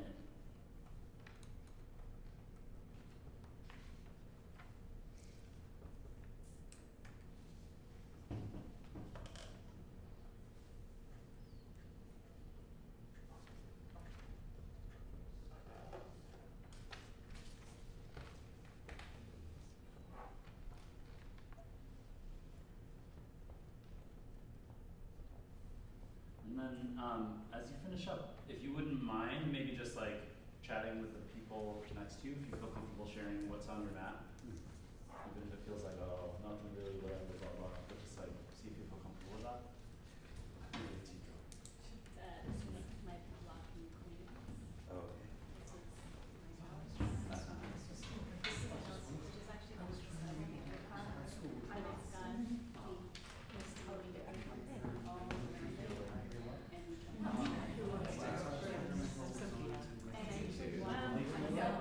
Did you find one?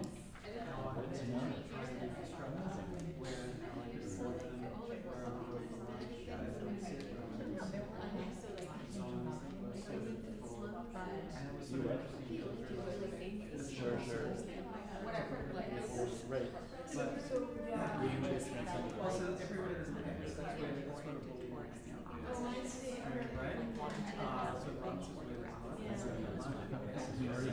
Cars. Yeah. In my work. Yeah.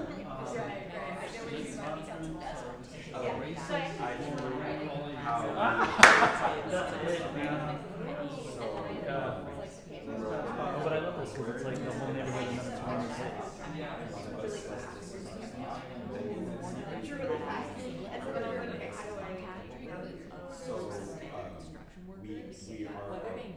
Yeah, for me it was like the one that I do a lot. It's the parent everywhere. So there's one that was always on the chat, and when I got it, so if I saw him, I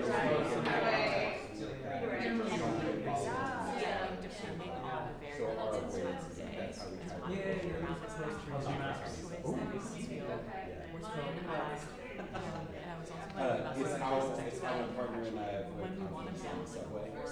That's like how our thing is. So we have a code word, like a code. So if one of us says like this is our stop, and we both know it's not our stop, that's the signal that one of us doesn't feel right to our car. And so we like go out and we try to skip a card or something, and then get on the that's our like that's our methodology. But it usually works.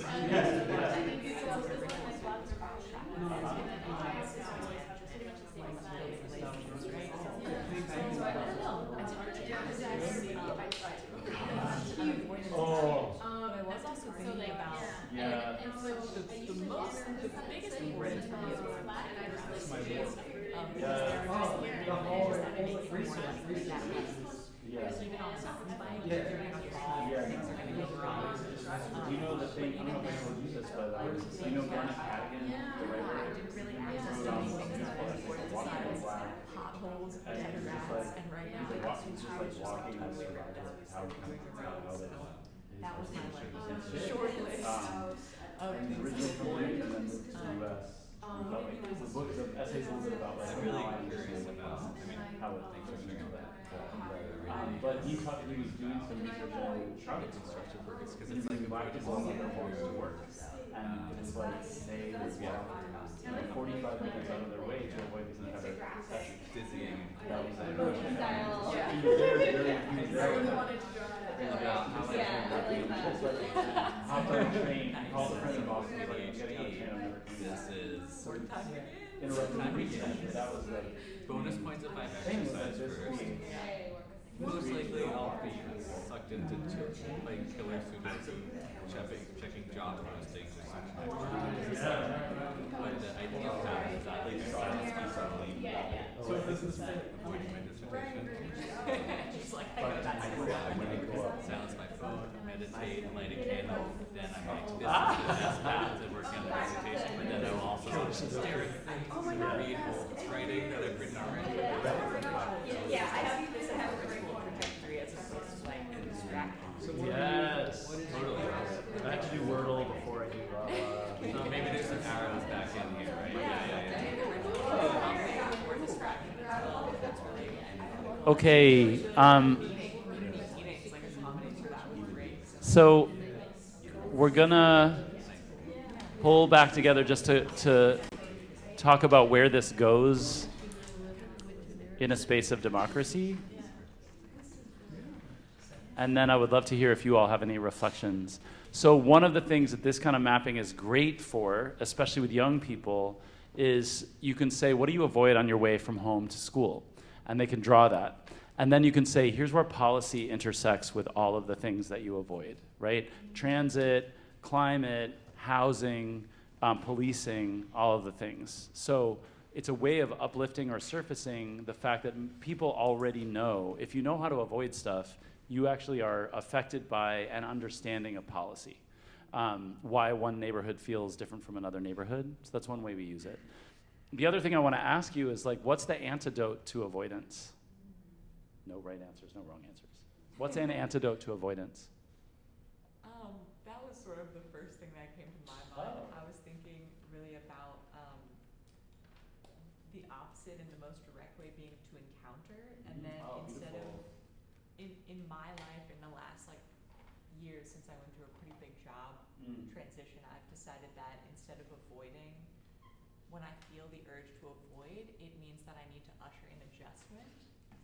And sometimes that looks like if I'm worried about biking on the sidewalk because there's people there, leaning into that loss of time and showing respect to the Black elders that are waiting at the bus stop by like literally not just going around them, but like stopping, getting off my bike, asking how they are, and just cutting my losses and realizing that 10 minutes of time is not really going to end the world for me. And then I think what that really hammers home for me also about sustainability is that sustainability in both like the ecological sense and the societal sense is really about first and foremost like sustained relationships.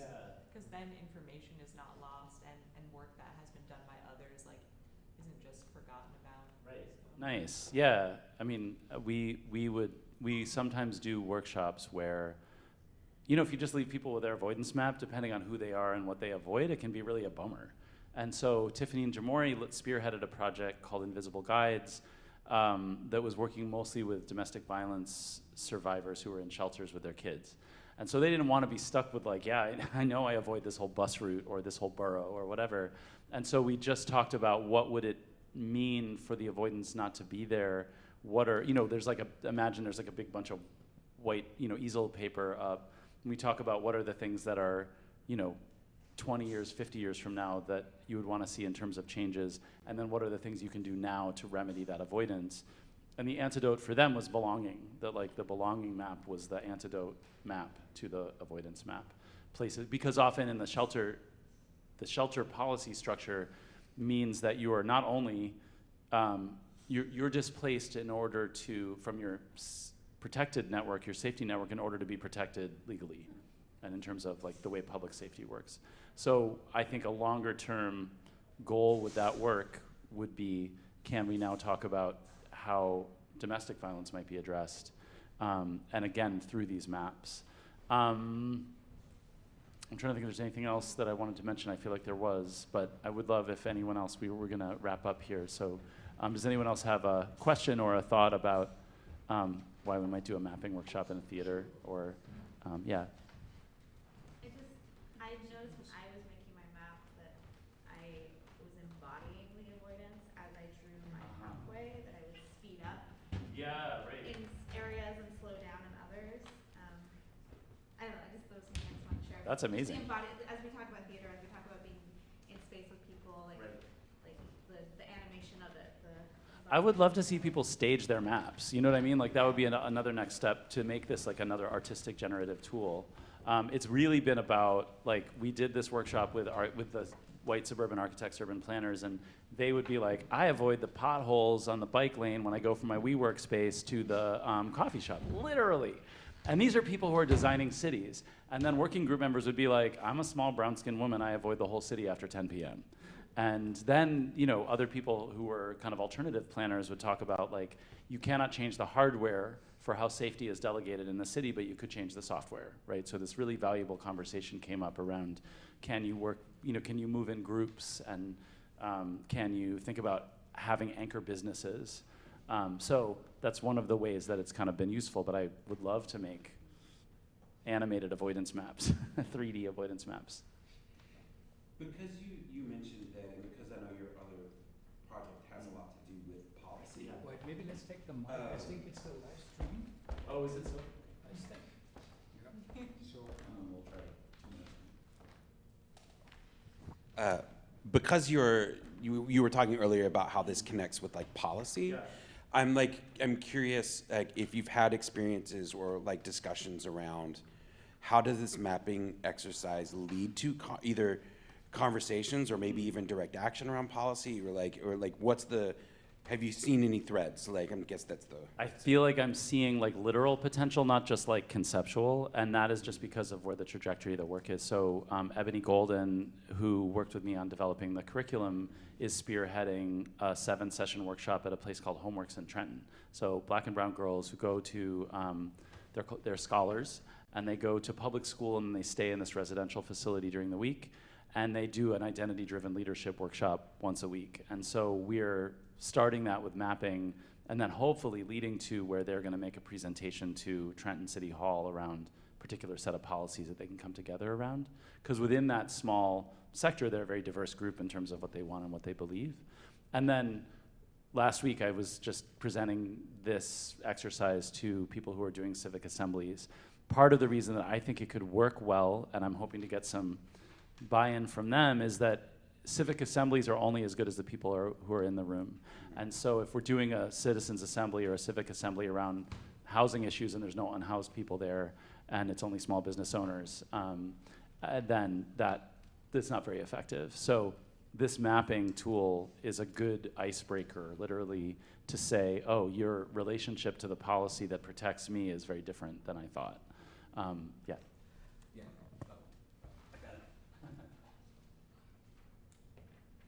Thank you for that. Yeah, I'm very interested in the part about sharing. You know, like, because it does feel that there's something that the democratic consciousness kind of emerges. The example you gave about the potholes versus avoiding the whole city is something that, like, you know, offers folks sort of, I guess, more deeper intersectional awareness of how the same structures are operating differently on different people, and I guess I'm curious,